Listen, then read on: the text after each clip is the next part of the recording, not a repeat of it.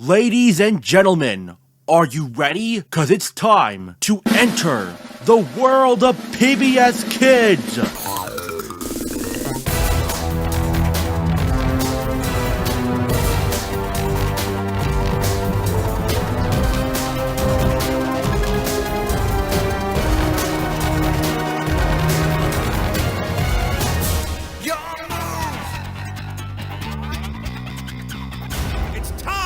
Whoa, watch!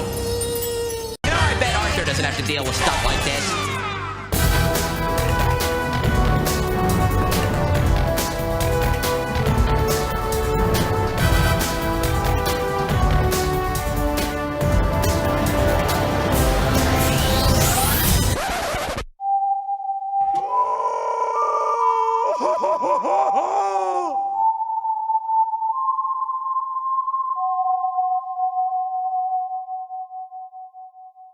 Alright, picture this. You're a young child, all alone in your living room in front of the TV, with no cable. What do? Play Nintendo? No! You watch PBS Kids! Or the news. Yeah, I'll stop. In a time where you didn't have access to YouTube and couldn't pay for Netflix, Hulu, or any other streaming service, there wasn't much you could do as a kid when you had no cable. You could either cut your lots and read a book, which is boring. Like, I'm not gonna read Anna Green Gables again. Back off! Turn to Saturday morning cartoons. Unfortunately, they're now dead and I never grew up with them. Or have this weird little cube. Oh, now it's closed? Well, thanks for nothing.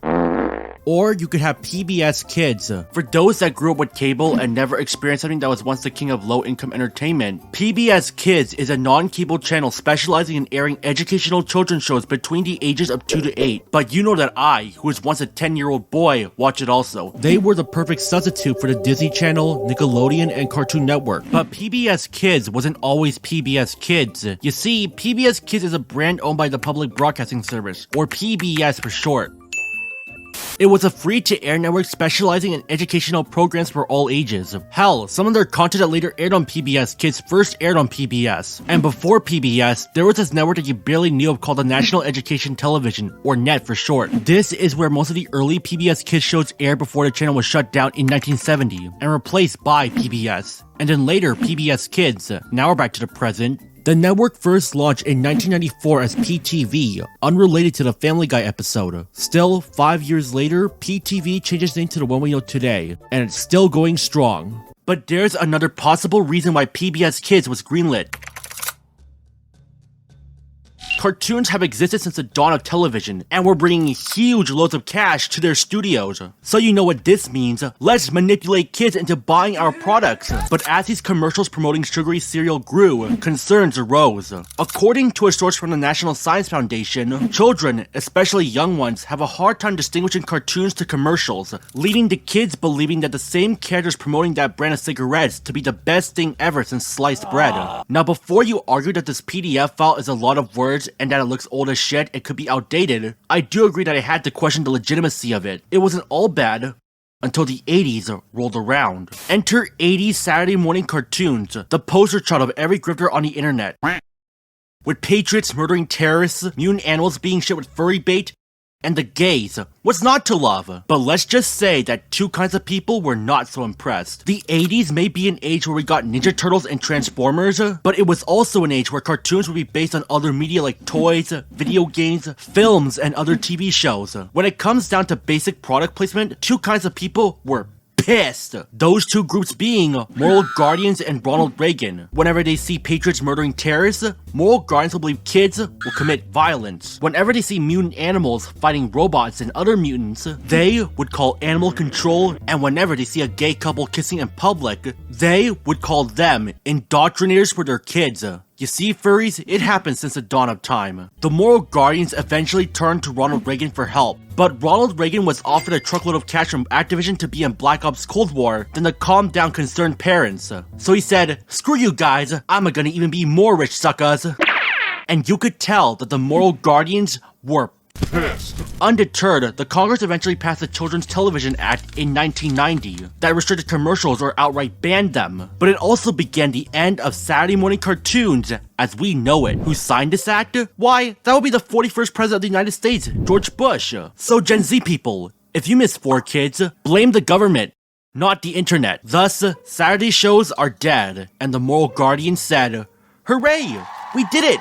Cartoons are now dead. Now our kids won't be corrupted under violent morals and obvious toy commercials." No, you idiots. Cartoons are still around. Say hello to my workplace, Nickelodeon.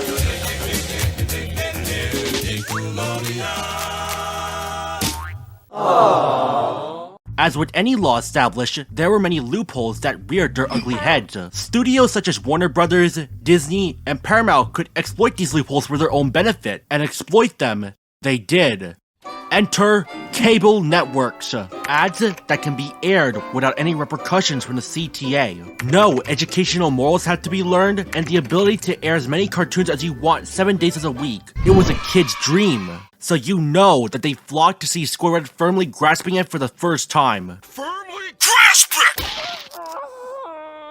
Video game systems, personal computers, DVDs, and VCRs also contributed to the downfall of Saturday morning cartoons. Video games especially because, like today, they have an interactive element while a Saturday morning cartoon doesn't. But to watch new cartoons like Adventures of Sonic the Hedgehog, DuckTales, or These Babies, you need cable. And to those families without cable, they were out of luck in children's entertainment aside from Disney Home Video, and some by-the-book Don Bluth films. Without cable, how will kids entertain themselves? They could always go outside and maybe read a book at the library, but then their savior came in the form of PBS Kids. Now I must give a disclaimer before I start this video. I loved PBS Kids when I was a youngling. I would race home to school after dealing with my abusive second grade teacher and hop straight to Fetch with Ruff Ruffman. It's very catchy, it rolls off the tongue. And a whole bunch of other shows I fondly remember.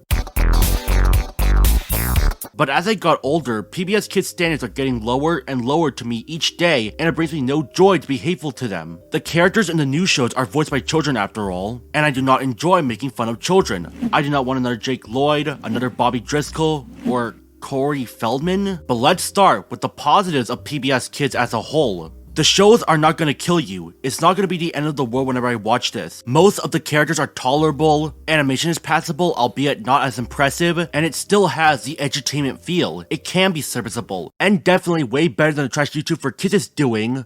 Ugh. Theme songs for the new shows are nice, albeit not as catchy as the old shows, which still slaps. And with the announcement of a PBS Kids show featuring an autistic lead character, you know you're gonna watch it because you have ADHD like I do. But that's all the positives I can give.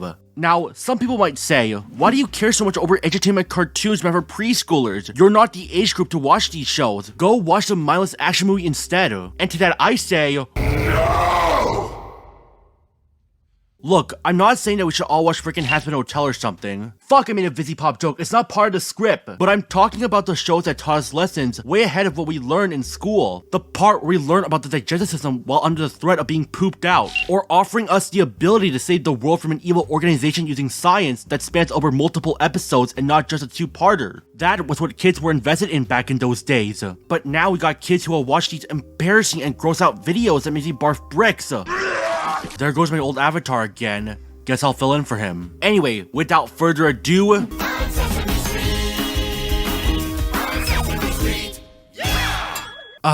Sesame Street. That show where you remember where Elmo snorts cocaine. I mean, I have that as my lock screen. But in 1960s, 97% of all Americans owned a television set as they were cheaper to get and offered all sorts of entertainment that terrified Hollywood. As mentioned earlier in this video, parents were concerned about what their kids were watching as cartoons with violence will have a negative influence on them and will turn them into criminals. And as the future turns out, so a group of executives got together to form a show that will entertain as well as educate children. The result was a live-action show that combined animation, live-action, and puppetry from Jim Henson called Sesame Street that first aired in 1969. Now it's been 55 years since the show aired. Wait, 55? Correct! Sesame Street was a preschool show aimed at kids about the lives of these cute monsters, because real monsters would be scary for kids. The show follows these monsters, and while there are a lot of characters, a majority of the episodes consist of a red monster named Elmo, who always speaks in third person and a falsetto. You know what Elmo always says, when bitches don't give you the money, you give them the backhand! Oh god! No, please, you don't need... A giant yellow bird monster appropriately named Big Bird. Oh fuck, I can't believe you've done this. A yellow and orange monster named Ernie and Bert who are definitely not gay. And everyone's favorite blue cookie-loving monster. Wasn't there also an absolute grouch that I didn't include him on the list? Contrary to popular belief, Elmo was not part of the original lineup of Muppets when the show first debuted. I know people, you are as saddened as I am. Also, wasn't the Grouch orange? The show is what you'd expect from a preschool show. Characters have a problem, they talk about solutions, some don't work, but one fixes the problem, and everyone's happy. It is followed by Muppet sketches about learning letters and basic words, also One Direction is there. Wait, what? If there isn't that, it's either a basic moral or Elmo's World. Rinse and repeat. It's innocent enough. There are good morals here, and can sometimes even teach a serious lesson like death and divorce. Mr. Hooper died. Well, I'll give it to him when he comes back. One thing you'll notice in almost every PBS Kids show, including this one, is that they'll do the whole, this episode is sponsored today by, and then they announce the sponsors. Because even though the show is non-cable, after all it's called Public Broadcasting Service Kids, TV is expensive to produce, so they need sponsors. Ironic since this channel is meant to be non-commercial. That's what made you did. I lied. Standouts include Chuck E. Cheese, Arby's, Hometown Buffet, and viewers like you. Thank you. Sesame Street takes it a step further by having letters as sponsors, such as the letter P and the number 2. I see what you did there, PBS Kids. Also noteworthy that when compared to the other shows mentioned, each episode from the first season all the way to season 45 runs for about an hour compared to the standard 30 minutes. Until season 46 onwards when the show shortened the length to about 30 minutes like any other show. Let's just say that old fans weren't happy about this. You think this is funny? In a cosmic sort of way, yes. Well, Mr. Funny Man, is this how you get your sick kicks? What? It's just an ordinary... Sesame Street. Oh my goodness! Now, I haven't watched every episode because... Damn, that's a lot of episodes. Too bad I didn't watch all of them. Look at these 4,000 episodes. This alone screams insane. I guess this is what happens when a show runs for over 50 years and counting, to the point of parodying adult shows like Stranger Things, The Walking Dead, and even Game of Thrones. I can only imagine a parent's shock when they watch Tyrion and Cersei Lannister and seeing this cute red munchkin in the scene. The Sesame Street franchise was so popular that it expanded to video games, merchandise, spin-offs, film adaptations, and even theme parks owned by SeaWorld. 2 are currently in operation, one in Philadelphia and the other is in San Diego. I've never visited either of them. When getting back into this show, let's just say that I was not prepared for what has changed. Coming back to an old show that's still going on can take you back, but can also scare you. First off, remember how I said the 1-hour episodes have been shortened to 30 minutes? I know how that feels to all you Gen Z people. F's in the chat. Abby Cadabby got a redesign. It's alright. They added an autistic Muppet here for representation. Unfortunately, partnering with Autism Speaks was not a good choice, even though Sesame Street started off with Autistic Self-Advocacy Network. And then, Elmo has a new pet. You think it's Dorothy? No, it's a dog. And you'll never guess what her name is. Tango. Some people probably might not like this new addition because it replaced the goldfish, but to me, Tango is the most adorable pet on the show. Tango, play the Hi-Fi Rush music.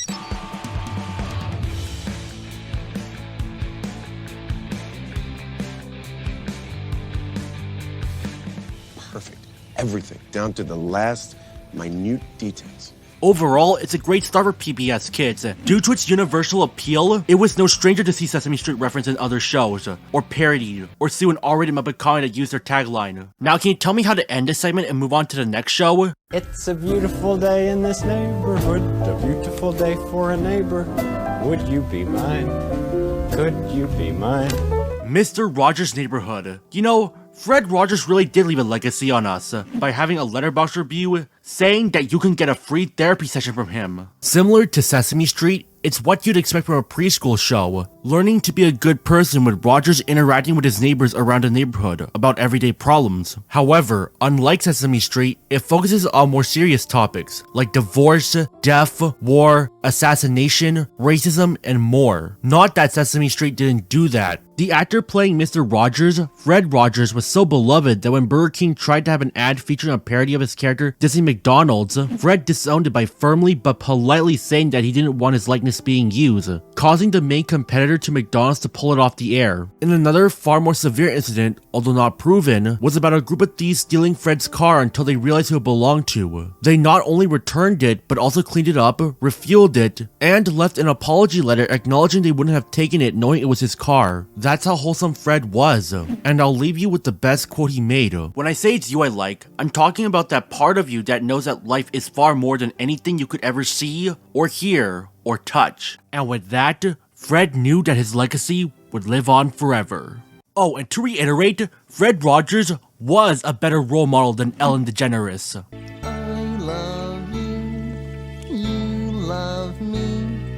On the flip side, here we have Barney the Dinosaur, one of the most signature children's shows of the 90s era PBS Kids. Yes, there was a Magic School Bus, Lamb Chop's Play Along, Bill Nye the Science Guy, and that dog, but they were all sandwiched under that purple tumorous beast, Super D Duper. Super D Duper. Created by Cheryl Leach for her son Patrick, it ran for 18 years from April 6, 1992 to November 2, 2010, with reruns airing to this very day, showcasing humans in dino suits such as the purple and green Tyrannosaurus Barney himself.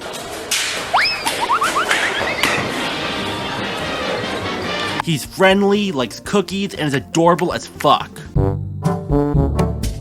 It also has a green Triceratops named Baby Bop, who likes pizza, a yellow Proceratops named BJ, who likes pickles on pizza, and later in the show, an orange Hadrosaur named Riff. He's meant to be for the cool kids, and likes pizza. Even if Riff was meant to be for the cool kids that hangs out with Barney and company, I would have beamed them all in a pillow fight. You all pillow fight like a bunch of little girls. The show is what you'd expect from preschool material, learning lessons, using your imagination, and consumers material. Lots and lots of it. Toys, books, board games, video games.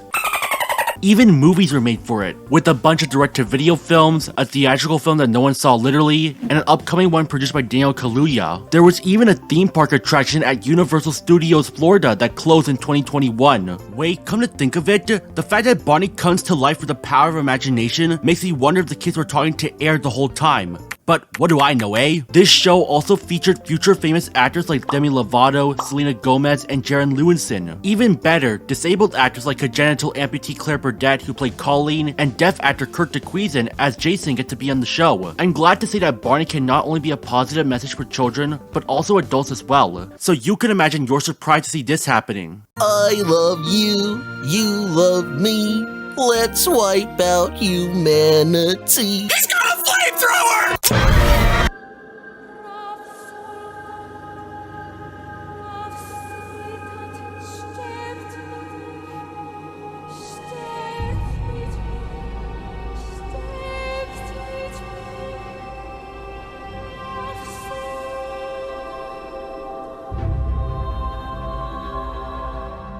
With a right wing hook, Barney hits the floor. No more purple dinosaur.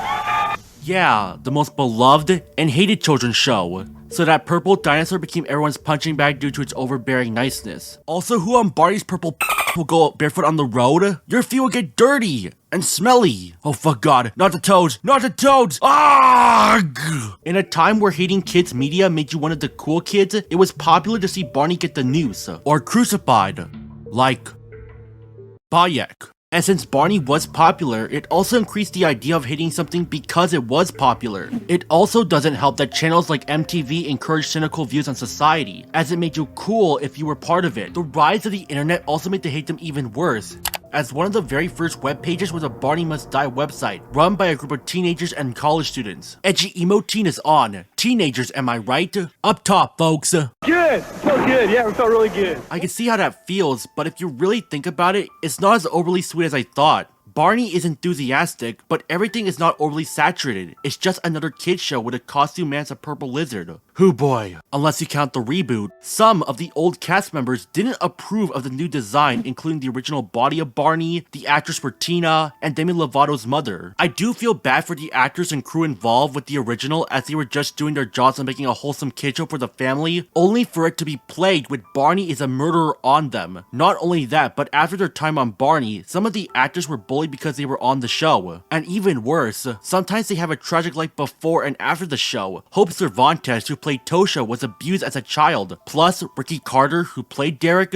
sold drugs as a teen and was paralyzed in 2004 from a shooting, almost losing his ability to walk. But fortunately, they're still around, with the latter active on Facebook and Instagram. So I guess a lesson has been learned. People can be crazy. Don't tell me what happened to Patrick. Also, I forgot to mention that while editing this video, I learned what happened to his father when Patrick was 18. I know how horrible the show might have felt to him today. It was once everything he could ever want, and it came with consequences. What happened to Jim Leach was tragic, and it may explain how it affected Patrick, but it doesn't justify what he did. As a kid, I thought it was funny to be part of the Barney Hate-Them. Now I realize that like any kid who was once part of the Hate-Them, it was immature and we grew out of it. Barney, despite being kitty and sweet, was actually better than I thought. We all need him more than ever. Wow, that was deep, man. But we need to go on a field trip to get our minds off of this. Come on, ride on the Magic School Bus. The Magic School Bus. Get in. Based on the book series by Joanna Cole and Bruce Deegan that you find at your local Scholastic book fair. Does anyone remember those? This isn't the last time PBS Kids will make a show based on a book series. The Magic School Bus introduces us to a teacher named Miss Frizzle, played by Lily Tomlin, who's gay. And now you're wondering why I decided to bring that up. Considering that a little over a decade later, one of PBS Kids' later shows, a spin-off of Arthur called Postcards from Buster, features a gay couple that I know it got on the air. It's just truly hilarious to me. Anyway, Miss Frizzle and her lizard pet Liz bring her 8 students on field trips around the globe and beyond, learning science along the way. Her class includes Nervous Wreck Arnold, Jokey Carlos, according to my research Dorothy Ann, That's too clunky. Sane Girl Keisha, missing her old school Phoebe, other comic relief Ralphie, Tim's personality that he has none, and Wanda, who's a tomboy. Arnold, you got us into this. Considering how Arnold and Phoebe don't like how their field trips turn out makes you wonder why Miss Frizzle still has her job. I guess the principal loves these trips. Every character and trip is so memorable that you wish you could be in this class. Admit it, you want to go into the digestive system with the bus, even though in real life it won't be as pretty. At my old school, we were never allowed to end up in the toilet. You know what, Phoebe? You predicted what YouTube Kids has become. The episodes often revolve around Miss Frizzle taking her class on field trips to whatever topic the episode is about, like the digestive system, volcanoes, food chains, getting baked alive, almost freezing to death, usual PBS Kids stuff. Back in their old days, after each episode, there's a call-in segment offering us additional facts, what facts were changed in order to tell a better story, you know, because it's a show for kids. And some of the viewers, particularly the more intelligent ones, will leave angry messages like how YouTube fails in its terms of service when it comes to YouTube Kids. But the character answering in question has to explain that they need to tell a good story within 30 minutes, and if everything was scientifically accurate, it would be boring, which fair play on them. We need a show for kids. Can you imagine them watching a nature documentary? Through the use of a G93I affirmative consent application form available from most student unions. Boring. Snore. There's also a reboot series on Netflix called The Magic School Bus Rides Again, which in the sense of how everyone despises it, made everyone more generic than ever. Like everyone is so like each other that it's basically 8 Tims in the same class. Also, Phoebe went back to her old school, so we have the new girl Giodi to replace her. We also can't talk about the animation, which also feels stiff. It's clear that Netflix blew their budget on getting Lin-Manuel Miranda and Kate McKinnon that everything else had to be scaled back to a show that's a hollow shell of its former self. If you get past that, it's serviceable, but the original show remains a classic, and yet it's still the bread of what's to come next.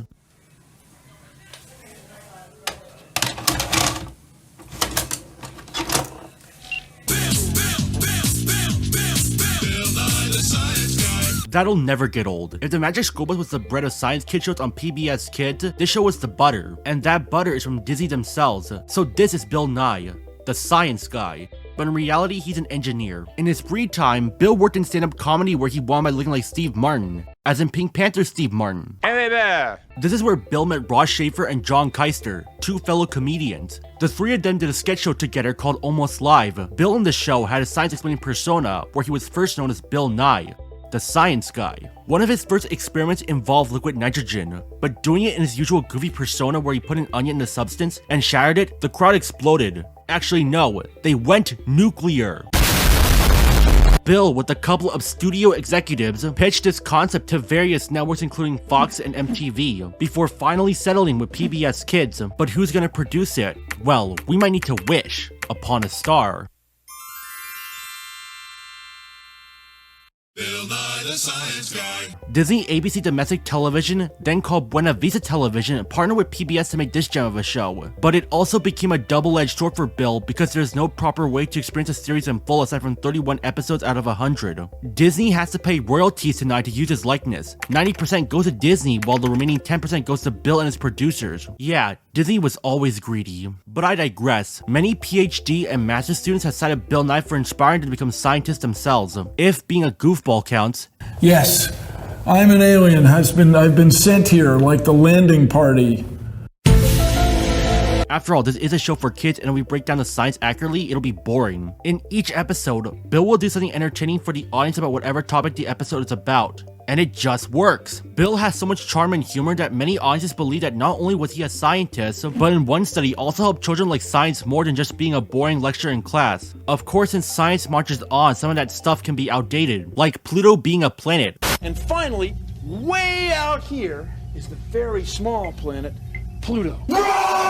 But still, it's timeless edutainment. While this is one of my favorite PBS kids shows, it cannot beat. And I say, hey, what a wonderful kind of day. Arthur. Fuck yes. So popular that it ran for a quarter century on this earth. The late 90s to the early 2010s era PBS Kids, to me, was considered the peak era of PBS Kids, and the show that kicked off that era was none other than Arthur. Based on the book series from Mark Brown, who also created the show, it follows the everyday lives of 8-year-old almost not furry Bates. An aardvark named Arthur, his best friend, a rabbit named Buster, orangutans Francine and Muffy, a bear named Brain who's fortunately not always with Steven Crowder. Hey! SJW! And a moose named George. Wait, he's a main character? So why was this show so beloved that even big kids like me watch it? It's called The Day the Earth Was Saved. Oh! Oh my god! They killed Kenny! Yeah, pop culture references. Like South Park. Akin to Sesame Street, Arthur also delves into serious topics, like the cancer episode that featured Lance Armstrong. The lad deserves to enjoy his final hours. But due to a doping scandal that stripped Lance Armstrong of his former victories, PBS remade the same episode again with a fictional celebrity, Uncle Slam. It's also not afraid to show material that makes you go, wait, this is for kids? It's because I showed him those dirty books. What? Oh, God! Oh my God! Arthur. He's looking at. There's an episode where Arthur cuts his knee and bleeds, Francine barks all over the floor, and DW learns a swear word that turns the entire town into zombie slaves, leaving Arthur and a ragtag group of survivors to kill her and take her place. Now you could argue that's BS and that never happened, but this, I believe. A lot of the characters are likable. Notice how I said a lot, as in not everyone. I hate DW Reed. She is not a good character. I hate The writers try to make you feel sorry for her considering that she was sucker punched in one episode, but considering how she acts entitled to whatever she does, we're not gonna root for her. She broke my plane. But she's just a little girl. Oh, she's just a little kid? Well, that's like calling a tornado a little wind. That's like calling a bee sting a little poke. God forbid if you're allergic to them. Muffy is also unlikable as well, as in the episode McFrensky where Muffy encourages Francine to steal Buster's robot toy and frame Brain for it. Right?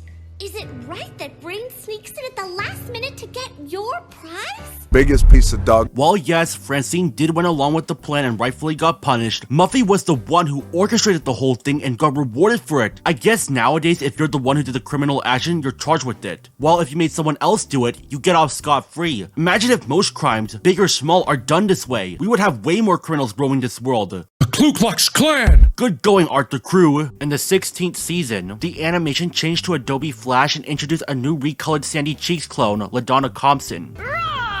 She's tolerable, another Genki girl to our lead cast, and so is her brother Bud, who is a gender-swapped DW, although not as annoying. Bad dinosaur, you're going to jail.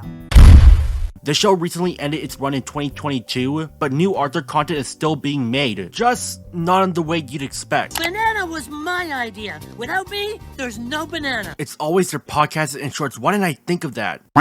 I will say that I stopped watching Arthur along with the rest of PBS Kids by 2018, not because the animation changed, even though it sucks.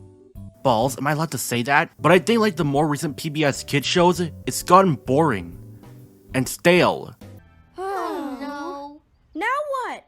and lacks the charm of what made their old shows great. I need something different and darker. Now, you may have never heard of this show. That's because it was too intense for children. Yeah, this show is a no-no for parents, but this is a yes for adults. Oh no. Can someone call Child Protective Services?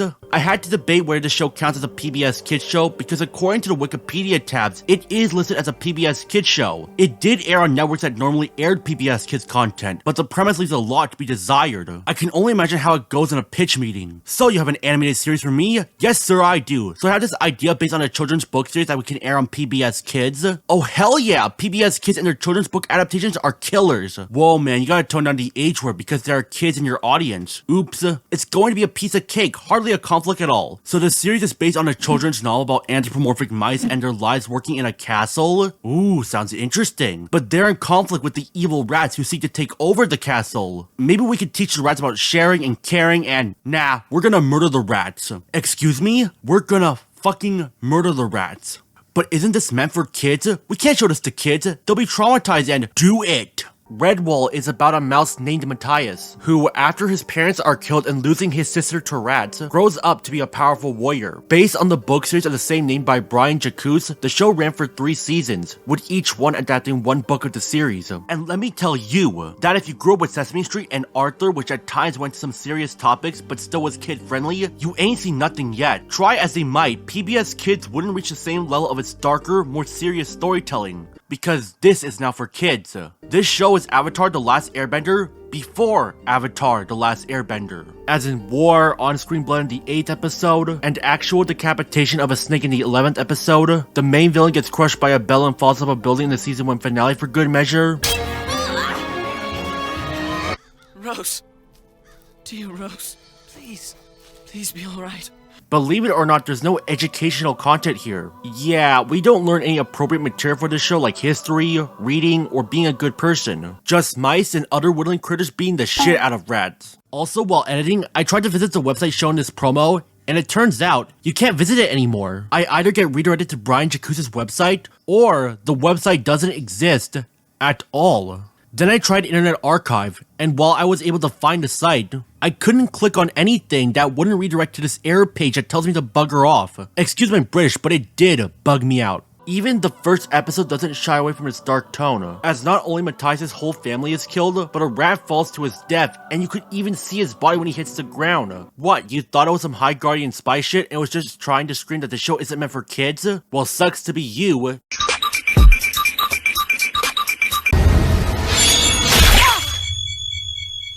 Lives, oh mortal lives.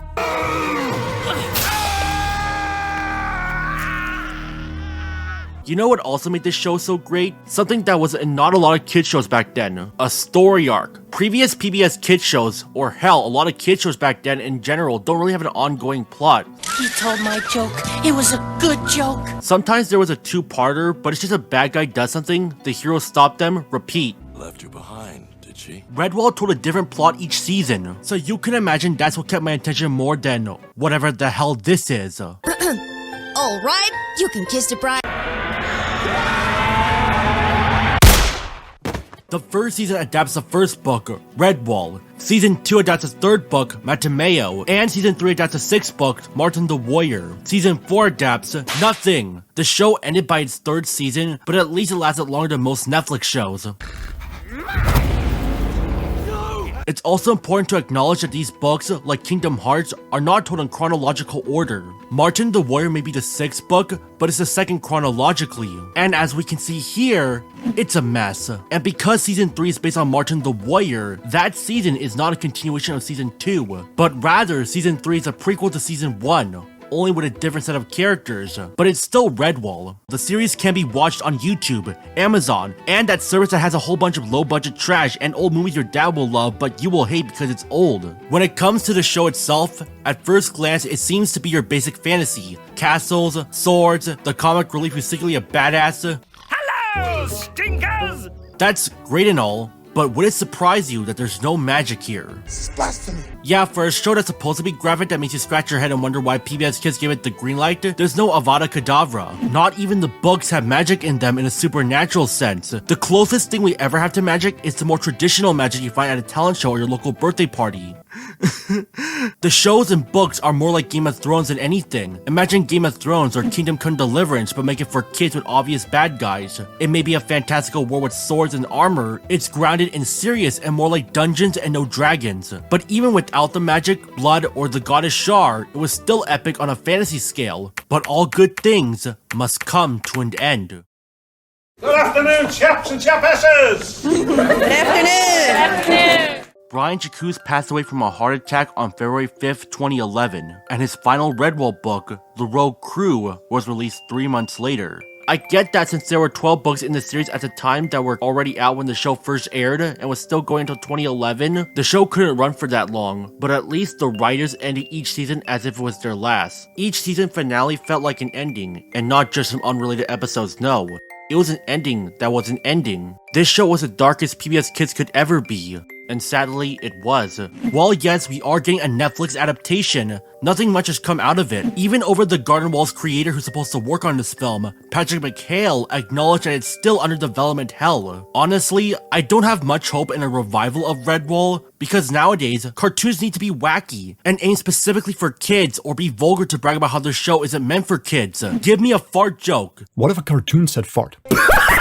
There is still some hope for Redwall. In 2018, a text-adventure game called The Lost Legends of Redwall, Escape the Gloomer, was released on Steam, and for $5 US, it should be an absolute steal.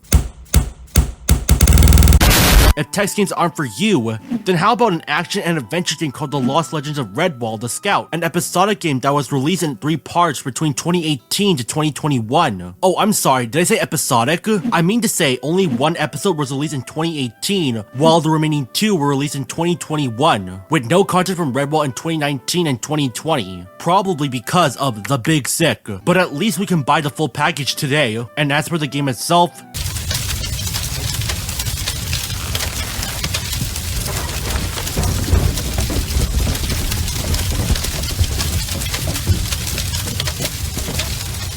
it certainly is playable, but this game feels like it was just made to soften the blow for the Netflix Redwall film that was delayed, and it just makes me sad. Also, while editing, I came across another Redwall game, this time being a cooking game. Anyway, who's developing these games, by the way?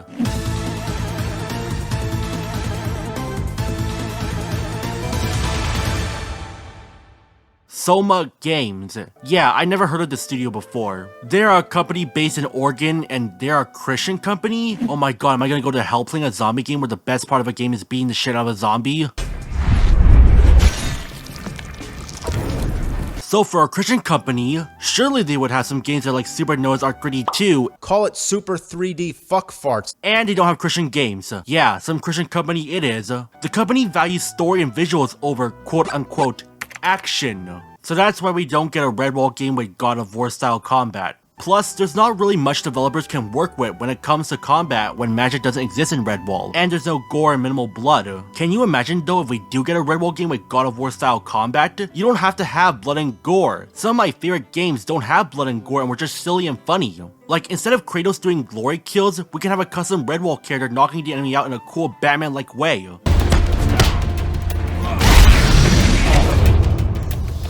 Or, if you don't like action, drop it entirely and go with Baldur's Gate 3 instead, the definition of the fantasy RPG. You could have turn-based combat where you and your party can move anywhere on the board, sort of like Divinity. You could have skill checks sort of like dice rolls. You could even involve a story finding 6 pearls called the Tears of All Oceans before an evil pine marcher named Ublas Madais gets his paws on it for his crown. But sadly, we wouldn't get a game like that in the foreseeable future, unless this video proves me wrong. Due to their Christian values, and probably because of their lack of experience into developing the gameplay I pitched, I don't think Soma Games is really gonna get you to pick up that controller you have lying about. Hell, I don't think gamers today even heard of Redwall because they're too busy playing the next COD, the next Pokemon, the next Mario, the next Zelda, the next live service game that'll die out in a month, and we have to accept that. Kids nowadays are gonna be obsessed with memes, finger-friendly videos, get that shit away from me, and Minecraft videos rather than a fantasy world where mice fight valiantly while protecting a monastery. I know times have changed to the point where McDonald's no longer has gaming kiosks, birthdays, or play places. Chuck E. Cheese's became Suck E. Cheese's.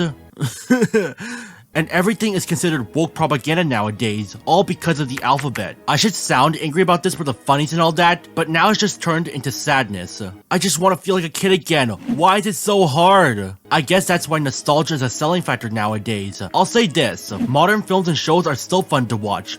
Movies are nice, movies are cool, and I watch them all day till I puke. But when it comes to children's media, I feel more like a depressed 40-year-old going for coffee than a kid getting high on milk whenever Fetch comes on. You know, all this talk about a low fantasy world makes me want to go to a high fantasy world. We can have orcs, elves, dragons. Wait, dragons?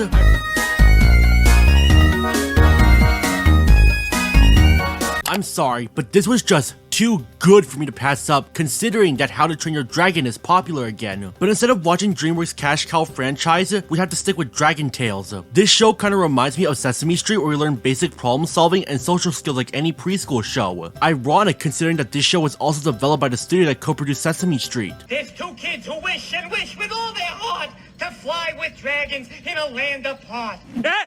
He said it! He said it! Notice how I said co-produced because another much more defined production company was involved. It's beautiful. Yes, Sony Pictures Television has entered the chat. Last of Us, get out of here. You're garbage. You're garbage. Friendship ended with Joel. Now Cassie is my best friend. Created by the late Ron Rodecker, the colorful friendly dragons were basically the answer to the darker nature compared to Redwall. Fuck! The show had two kids, Emmy and her younger brother Max, and their adventures with friendly dragons such as a blue scaredy dragon named Ord, a pink shy dragon named Cassie, and a two-headed green and purple dragon named Zack who is clean and Wheezy who is messy. How can you tell where anything is in all that mess? What mess? We should do an award ceremony for the messiest room.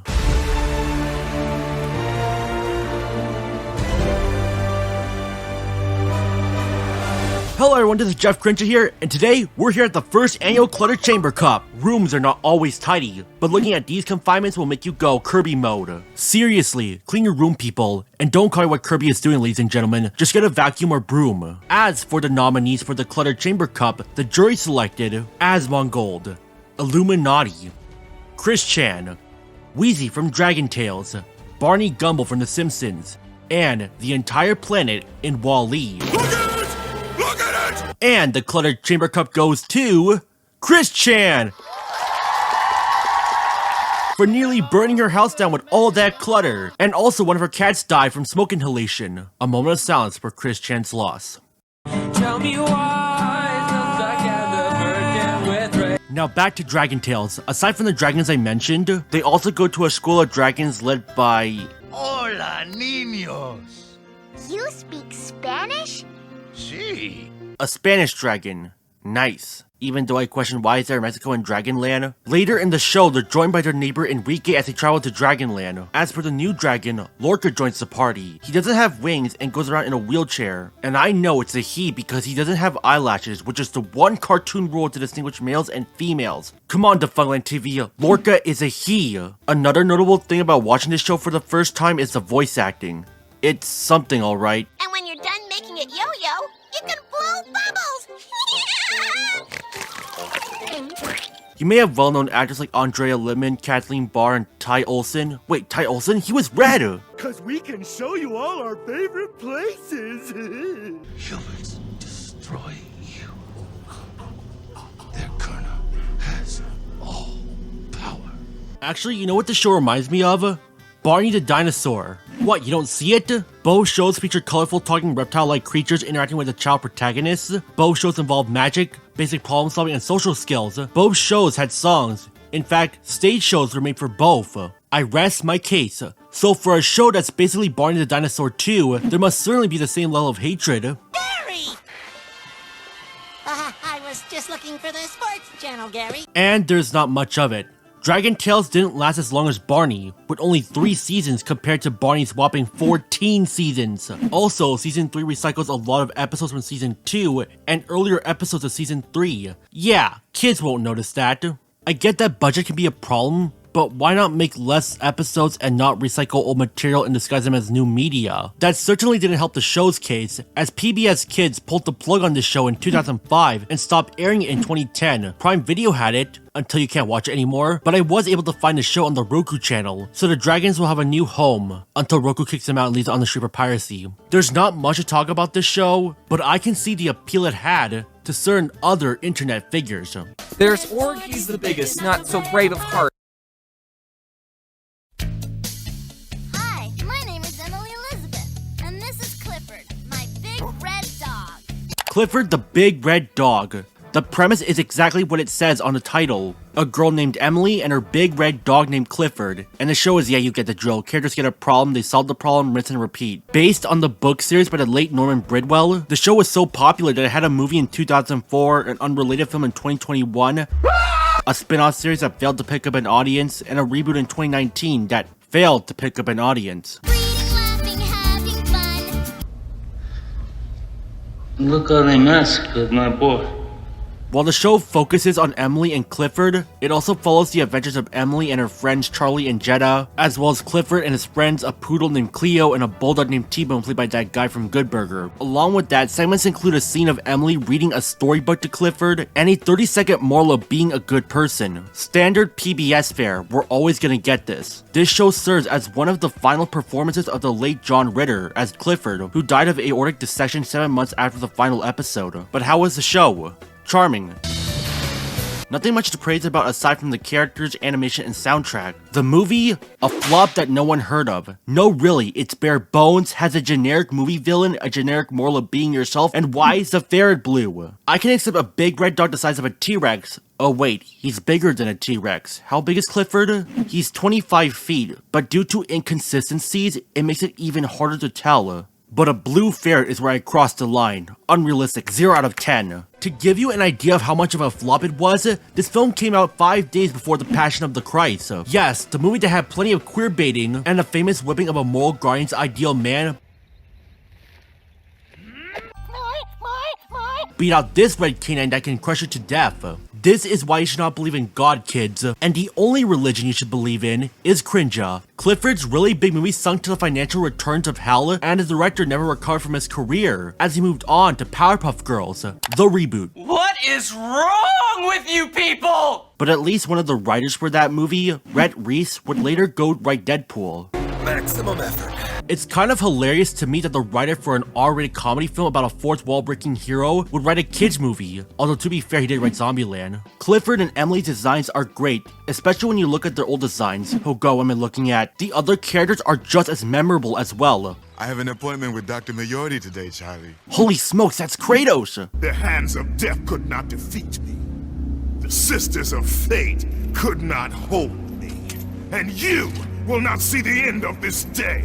I will have my revenge! So what about the reboot? Well, this is the age where it aired past the time where I stopped watching PBS Kids. The new designs are alright. The new change where Clifford and Emily can talk to each other is a welcome idea, but like the reboot for the Magic School Bus, it lacks the charm of what made the original so great. Oh god, am I becoming a nostalgia tard right now? The best I can describe the show is that it wants to be like the original where John Ritter is so memorable with his role, but has to have some new stuff to stand out. Don't believe me? Adam Sanders, who played Clifford in the reboot, watch episodes of the original, studying John Ritter's performance to get an idea of what his personality is like. Sanders is serviceable, I don't have any problems with his role, but he isn't John Ritter. How many you-know-whats do we have left? Before you change it, you should find out if he wants you to. He's youthful and friendly like the original show, but something feels off. I heard from this IMDb review that everything from its characters, designs, animation, theme song, and even the dogs feel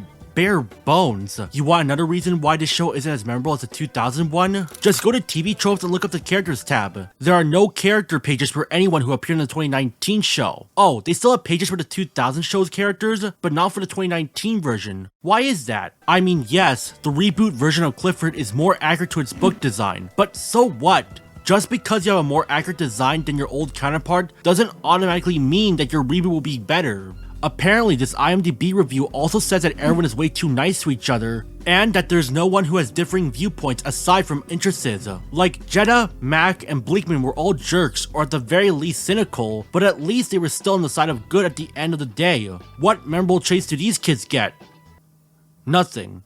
About as bland as cardboard. I don't think Oklahomans want to use their tax dollars to indoctrinate kids. I don't wish harm on the actors and crew, but are you serious about your reboot also being called the third season? And if that isn't bad enough, if you go to the PBS Kids website and go to the Clifford page and click on videos, you will find that PBS mixed episodes of the OG show with the reboot. This is their official site, by the way. They know parents would prefer to watch the original with their kids.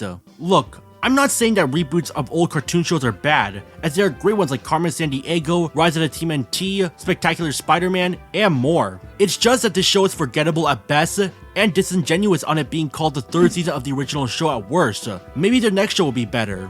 Oh, don't give me that look. I don't give a fuck about what you say, so mommy and daddy get the fuck out the way. Yeah, this show. Caillou. During the early 2000s, PBS Kids struggled to find a show worthy for them. The success of the Magic School Bus, Arthur, and Redwall made PBS Kids adapt other children's book series into shows to varying degrees of success. Aside from Clifford the Big Red Dog, there was also Between the Lions, which was also pretty sweet. But aside from those two shows, we had Corduroy, which failed to pick up an audience, replaced by this show, which also failed to pick up an audience, replaced by this show, which also failed to pick up an audience, replaced by this show, which has been long since forgotten, replaced by this show, which has been long since forgotten, replaced by this show, which has been long since forgotten. Then, we had Caillou. Yeah, that boy. A 4-year-old boy named Caillou goes on adventures with his 2-year-old sister Rosie, subjected to parodies, a direct-to-video movie, and memes suggesting that Caillou was meant to be a boy with cancer, even though he would be unrecognizable if he had hair. But Caillou wasn't a cancer survivor. The show's creators just made a weird choice. As for the show itself, I mean, yeah, Caillou is kind of a whiny brat, but the episodes I watched as a kid didn't have him like that. That's not how mommy makes them. She always cuts them straight across. Maybe PBS is aware of why Caillou is so hated that they toned down his whininess. So instead of a show that's freaking annoying and wants you to throw a rock at this fucking kid, I got a show where Caillou is just like any other kid's protagonist.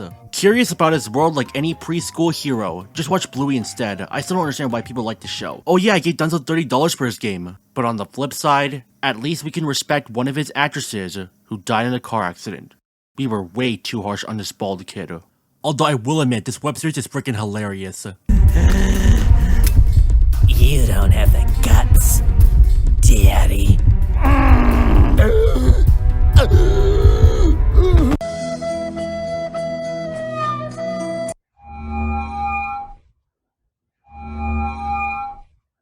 Oh, what's that? Incoming transmission? Time to initiate Operation Cybernetic Youngsters battle evil robots who will control helpless Administrative Supreme Empress. Or...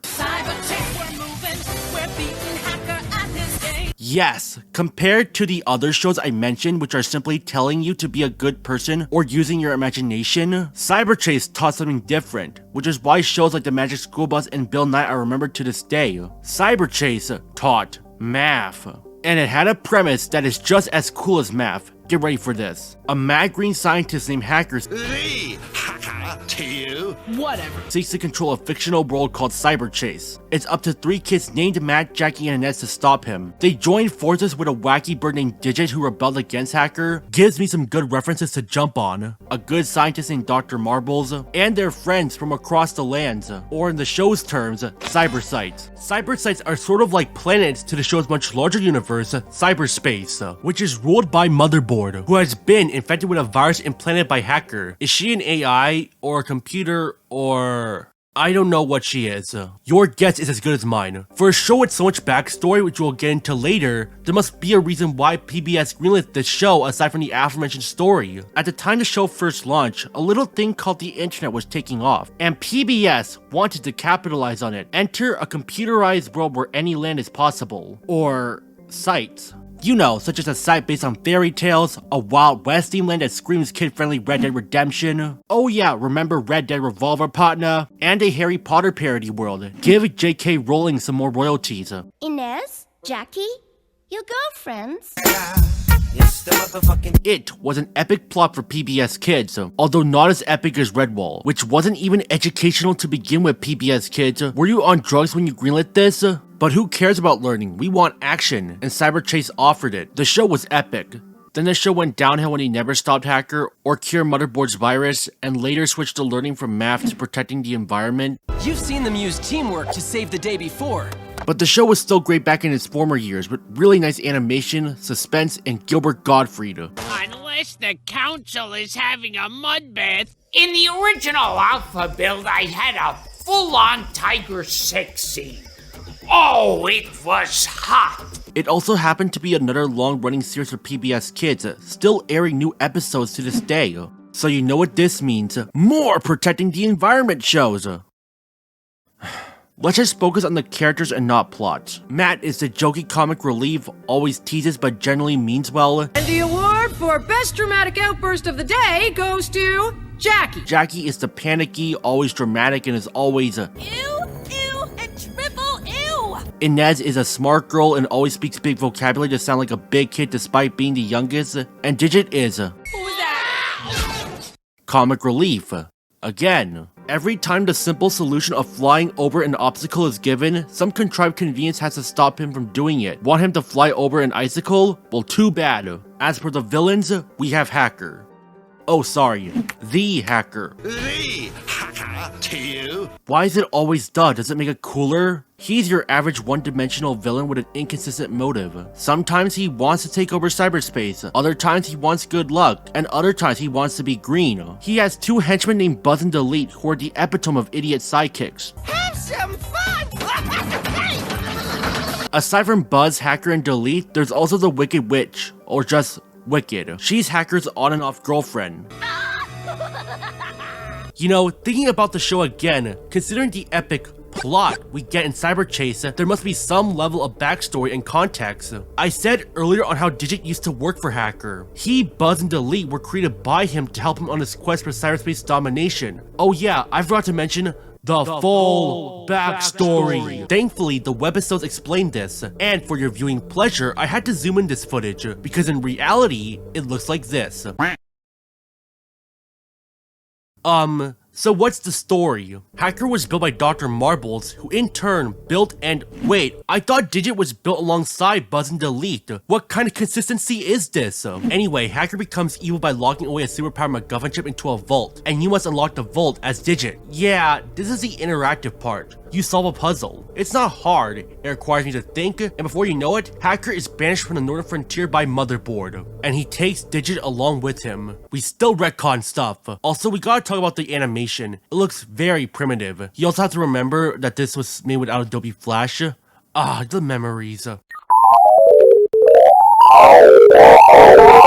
We then go to episode 2, and yeah, because the webisodes are taken down, the only way to experience these episodes is through Internet Archive. God, I hate myself. It's shown that Hacker mistreats Digit and also builds Buzz and Delete. He then becomes a massive glutton by stealing power from a place called Velusa.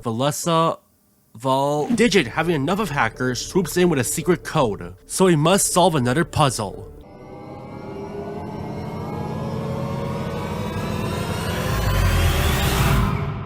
Yep, it's a Pigpen cipher. You give kids something they won't understand unless they're a Boy Scout, which I formerly was. If you weren't a Boy Scout, then you probably won't know what this is and why PBS Kids was using a Pigpen cipher as his puzzle, but in a visual stance, I thought this was a pretty good challenge. First, we gotta talk about the puzzle itself. Instead of selecting letters, we have to type in the code. This is kind of interesting as you feel like you're part of the action encoding, but when you enter the code, it's a whole other can of worms. You can only type in one letter at a time per block. I'm pressing another key and yet it's not registering. Only when I click on an adjacent text block can I enter a letter again. You get 3 hints before the game tells you to fuck off, and once you solve the code, which is move Moonray left 2 feet, you save this site we never visit in the show. Hacker learns of Digit's betrayal, and the bird flies back to Motherboard. We never find out how he gets back, so let's just assume it's the power of let's just get this over with. Webisode 3 goes to the 3 kids. I already covered them, so there's no point in covering it here. But it's also shown that Matt, Jackie, and Inez all met each other in the library for the first time, mirroring the first episode of Cyber Chase, Lost My Marbles. Wait a second, now that I come to think of it, the 3 kids are responsible for initiating Motherboard's virus to begin with. Let me explain. The 3 kids were interacting with a map at the library, which at the same time opens the breach and allows Hacker to upload a virus to Motherboard, causing her to become weak and allowing Hacker to take over. In all fairness, the kids were not aware what they did and ended up doing this action by accident, but it can kinda rub the premise the wrong way. Oh, and do we ever cure this virus we caused? No. We don't cure the virus. We come this close to curing the virus, but some contrived coincidence prevents this from happening. If this show gets cancelled before they cure Motherboard's virus, you have the right to shoot me. Cyberspace is doomed!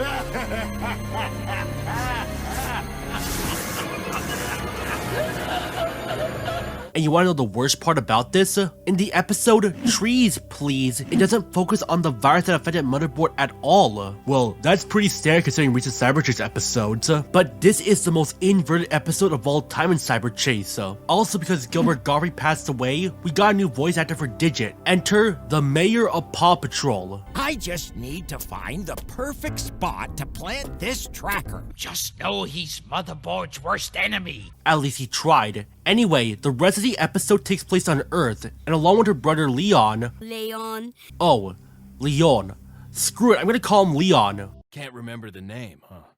A senior moment, perhaps. And her sister Camilla, Inez must decide for a neighbor to either have trees or build a skate park. I'm not going to the episode in detail, but aren't we supposed to be curing the virus Motherboard's been infected to begin with? One day, we'll fix you for good, Motherboard. Thanks so much for helping me make a layout of where to plant the trees. I don't ever remember being a part of your crappy script. Screw trees! A skate park is way cooler. And in case you were wondering, they end up doing both at the end, along with a dance party ending. Cyber Chase, am I right? At least some plots have an ending, albeit rushed. You see, something that I didn't go into detail was that occasionally the Cyber Squad would team up with another ally on their side. There's a lot, but my 2 favorite allies were Fluff and Slider. I chose Fluff because he's a penguin, and I loved penguins. You triggered a booby trap! But Slider especially because he has a missing dad, played by Tony Hawk. I'm not making this up. His dad is Tony Hawk, and Slider's James Dean. I never wanted to leave Rhodopolis, but I had no choice, son. Throughout the earlier seasons, Slider was looking for his father, only to realize that his dad left him in order to protect him from Hacker. That's basically the reason, and the explanation in the show is way too confusing that I don't think a kid will understand, so that's why I'm not going to go further into the depths of cyberspace. But then, there's the retconning. Oh god, the retconning. By adding new characters and rewriting material, it becomes a whole different show. Hacker now has a niece named Harmony, and we don't know who her parents are or how they're related to Hacker. And remember, Hacker was built by Dr. Marbles. Did he ever build Hacker's siblings? Did he build a niece for Hacker? Did some random 33-year-old Bob pretend to be a 5-year-old girl? So let me get this straight. You're a grown-ass woman? No! She's only here because Sky from Paw Patrol got to be on the show. There's also Bridget, who is Digit's cousin. She does nothing. Was she ever built by Hacker? I don't know. See what I mean about characters being added without explanation? That's what happens when a show runs for much longer than it should have. Now, don't twist it as me hating the actresses who voiced them. I'm just saying that what's their purpose of including them if they don't contribute to the story? Get with the program, will ya? The Cabbage Merchant from Avatar The Last Airbender didn't add to the story, but he was there to provide the best comic relief throughout a story about war, genocide, and prejudice. Aside from their respective episodes, Bridget and Harmony don't really have major roles in curing Motherboard's virus. When your thirst is on the loose, try Bridget's cactus apple juice. Cyber Chase, am I right? And speaking of Cyber Chase, we need to talk about Digit. You think that being on Hacker's side would have some form of trauma to Digit, but he seems to be pretty fine pretty quickly. Good.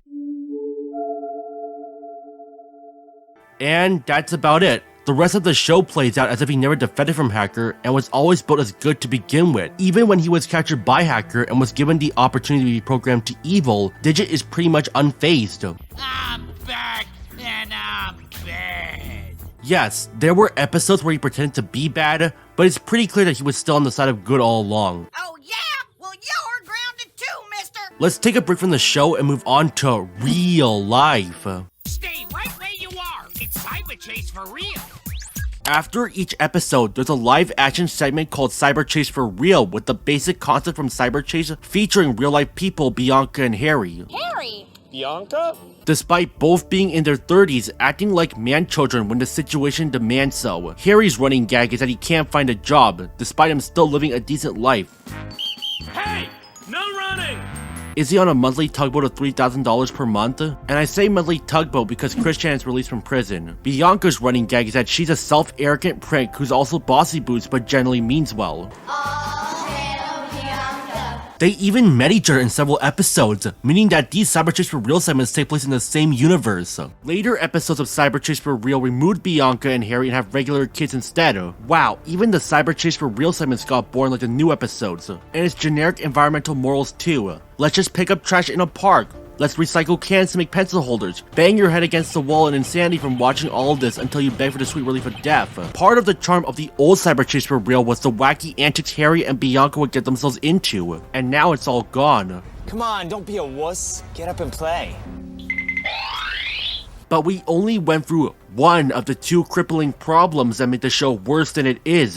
Number one was the writing switching from math to ecology. It took away what Cyber Chase used to be. And I don't care about any of this. In any case, it makes me want to do the opposite of what they want us to do. Don't litter? Well, too bad, PBS kids. You're not going to stop me from littering.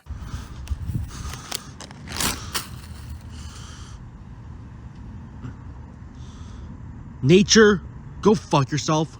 Now, you may disagree, and that's fine, but at least hear me out. If this was a completely different show, then it would be serviceable. If it was a reboot, then it would be fine. Albeit, you'll still take off people like the Teen Titans fanbase, but like Clifford 2019, to call Cyber Chase Seasons 9, 10, 11, 12, 13, 14, and now 15 at the time of this video's production, new seasons to a show only about math to later protecting the environment is serviceable at best and extremely, and I mean extremely disingenuous at worst. And even Clifford 2019 was a reboot.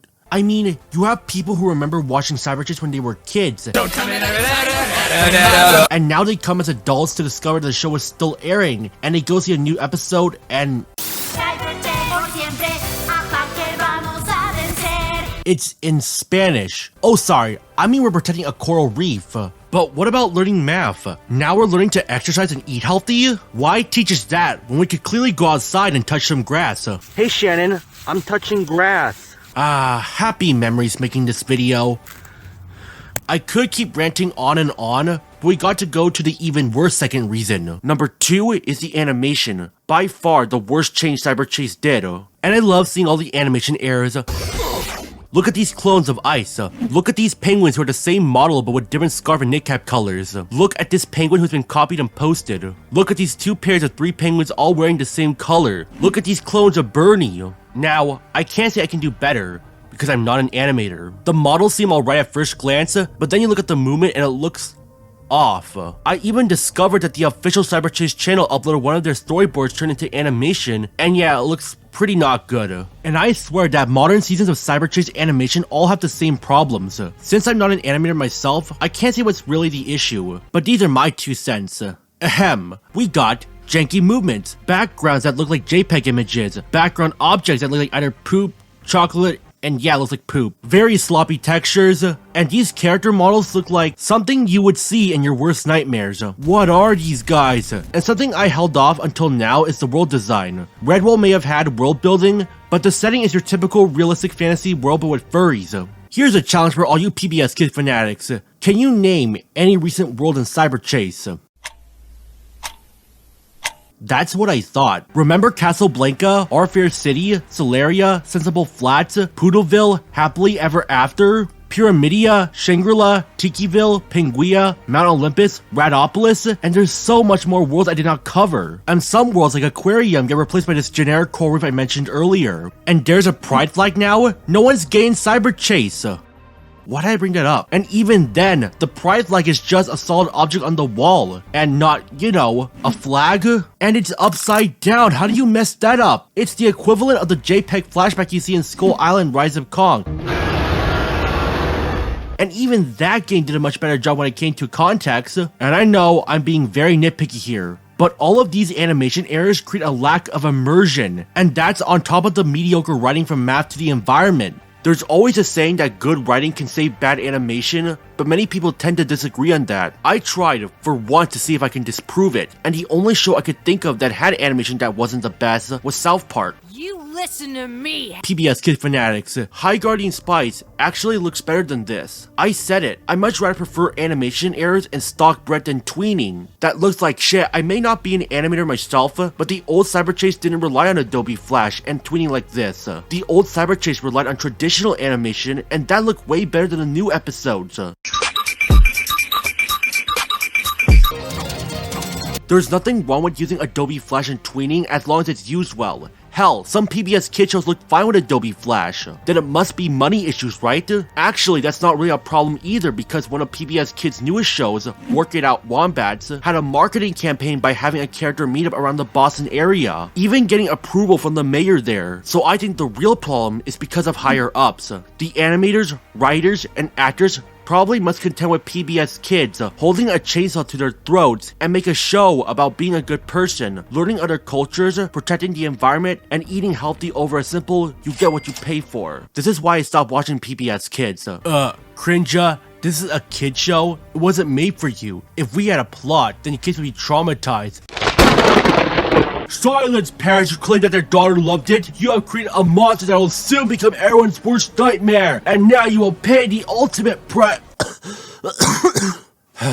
Have you ever come across a defense card parents pull up by saying that their kid loved it? I've seen don't like, don't watch. Seen you don't understand media literacy. Seen potential groomer, consumer, and paid critic. But my kid loved it? Am I bullying your child into feeling guilty for liking it? No. You have full right to watch whatever you want, except for this. But this is my opinion, and you cannot change it. And I'm a guy who likes pretty much anything that catches my interest. Now back to Cyberchase. But here's a message to the animators who are watching this. I don't blame you for Cyberchase. You clearly worked with what you've got, and I'm pretty sure you have a passion for what you are doing. And I hope that one day, you will truly make something incredible. Hell, you already worked on the Cat Hat knows a lot about that, and did some work on the Umbrella Academy, so at least you got some work. But at least Cyberchase did one thing right. Matt actually has girlfriends. Often, even after a show stopped producing episodes, PBS Kids would still show reruns of old episodes, bringing a new generation of kids to discover them. I got my start with Clifford the Big Red Dog and Arthur this way. Also, I forgot that I encountered The Berenstain Bears. The Berenstain Bears. Now here's a reboot I stand with. And yes, this is a reboot of a show that was first released in 1985 with the guy that played Sokolov from Metal Gear Solid 3. Sokolov. Sokolov, Sokolov. Sokolov. Sokolov. Don't say it. Sokolov. In turn, both shows are based on a series of books about a family of anthropomorphic bears by Stan and Jan Berenstain. But first, some context. Most of this information came from the official Berenstain Bear website and also from Bedtime History Stories and some other shit. Stan and Jan Berenstain were born in 1923 and grew up during the Great Depression, a time where almost no one had work and prohibition was still around. But in 1941, they met each other at a drawing class in the Pennsylvania Museum and School of Industrial Art, which is no longer around, and served in World War II as an illustrator and riveter respectively. After the war, they married and began their career as cartoonists. They had two sons, Leo and Mike. Since both of them were Dr. Seuss fans, I will get into this later, Stan and Jan decided to develop their own take on children's books. Since parenting was also a problem back in the 1950s, Stan and Jan wanted their books to be appealing as well as easy to read for kids. They chose bears because they were easy to draw and were appealing to kids. Bear mothers were also caring to their cubs, while bear fathers are shit at their jobs. And funnily enough, Dr. Seuss was indeed an editor for the Berenstain Bears book. The first book, The Big Honey Hunt, was originally called Freddy Bear's Spanking. Oh crud, you can see why I didn't work to Dr. Seuss. The spanking book became the Big Honey Hunt, in which Papa and Small Bear get honey from Mama Bear. Long story short, Mama expects Papa to buy honey from the store, but Papa wants to get wild honey instead. It doesn't work out.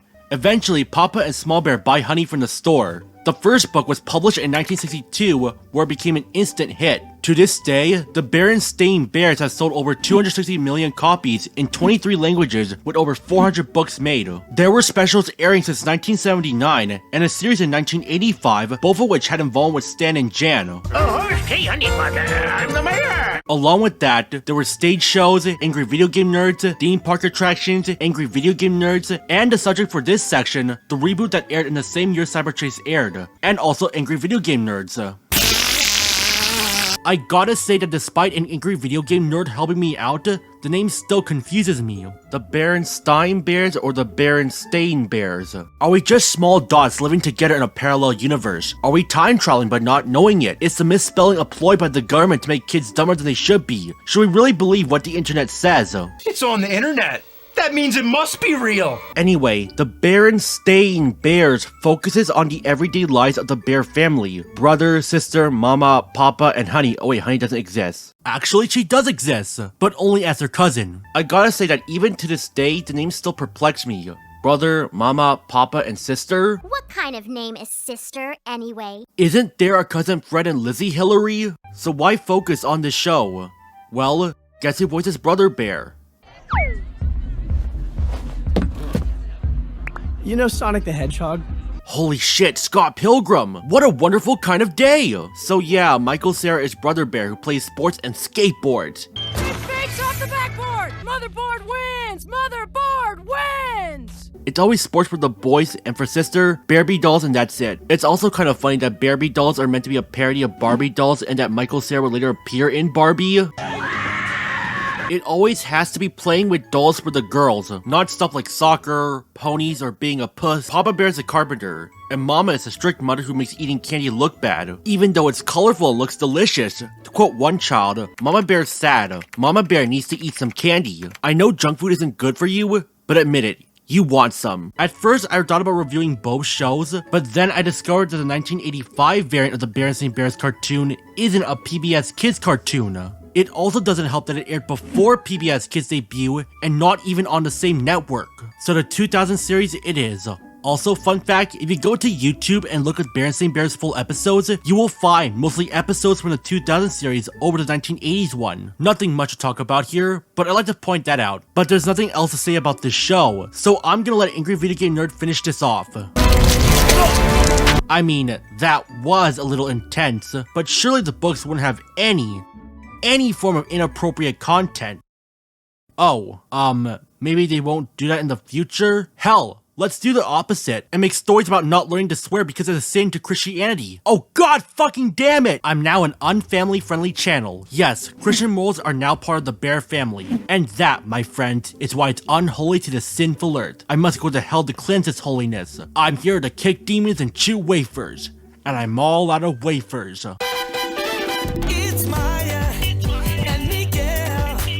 Maya and Miguel, wacky hijinks ensues, and the first show to aim for older kids. Okay, not really. Let me explain before getting into the show. PBS Kids was meant for, well, you know, kids. But most of the viewers of PBS Kids were preschoolers to 3rd graders. But once they hit 3rd grade, kids wanted something more complicated than friendly monsters chatting with babies or bald kids throwing tantrums every hour. Meanwhile, Cartoon Network, Nickelodeon, and Disney Channel were having the time of their lives with their shows like Codename Kids Next Door, Fairly Odd Parents, and Kim Possible, making PBS Kids want to do the same thing too. They need a method to aim for older kids while still maintaining their educational values. Enter PBS Kids.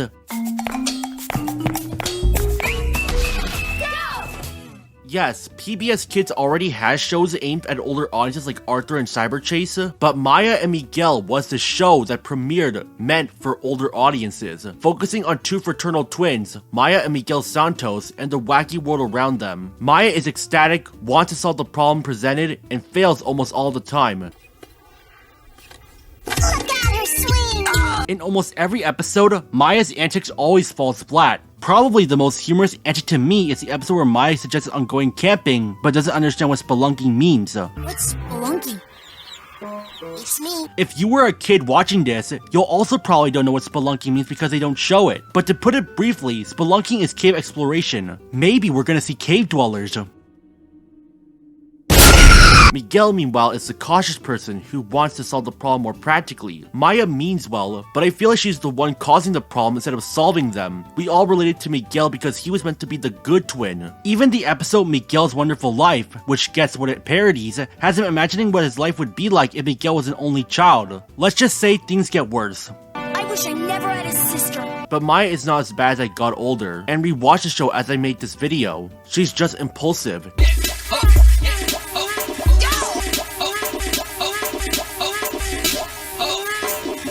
But when you water it down, Maya is just like any other female protagonist in PBS Kids. Genki Girl. Miguel is just a clone of Brother Bear and Matt. Video games, skateboarding, and soccer. The twins also have their fair share of friends like Maya's friends Maggie and Chrissy, and Miguel's friend Theo and Andy. They can be described in their personalities as fashionistas, and video games, skateboarding, and soccer. Go figure. They also have a parrot Paco and a cousin named Tito who loves soccer. It's always soccer. Go figure. Because the show features Latino protagonists, Spanish is sometimes spoken over the English dialogue, akin to something like "Hi hi puffy ami yumi," but it was in Japanese and not Spanish. Okay, what about the parents of Maya and Miguel? They run a pet shop, and they're kind of forgettable and bland as well. I mean, they act childish, but that's like a lot of kid shows like Fairly Odd Parents, and hell, even to this day. There's also the grandmother who's played by the same actress who killed Selena. She's also the cool grandma you see in other media. Alright, is there anything interesting about the other characters? Andy has one arm. And that's it. The only character that can be interesting is his director, who's Bossy Boots. He's only in 3 episodes, but I find him to be the most watchable because he's over the top as hell.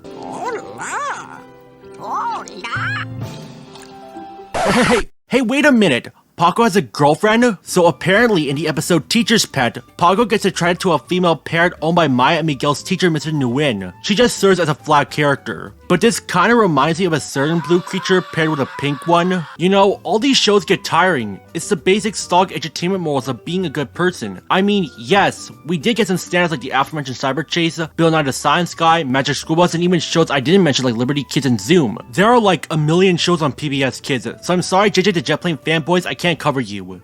Oh well, we tried. But in 2006, WGBH, now called GBH, the creators of Arthur and Between the Lines, debuted a show that would break the old trends. In a sense, I get it. Cartoons that are being praised today are serialized. In other words, story-driven content. Think shows like The Last of Us, Game of Thrones, and Squid Game, does that count? But since PBS Kids relied more on slice of life stuff, you obviously won't get a zombie outbreak. Generally speaking, slice of life shows revolve around basic conflicts that are relatable to an audience. In a sense, they can be appealing to outside its core audience, including those above the age of 8. Here it is! Do you think any adults are going to watch new episodes of Clifford the Big Red Dog on Amazon Prime when it's not the same show on a streaming service they had to pay for to get access, by the way? When there's a free version with no ads on the internet and then realize that it's a shallow attempt at being the original. Oh, and by the way, let's not forget that this show is one of the last shows aimed specifically for kids for Amazon Prime, because the Prime Video Kids channel has been abandoned. Oh, they're still active on their Prime Video channel, but not kids. You think Netflix is the worst when it comes to animation for kids? Oh boy, they will have the whole Prime Video Kids beer. Wait, what was I talking about? Let me check my script. Clifford. I haven't seen reviews of it, but if parents are saying that their kids prefer the 2000s Clifford more over the 2019 Clifford, that's saying a lot. Also, did anyone catch Hop on Max? Literally, you never heard of the show because there was only one trailer.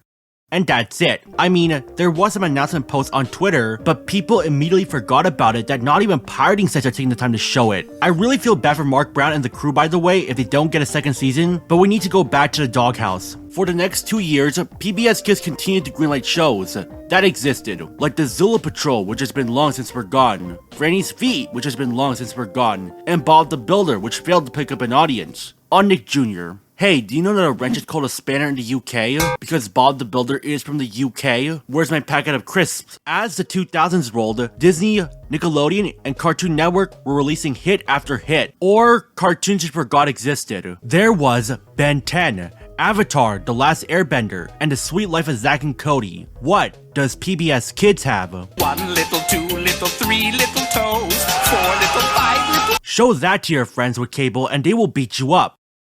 and pee on your pants. My wooden badge is delicious! What's also gaining traction around that time was reality shows like Survivor, The Amazing Race, and MasterChef, making PBS Kids want to do the same thing with their block. Aside from Postcards from Buster, Maya and Miguel was the only new show to aim for older kids at PBS Kids Go, as Cyber Chase and Arthur premiered before PBS Kids Go. This new reality show idea will be PBS Kids Go's next killer app. The joke of a dog hosting a reality show stuck in the producer's head, so much so that PBS Kids was losing its mystique and my squeaky ass games have lost their squeak. But then, from out of the blue, I came across Oh, I like that name. You may disagree with me and say that Arthur or Sesame Street is the king of PBS Kids entertainment. I mean, I still haven't gotten my ticket to Sesame Place San Diego, but I'd like to say that you're wrong. You're dead wrong. This show is absolute gas. 10 out of 10! 10 out of 10! I knew it! What made this show stand out from other PBS Kids shows? It's a game show for kids. Yeah, Price is Right and Jeopardy was no match for Fetch. Technically, it's meant to be a reality show akin to literally every reality show, but Fetch was absolute gas, unlike some other reality shows. I said get on my rope. Who the hell asked for a game based on Candy Crush? I had a toothache just thinking about it. Technically, this wasn't the first game show to air on PBS Kids, as another game show, Where in the World is Carmen Sandiego, aired 15 years earlier, featuring a kick-ass scene from Rockapella that even appeared in the Netflix reboot, because referencing the past is a new norm now. Please do this, PBS Kids. Also amazing was that this was the show where I first heard the term season and new contestants within each season. He can sound just like a frog! Ribbit, it's Rosario! Oh, I love this. The formula is basically the same for each episode. Our game show host, an animated anthropomorphic dog named Ruff Ruffman, along with his cat boss Princess Blossom Pepperdoodle Von Yum Yum, introduced in season 2. This is terrible! And his assistant mouse named Chet from season 3 onwards, send a group of preteens called the Fetchers on challenges around the United States. Guess what I'm doing? Climbing a rope. Really, most of the challenges were filmed in Boston, Massachusetts, as flying around the globe would be too expensive, where they meet a colorful cast of guest stars. Most of Fetch's guest stars aren't really A-list celebrities, as many of them are just regular scientists who serve as the instructor of the episode Fetch is on, or a guy who does that. Since when did PBS Kids hire a well-known celebrity for their show? Oh, as for Fetch's guest list, we're talking the Blue Men, Penn and Teller, Nathan Ball of Design Squad, another PBS Kids show. Hello, Nate. Hello, Ruff. Crush from Finding Nemo. Hello, Crush. And Dawn Brancho from SeaWorld Orlando. Wonder what she's up to nowadays. Oh, I wish I hadn't looked that up. Let's go back to the show. Even Rob's family members were just as memorable as well. You have Scruff, Rob's evil twin brother, Spotnik, Ruff's rival who got him fired in season 4, Grandma Ruffman, Ruff and Scruff's grandmother who loves to cook, and Glenn Ruffman, Ruff's nerdy nephew. Sometimes they would send the Fetchers on their challenges too. So, have you seen Gamma Ray Guy? Considering that many of Ruff's family members have interesting backstories, or do not get one, there must be one between the relationship between Scruff and Ruff. Well, in the season 3 finale, there was. He's your cousin? It's not my cousin. It's my identical twin. They also worked together in several odd jobs, and they always fought over minor disagreements. It was your fault. No, it was your fault. Really? That's the reason why Scruff is a criminal? Not some tragic backstory that made him this way? And what did Scruff do that warranted him a sentence? He assassinated a senator, profited from the Iraq War, and the murder of a dog named Danny. Nah, I just made that all up, because it's some bullshit editing mistake of the Fetch Wiki. Someone fix it, you bozos. Scruff is really in prison for stealing art, yet that still doesn't explain what motivated him into evil. Was there mention of the dark side? He went over to the dark side, using the trapeze for evil. Why did you make all of this backstory only for it to end up unanswered in the end? Oh wait, I lied. I can't even explain what motivates him. Allow Scruff to explain. So I can reverse the 1,000-year-old Ruffman curse put on us by a Norwegian ice fairy. Some things are better off unexplained, you may say. And Ruff's not the only one who gets an evil twin. Blossom has one too. Should I do that evil hand rub? So Blossom's twin, Duchess Petunia Cupcake Von Yum Yum, is a cat burglar. Think about it just for 1 second. Believe it or not, Petunia actually gets less backstory than Scruff. After learning about Petunia in the episode Le Purge Strikes, the episode just plays out like any ordinary episode. That's it? All this build-up? What an anticlimactic ending. And I say le peur as le peur because it has to sound epic instead of le peur. But aside from le peur, what was the whole point of introducing her if Blossom had some history with her twin? I guess I can't really complain too much if not every fetcher gets to learn about Ruff and his family. Other times, however, Ruff would send a select group of fetchers to do the challenges while the remaining contestants who were not selected stayed behind to answer questions about the challenge and lessons learned provided by the guest stars. How many planets are there in our solar system? 9. Yes! Each question offered 5 points, while there were a total of 10 questions, adding to a maximum score of 50 points. The fetchers selected for the challenges can earn up to 100 points, with bonus points being offered for completing some basic tasks, like taking your shoes off in the water, mentioning Ruff's name, and getting the most improved dog award in a dog contest. Seeing the fetchers get all 10 questions right never got old. Every challenge was fun and was very creative for each episode, like solving a mystery. Other times, we would up the creativity, like going to Las Vegas or Disney World. Now I understand why PBS Kids lacked funding for a 6th season of Fetch.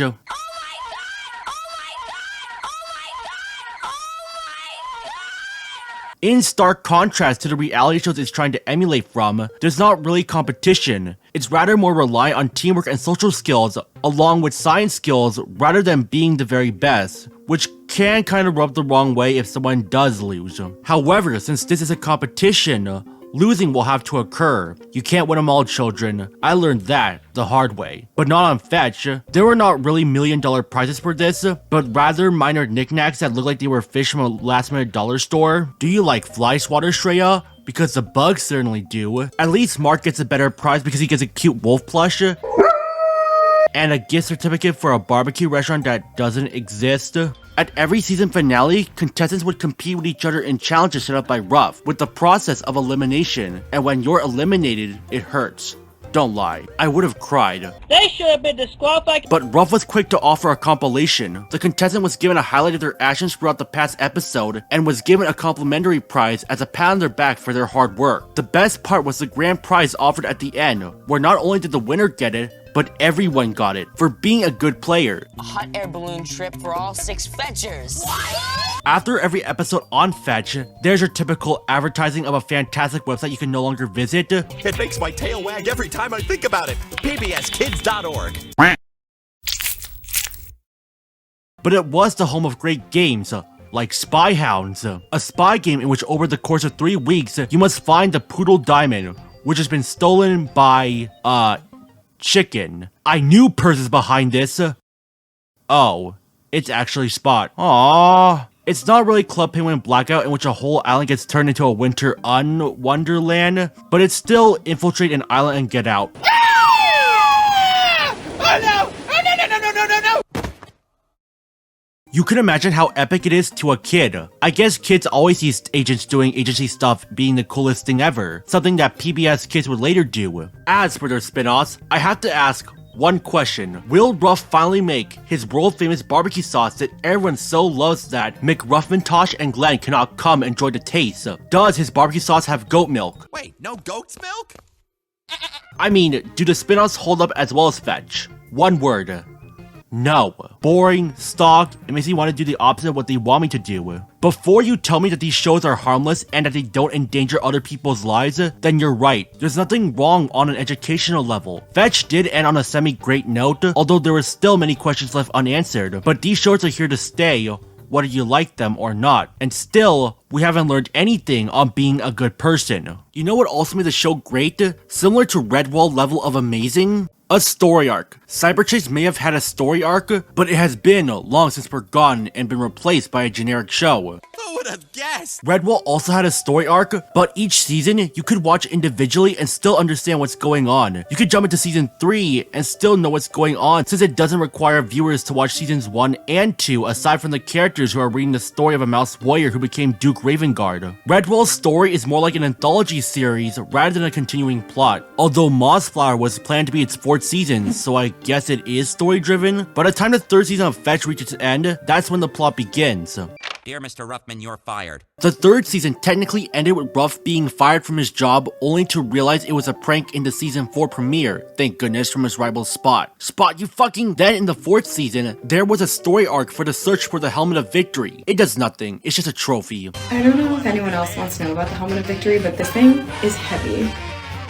But the fifth season had the best story arc by far. The search for Ruff's parents was on. Not only in the fifth season where Ruff hires his new contestant, unfortunately Noah's grandfather and Spot's Spotniks are not contestants. Never in a million years, Spotnik. But Ruff almost loses them and they are left stranded on an island. They end up getting off safely in the end. You can imagine PBS Kids not doing something like this nowadays. The very idea of 6 kids being stranded on an island with no method of contact or adult supervision would terrify a moral guardian. Christians ruin everything.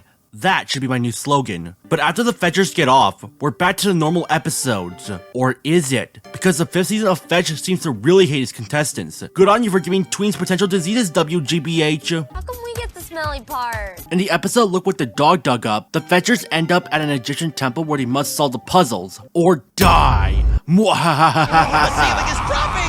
Yeah, that evil laugh sucks. Even if the challenge was shot in an escape room complete with a hologram of a scary pharaoh and a skeleton prop, I'm pretty sure that the fact Fetchers, Emmy, and Mark almost got crushed by a ceiling would cause parents to question the legitimacy of a kid show. And it doesn't stop there. Welcome to the haunted manor of Maximilian Ruffman, where the gardener with nail clippers as shears and the poisonous soup goes. Okay, enough with that. If you thought that the Egyptian episode was Fetch at its scariest, this episode, Ruff Manor is Haunted, makes Look What the Dog Dug Up look like Indiana Jones. Just don't show what happens at the end of Raiders of the Lost Ark to children. And yeah, it's not really scary watching it again, and hell, probably not even scary to begin with, mainly because it was the butler all along. But who are the target audience? Kids as young as maybe 4 to 6. Where are the parents again? Christians ruin everything.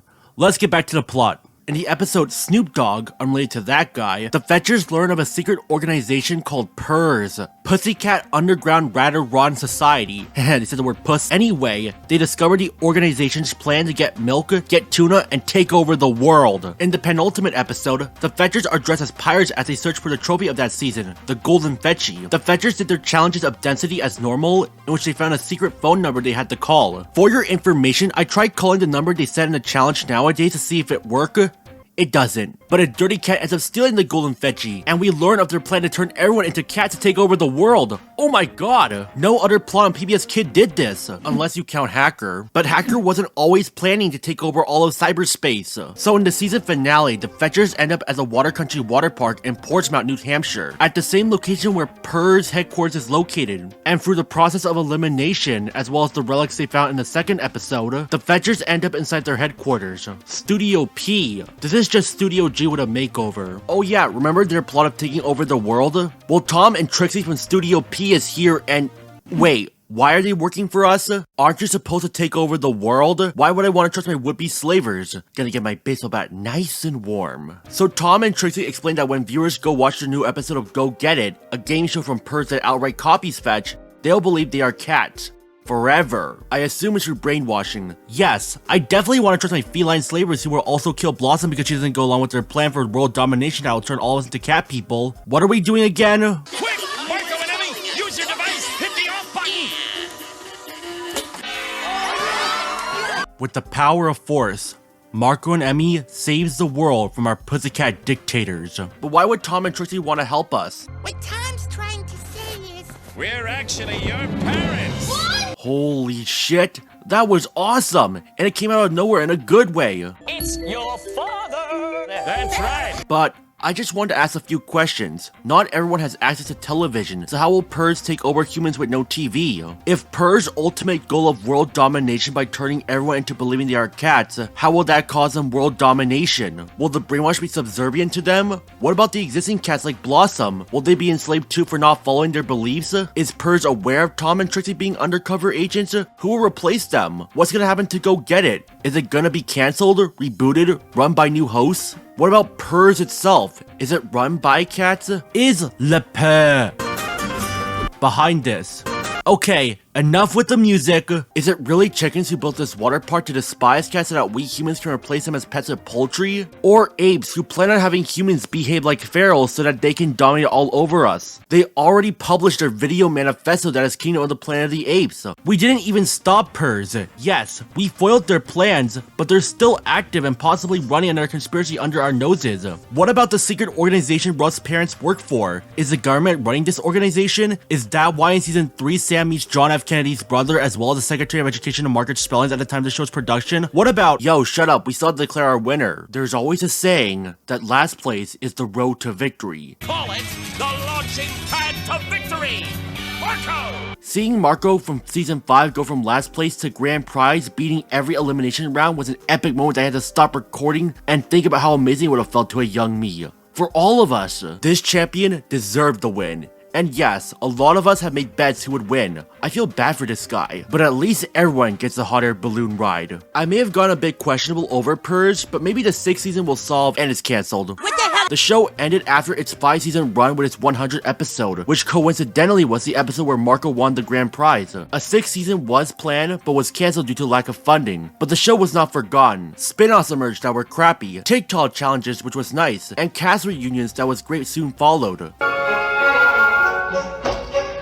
That's really impressive. Fetch's finale is climactic and beautiful, and I don't really have anything else to complain about aside from its open ending. Rough Ruffin finally has his parents back. Everybody won.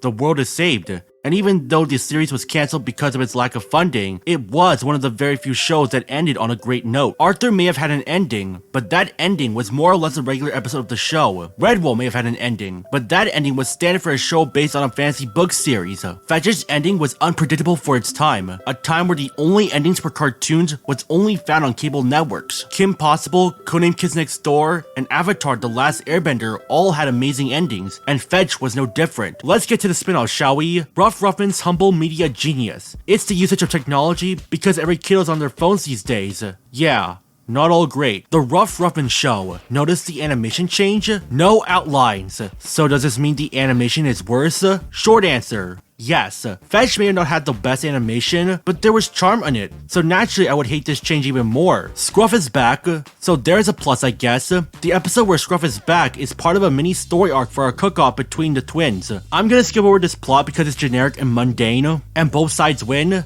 so yeah. Boring. Team Hamster, the one that doesn't focus on Ruff. And yeah, it's generic and boring too. I guess being a fan of the original makes me naturally hate the spin-offs for not being the same. Even when spin-offs are the same, it can lead to mixed results.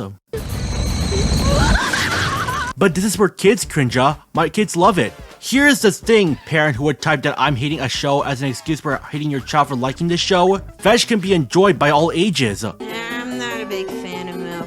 Oh, Marco's lactose intolerant, that's right.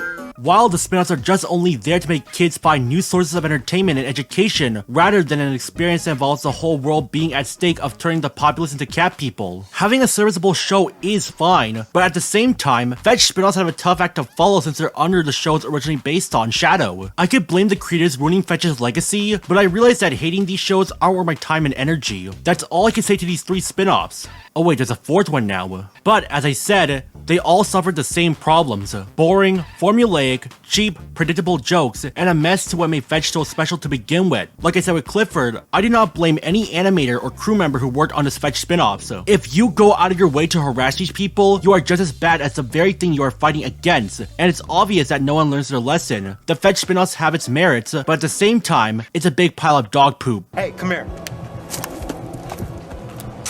It's dog shit. And while I was editing this video, a new Fetch spin-off emerged.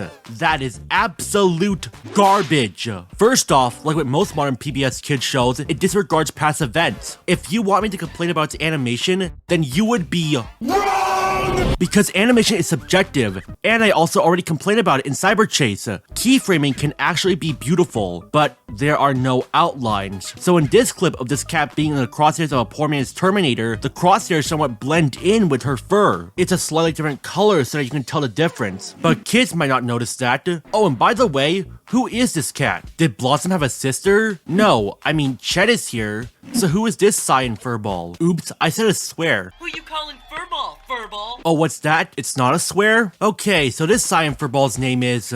Lupin. Wait, is her name... Lupin? As in Harry Potter Lupin? It's likely that they named her Lupin, sort of like Blossom, because both Blossom and Lupin are named after flowers. But you could call her Cornflower. Oh wait, Cornflower already exists. You can call her Daisy, Iris, Bluebell, Aster, Mysotis, also known as Forget-Me-Nots, which you will definitely forget about her and go back to Blossom. Besides that, there's no real reason why Cyan Furball replaced Blossom. Also, Blossom didn't talk in the original, and the Cyan Furball does talk. Alright, I don't have a problem with that. Anyway, did anyone else return aside from Ruff and Chet?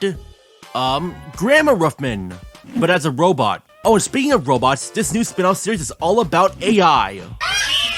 I had to sit through with this for your own entertainment. In reality, the show doesn't glorify AI, it just portrays it as flawed as it always was. And misleading too. Ruff and Cyan Furball even did a song about the algorithm. The way it's played out is trying to be like a love song, but oh yeah, the song is boring, flat, and I still don't know who voices this Furball. At least she tried. There are no credits, no IMDb page, there's nothing. We lose! Good day, us! You know what would make this song a billion times more interesting? Just add a never-ending story and have Ruff and Furball sing like Dustin and Susie. Just rewrite the lyrics about AI, and how it basically affects us in a negative light. That'll top the Billboard 100, and that's pretty much it. There's only 5 episodes about as much as The Idol, and they're all short, which is why I didn't talk about them much. Anyway, aren't we supposed to get back to the main show the shitty spin-off is on? This spin-off lacks the charm of what made Fetch great, and that's the contestants. I reached out to former cast members on Fetch to ask for an interview for their time on the show, but I unfortunately was met with dead ends and them being yet to respond. At least I tried, alright? At least I could say that some of these Fetchers are still friends with each other. So, to all you former Fetchers who are probably watching this, my offer to speak to you remains open. Please reach out to me. Fetch brought a group of teenagers all together, despite its budget. Many contestants didn't win a golden Fetchie, but they still had the grand prize. The real winners were all of them. The world of entertainment can be an escapist reality for all of us. Fetch is the best show ever made from PBS, and its magic is still inside us. The contestants, crew members, and even viewers stayed strong even after its cancellation. Even if most of the Fetchers found current jobs in marketing or law, they were Fetchers at heart. Perhaps they were not the only Fetchers. The real Fetchers were inside us all along. Stay barking.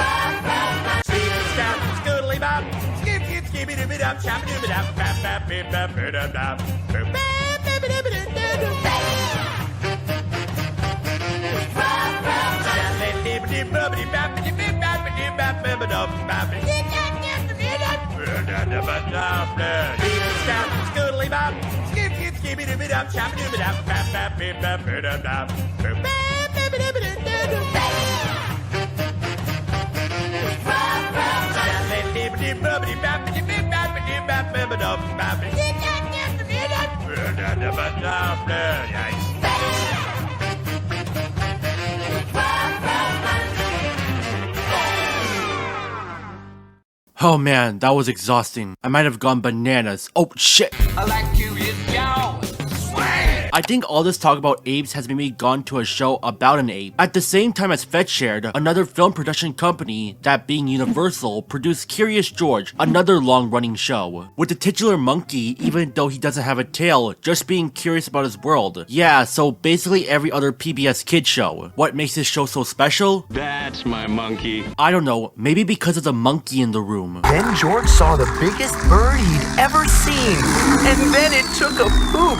Oh my god! George, stop being curious for one freaking minute! Take cover! Curious George is based on Universal's animated film of the same name that was released in 2006, which in turn is based on the children's book series of the same name from German authors Hans Augusta Rey and Margaret Rey. Similar to Stan and Jen Berenstain, both Hans and Margaret were involved in World War II, although much more severe than that. While Stan and Jen served in World War II to simply help out the Americans win the war, Hans and Margaret were Jews escaping from Paris as it was being captured by Hitler and the Nazis. What they took with them was a couple of manuscripts, one of which contained illustrations of Curious George, which was a book about a giraffe who must deal with being alone after her jungle friends were captured and sent to a zoo. Now that is something an audience would be invested in. Jews escaping from Hitler that also gave us the blueprint for a long-running series on a preschool-oriented network? Where's the documentary? I gotta see it on Peacock right now!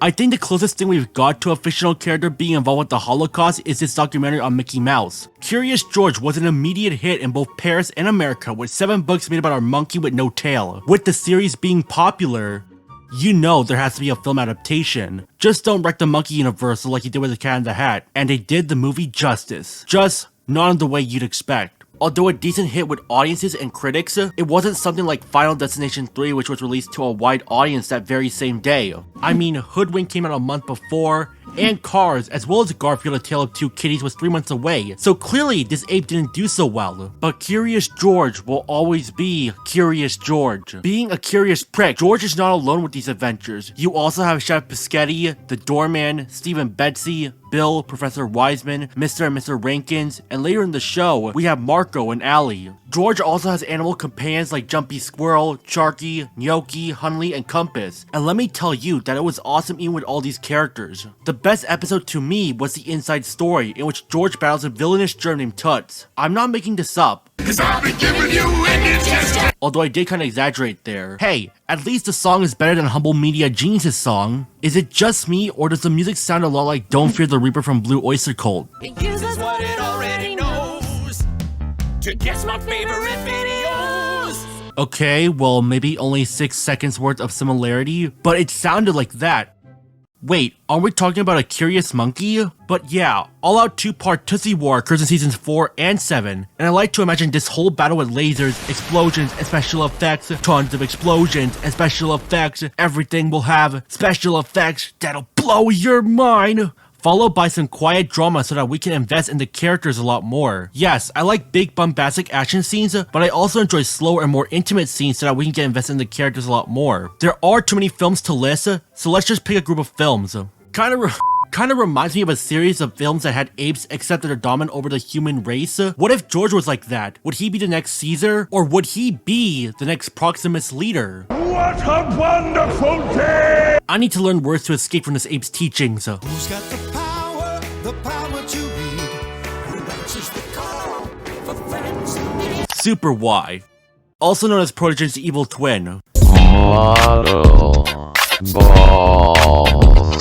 Super Y is the brainchild of Nickelodeon's Blue's Clues co-creator Angela Santamero. This won't be the last time a show will be made by someone from Nickelodeon. Dan Schneider be like, I want a show about toes.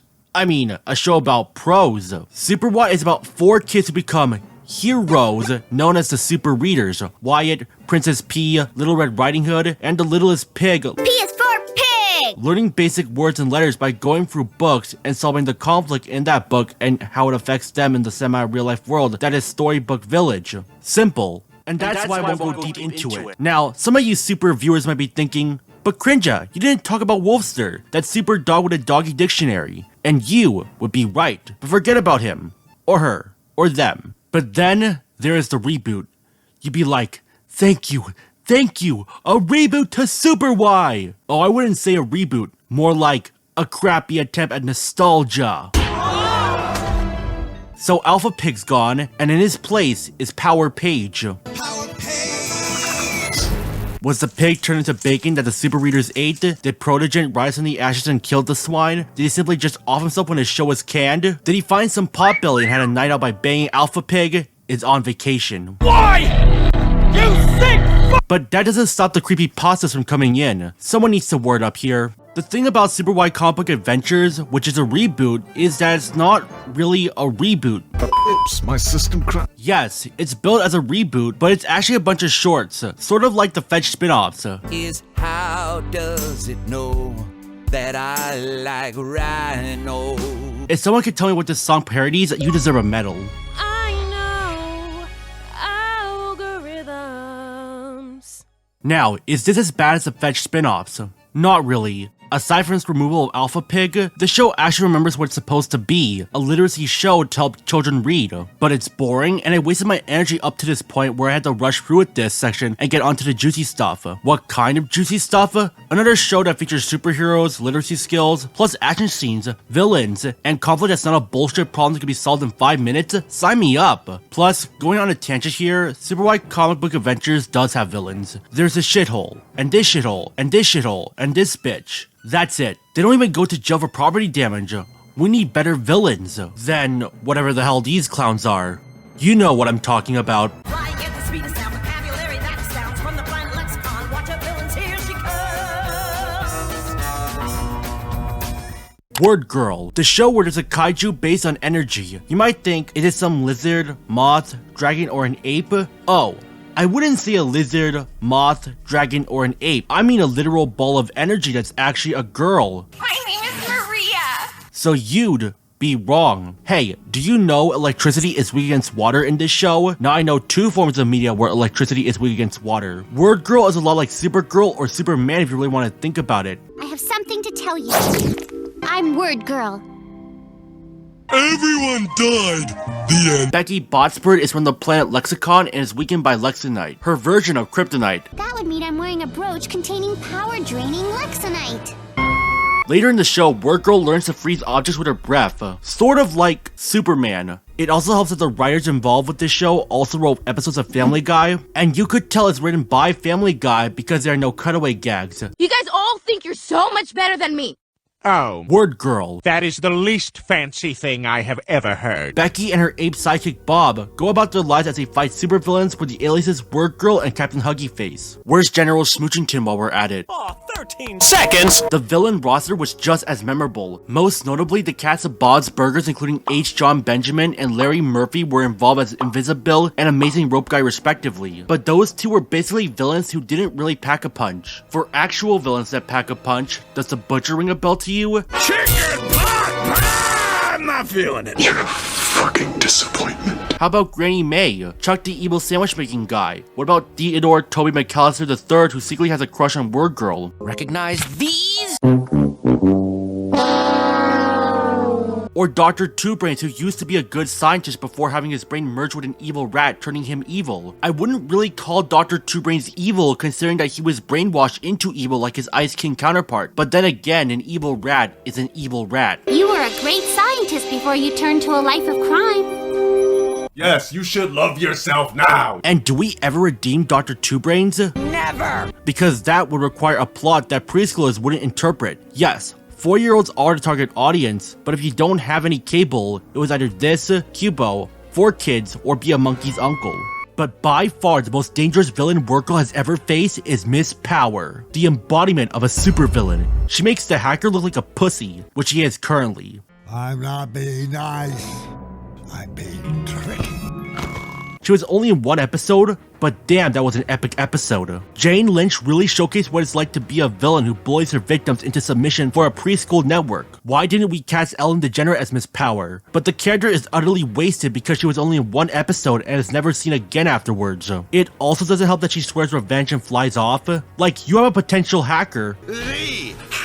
Oh, fuck you. Only for her to end up as a one-shot with no thrills. Man, this would have raised the stakes so much more if she was also from the planet Lexicon, with Word Girl having to choose her destiny of either protecting the city or taking it over. Let's crank up the conflict dial by having potential for Miss Power to be Word Girl's mother. We're the ones with all the power. I have the power! We don't know anything about Word Girl's real parents, so Miss Power being there would have answered what happened to them. In fact, why haven't any of the other Lexicons searched for Word Girl after leaving her home planet? Did they think she died? How did an infant probably crawling at 3 miles per hour sneak on a spaceship? What was Captain Huggy Face doing? Staring at an epic landscape that is Lexiconia or some shit. How did Captain Huggy Face not notice Word Girl on board until the worst possible time?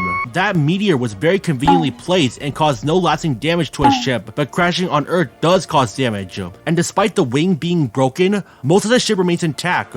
power and all. There's even a sauna. Fuck this backstory. Why does his dad and mom forget about their daughter being adopted along with an ape? Becky, you forgot one little difference between you and Word Girl. Word Girl's awesome. You? Not so much. You are an idiot! And speaking of the ape, considering that he was on the Lexicon Air Force, Famous Lexicon Air Force pilot. indicates Lexicon was at war with maybe another planet. What is this planet?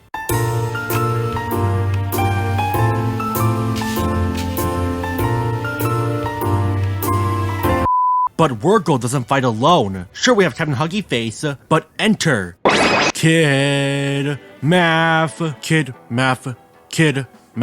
superhero from the planet Hexagon, who's also kind of an idiot on keeping his identity a secret. Hey, Word Girl!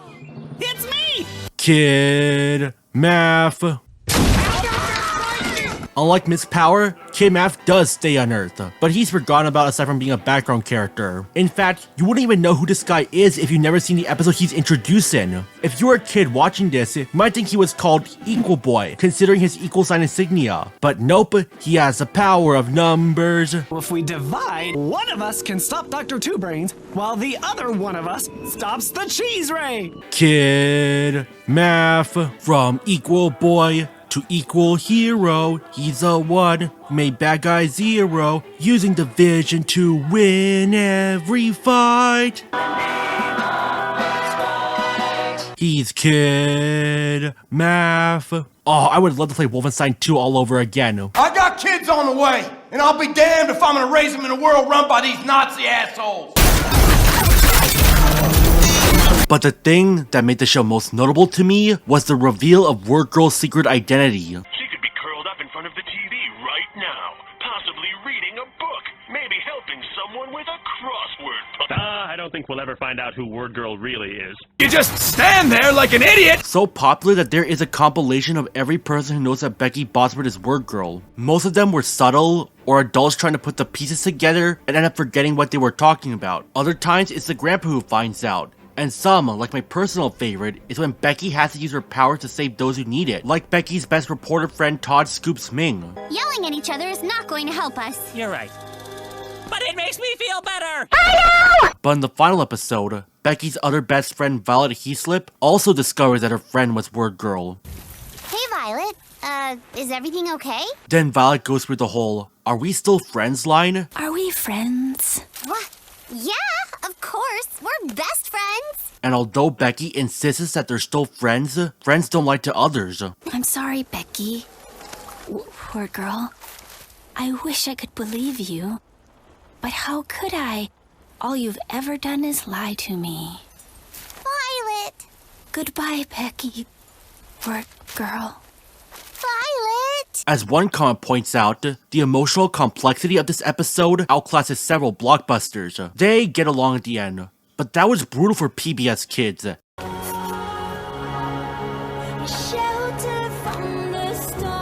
Had this show continued on, I wish to see more opportunities on who discovers Word Girl's identity. Maybe it could be Becky's brother TJ, who happens to admire Word Girl. What about her parents, who are clueless morons? Maybe Toby can find out. Considering that he has a crush on Word Girl, wouldn't he have figured it out sooner? Actually, he does, but Bob fools him. I don't know, man. Everyone's pretty much an idiot aside from Becky and Huggy Face. Oh yeah, Becky lies so many times that it lacks any shred of plausibility. I have a school thing. Come on, Bob. School thing? But we're on vacation. But what am I complaining about? A children's show, come on. Yes, there were times where Becky's family and Toby were able to figure out Word Girl's identity, but Word Girl manages to trick them into believing otherwise. TJ especially, considering that his sister is his number one.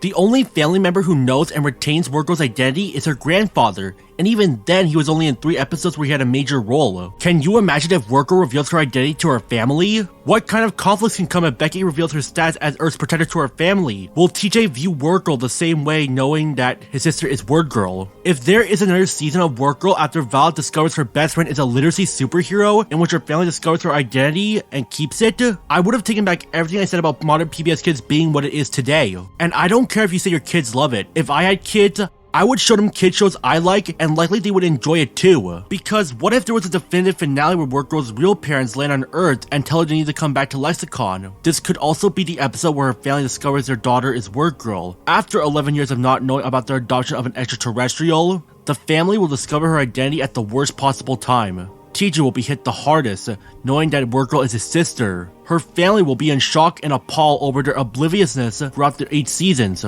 Maybe even the villains, especially Toby, would know and not be sure what to do. And, in one of the most beautifully animated scenes, Word Girl must make a tough choice. Her adoptive family or her biological family. It will rival the Deer Fox from Hilda as the most emotional leaving episode ever. Toby would be on his knees, crying his eyes out, begging Becky not to leave. Her adopted parents will be in tears, and TJ would give his Word Girl doll to Becky and Bob as a reminder of who he is. Word Girl looks at her adoptive family and gets on a ship to Lexicon. In tears, Word Girl is reminded of her past life on Earth. While the ship flies off into space, and as the characters are crying at Word Girl leaving, she comes back, choosing to stay on Earth.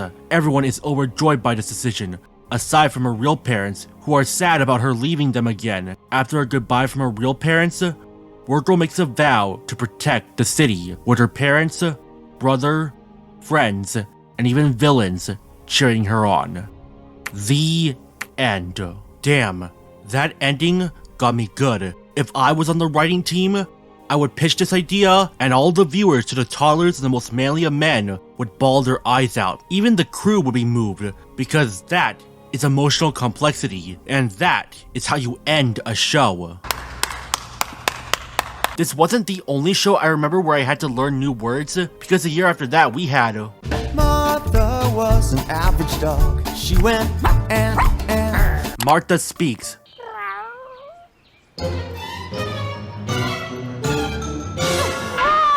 Based on the children's book series of the same name, seriously, PBS Kids was the king of children's book adaptations. The show has a yellow dog named Martha, who after eating alphabet soup, can speak. On the way to Martha's stomach, the letters lost their way. They traveled to her brain. She also communicates, enumerates, elucidates, exaggerates, indicates, and explicates, bloviates, and overstates, and hyperventilates. Does all of that. Due to Martha being a dog, she can translate what the other dogs and animals say, but not monkeys though. I don't understand him. Ook, ook, ook. Since Martha is a dog, she needs to have an owner. And who could it be than Helen Lorraine? But one dog is not much for Helen and Martha. They also have Skit, Martha's non-talking brother.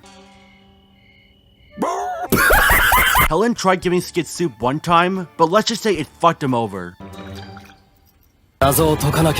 Anyway, there's also Helen's friend TD and Alice. TD's personality can be described as... Wait, does he have a personality? I know exactly where they are.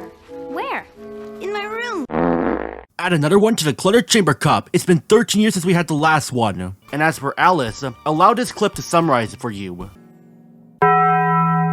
Martha also has an interesting backstory where she once worked for criminals to steal priceless artifacts like Babe Ruth's baseball and fossils. A life of crime indeed.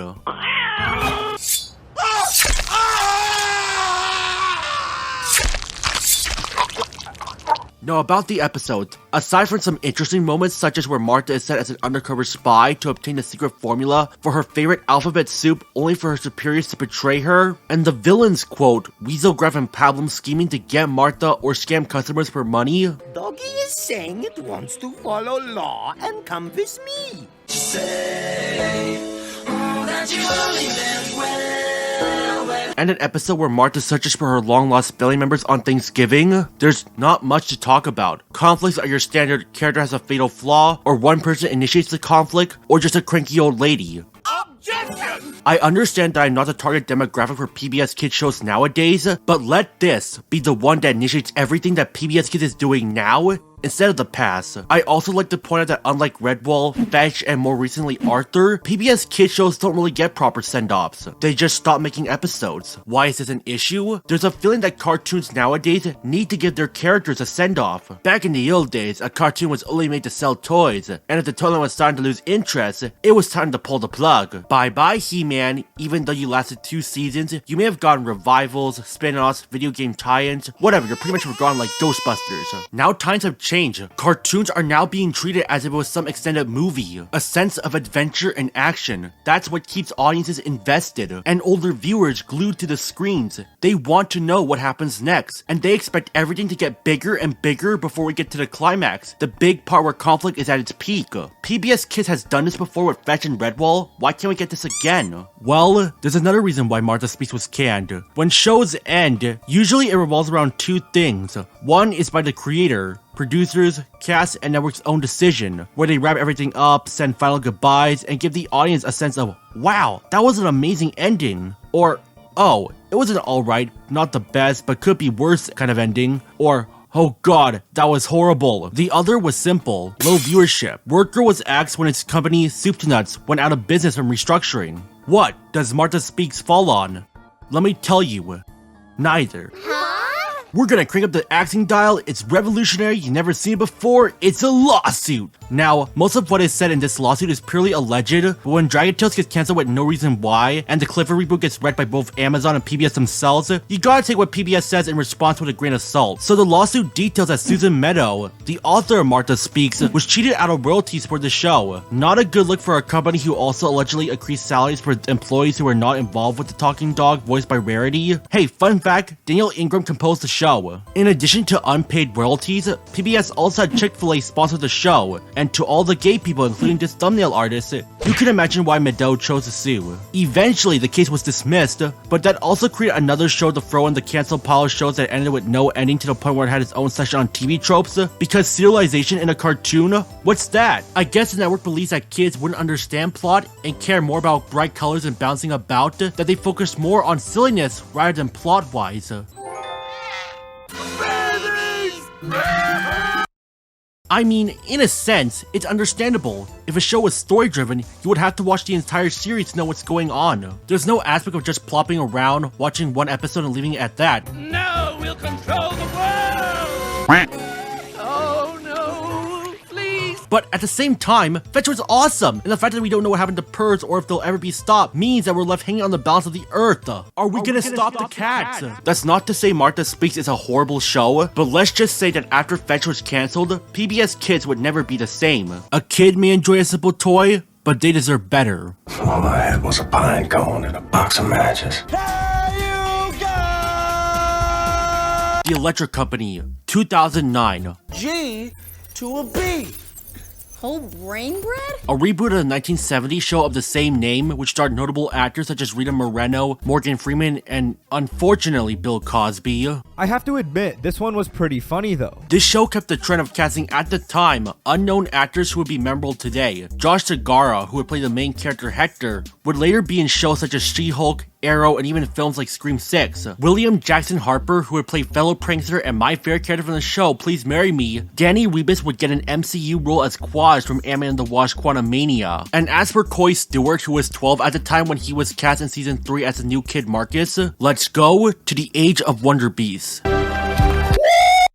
Even musicians such as Lin-Manuel Miranda were here. As for everyone else, what I also like to acknowledge is that when compared to the original series, there wasn't really a plot, just segments about learning to read. So the Electric Company reboot makes up a plot. Perhaps the worst traitor in the Revolutionary War, Cordelia Heffenbacher. That's my name.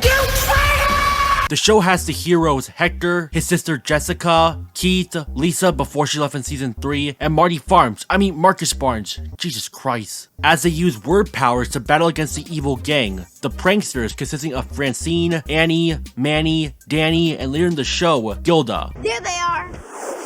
Francine, I suggest we run for it. The word powers are something like, how do I say it in a way you'll understand? Allow Keith to show you. How'd you do that? So word powers just spontaneously produce physical words. You don't immediately get this power though. You must vow to use your great powers with great responsibility. So basically we're copying Spider-Man all over again. And that means not making words wrong.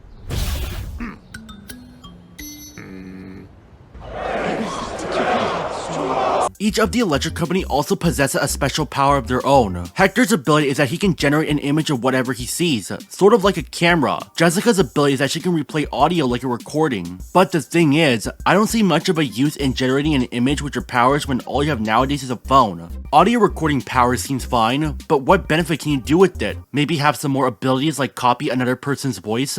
Lisa's ability is that she can unscramble any anagram she can find. Now that is something that sounds useful for society. Keith's ability is that he can draw. Now that sounds like the best power. Instant animation from your fingertips? Sign me up. Sure, ha, never. As for Marcus, he gets the power of numbers and math in a show about learning words.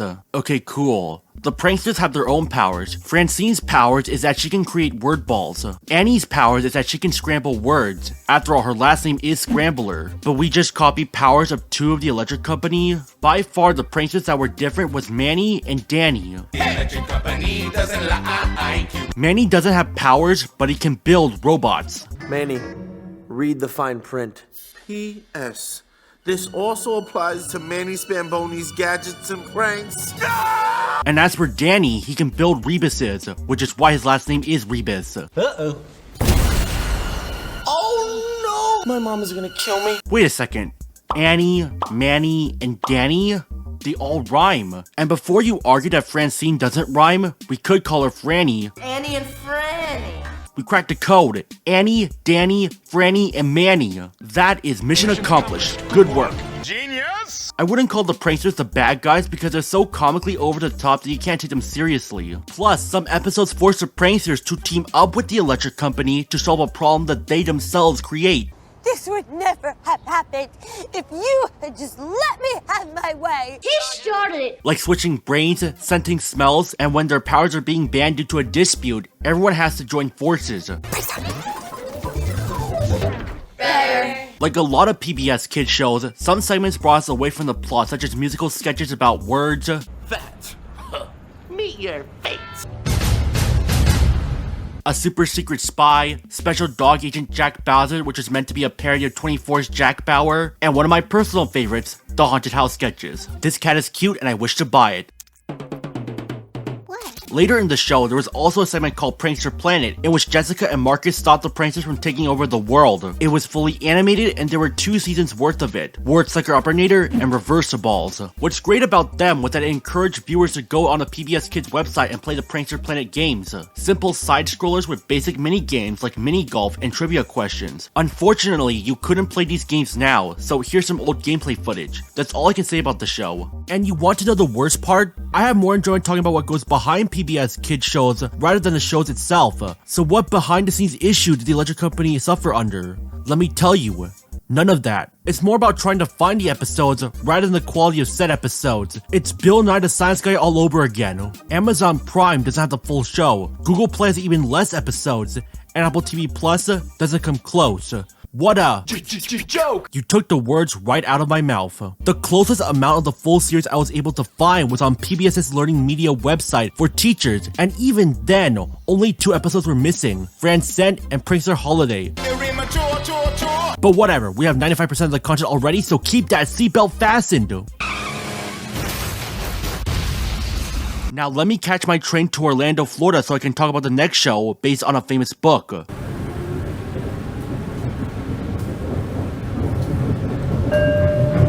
Attention please, this is your conductor speaking. You are about to enter the Time Tunnel. Wait, Time Tunnel? This isn't the way to Universal Studios? Gah! Dinosaur train!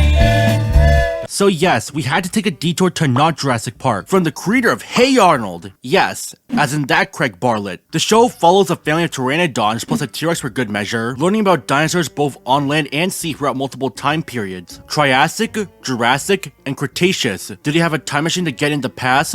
No, they use a train that travels back in time whenever it goes through a tunnel. Okay, that sounds pretty cool. Sounds like a roller coaster ride at Universal Studios. I can already imagine the queue and ride experience. It'll be way better than Rise of the Resistance at Disneyland. Now, what about our characters? There's the oldest of the Pteranodons, Tiny, the blue Pteranodon, Shiny. Listen to me and do what I say. No! the comic relief Dawn, and the odd one out of the Pteranodon family, Buddy. If you can't tell already, he's adopted by the Pteranodons. Now, what happened to his actual parents? Why did they leave him with the Pteranodons? What am I doing in a Pteranodon nest? Do we ever find out?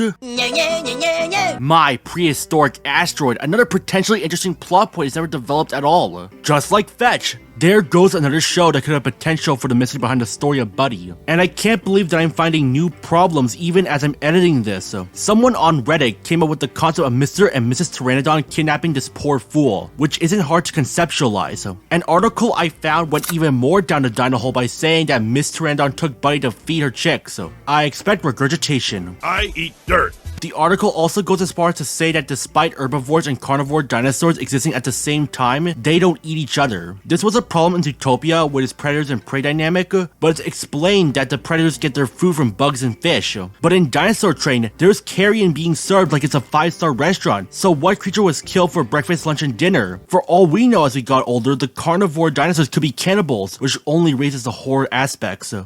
Buddy. No, please!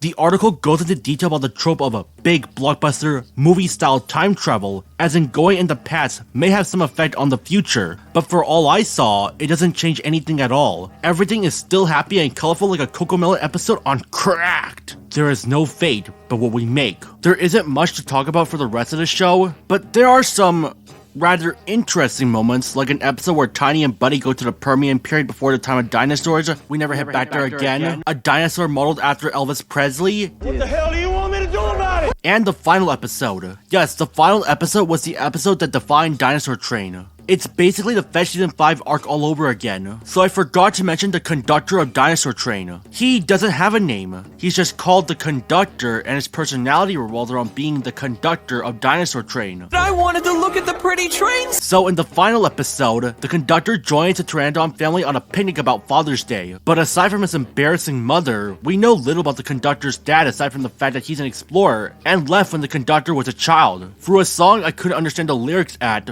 we learned that the conductor's dad was drilling to make a tunnel transporting to the future. Now you're just as confused as I am, but this is coming from a show where time travel is treated like a theme park ride. But wait, the future? Isn't that where the dinosaurs died out? Parents who are probably watching this with their kids are probably in an awkward position to explain it to them if there are dinosaurs in the present. In fact, the whole show is like this. Hey dad, are there dinosaurs today? So we go to the future and experience an ice age. They even say it. Or maybe the Ice Age. I understood that reference. We also meet Manny's cousin Maurice. He then shows us where the conductor's father is. Wow, that's anticlimactic. Unlike Fetch, there's no build-up. We just find him after he abandoned us for what, maybe 20 years? And gosh darn it, I may be getting mad over a kid show about dinosaurs, but this is no excuse. How did you build an igloo with a door that's wooden? How were you able to live on canned carrion and crackers for so long? How is the igloo bigger on the inside than it is on the outside? What were Shiny, Dawn, and Miss Pteranodon doing us? They even saw their family members leave without them, so they just end up not knowing how they died out. Fuck this. I just wanted a movie-style level of conflict. Wait, I'm getting a notice from the conductor. There's a movie? So yes, there is a movie that's feature-length, and I'm not going to talk about it in detail. The movie can be described as Jurassic Park, but kid-friendly. My dear viewer, welcome to Jurassic Land, with robot dinosaurs that commit Skynet and Judgment Day.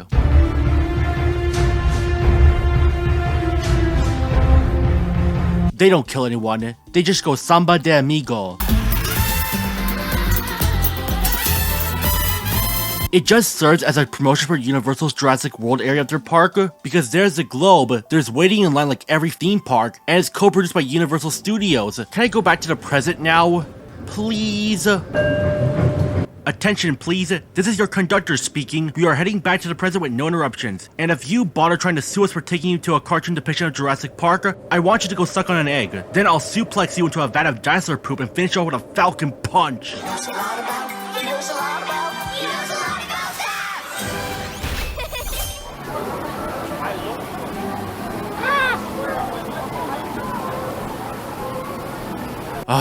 Finally, we're back to the present, and we made it to Universal Studios. Now we can get on with The Cat in the Hat. The Cat in the Hat knows a lot about that. Already, it rolls off the tongue. Imagine Curious George and Bill Nye the Science Guy had a night out and did That, our two child characters, Sally and Nick, go on adventures with the cat and his crew of kidnappers, friends. Thing 1 and Thing 2, and the fish who belongs to the cat, which is not true. Should I stop rhyming?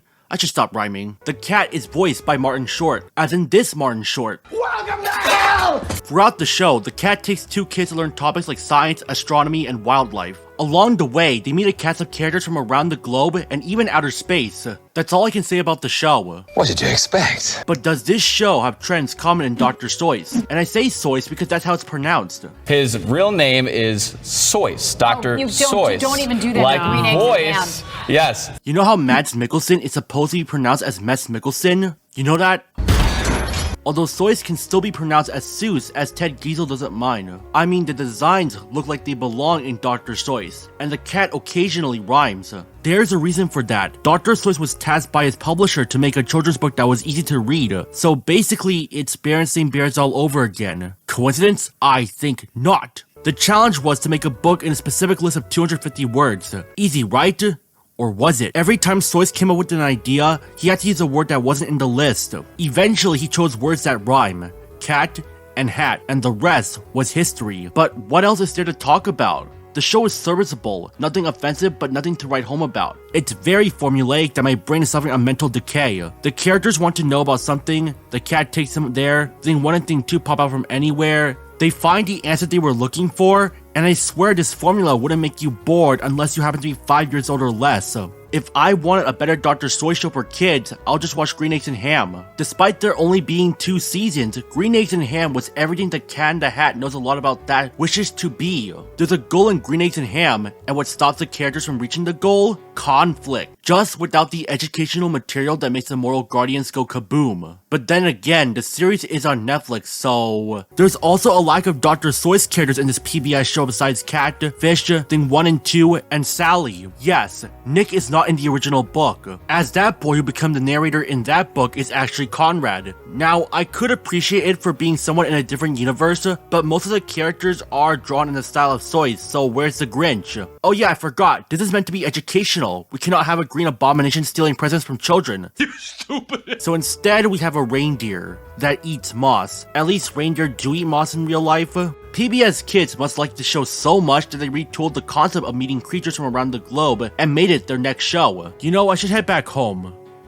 Well, that was fast. Cheetah speed and lizard glide, falcon flight and lion ride. Wild Krat. More like wild brats. I'll get you, wild rat! Okay, some context. This is Martin William Krat and Christopher Frederick James Krat, but I'll just call them Martin and Chris. Both of them are zoologists and entertainment hosts. Talking about animals. They had their first show, Krat's Creatures, in 1996. Despite having 50 episodes, it lasted less than a year and it failed to pick up an audience. Then their next show came around, Zaboomafoo. Ah yes, the theme song. That also failed to pick up an audience as it only had 2 seasons. I also forgot to mention that while recording this video, the lemur they had trained while filming the show passed away in 2014. Then came Krat's Be the Creature, which while lasting longer than Krat's Creatures and Zaboomafoo, still failed to pick up an audience. Also, this show is meant for adults. Sorry, younglings. Seriously, 1 episode counts as season 3. I can only be scared on why it was made that way. You massive, pig-ignorant morons! We can make 1 episode at season 3 instead of putting it in season 2. Also, cereal is a soup. But in 2011, the Krat brothers would release their biggest hit yet, Wild Kratts. What if?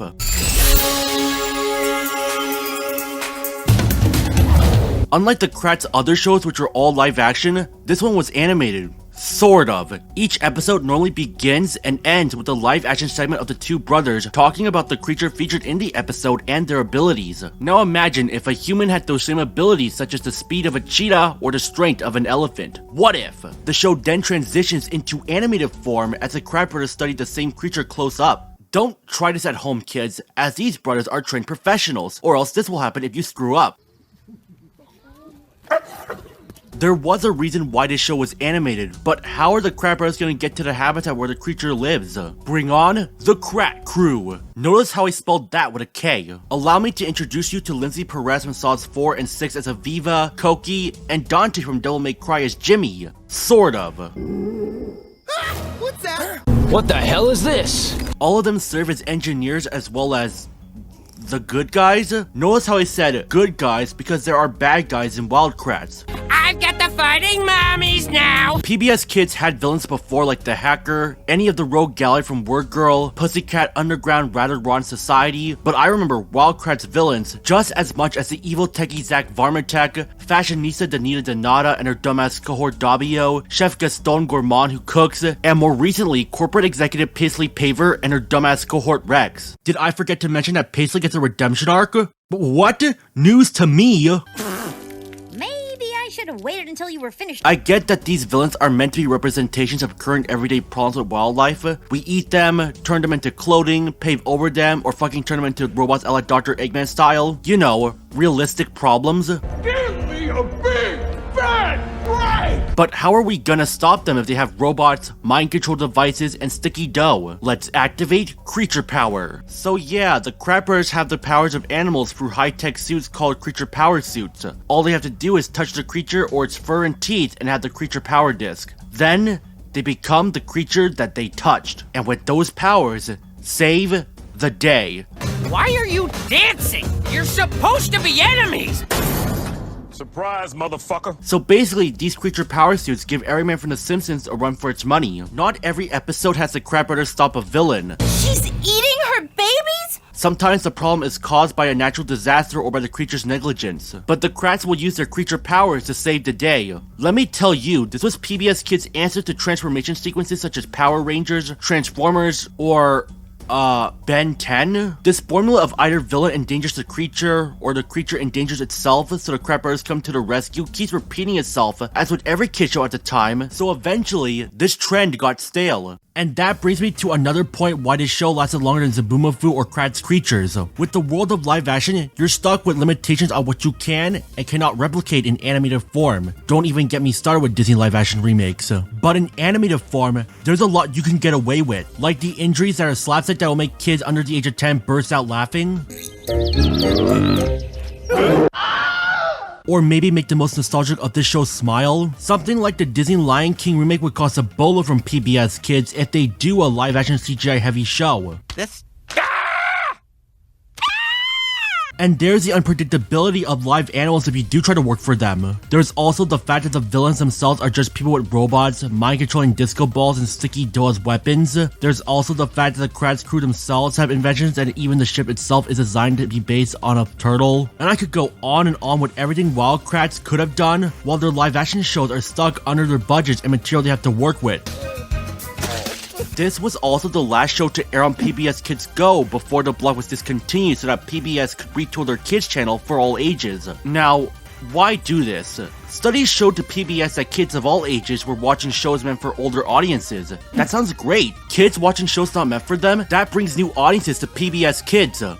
Unless you count South Park. This sounds good at first, but you also need to consider that older audiences can watch shows meant for younger people. Why is there an influx of adults watching cartoons that were obviously meant for children like SpongeBob and Avatar? People love Bluey, even though I'm not a fan, because it has many aspects like relatable adults rather than having them portrayed as idiots. This show was the beginning of the downfall of PBS Kids, and the channel wouldn't realize this because it was still going strong. Thus, in 2013, PBS Kids Go has disappeared, including their website. Wilson and Ditch, gone. The secret box, gone. That's some secret box you got there. WordQuest, gone. The secret vault that wouldn't load on this person's YouTube channel, gone. The ability to log in and see your scores, gone. The ability to go on the PBS Kids Go version of Times Square that loads up high scores, gone. Any form of appeal or nostalgia on the modern PBS Kids website is gone. PBS Kids Go? More like PBS Kids... No. But Germinator. Well, it's terminated, fucker. Our expectations were ruined, but holy fuck. I'd like to take a special mention that what made old PBS Kids great was that there was this website you could go to on the internet where you can watch PBS Kids content. But most importantly for all you Gen Z people, play the games. Each show had its fair share of games, and all of them rock. Or used to. I know how that feels, Gen Z people. There was the Germinator, Buster Baxter Lung Defender, and Floppa the Game. You missed! How could you miss? He was 3 feet in front of you! But some of these games aren't available anymore. What happened? Where's the fucking game? Well, there's no game here. What happened? Did the programmers pass out? Due to PBS Kids learning that smartphones and tablets were the new thing instead of TV, they have to develop games for a portable device, but they also have to develop games for those who don't have a mobile device. What's the result? An amalgamation of what happens when you put a mobile game on your PC. A toddler game made for toddlers. You see what they're doing? Now, I don't blame PBS Kids for doing this. Over the past decade, children with mobile devices have skyrocketed to nearly 75 to 100%. And not only because smart devices are cheaper to get nowadays, we also want to use more of it. 5 minutes per day back in 2011 to about 2 hours per day in today's time. And not only did kids watch videos on said mobile device, they were also playing games on it too. Something that a TV cannot replicate if you don't have Nintendo, Xbox, or PlayStation. Also, since Flash was getting outdated, there was no point in keeping old games anymore, so it was time to pull the plug. But if you want to relive the nostalgia of playing the old games, you're out of luck. And what's that? The cookie games? And we have archery? Ooh, we got a Rio winner here. I was able to play Lung Defender, but I don't think the game was optimized for my graphics card. Look how fast his claws is. Wait a second, is that Secret Agent Monkey? And we have to stay hidden while getting to the location? Leroy Jenkins!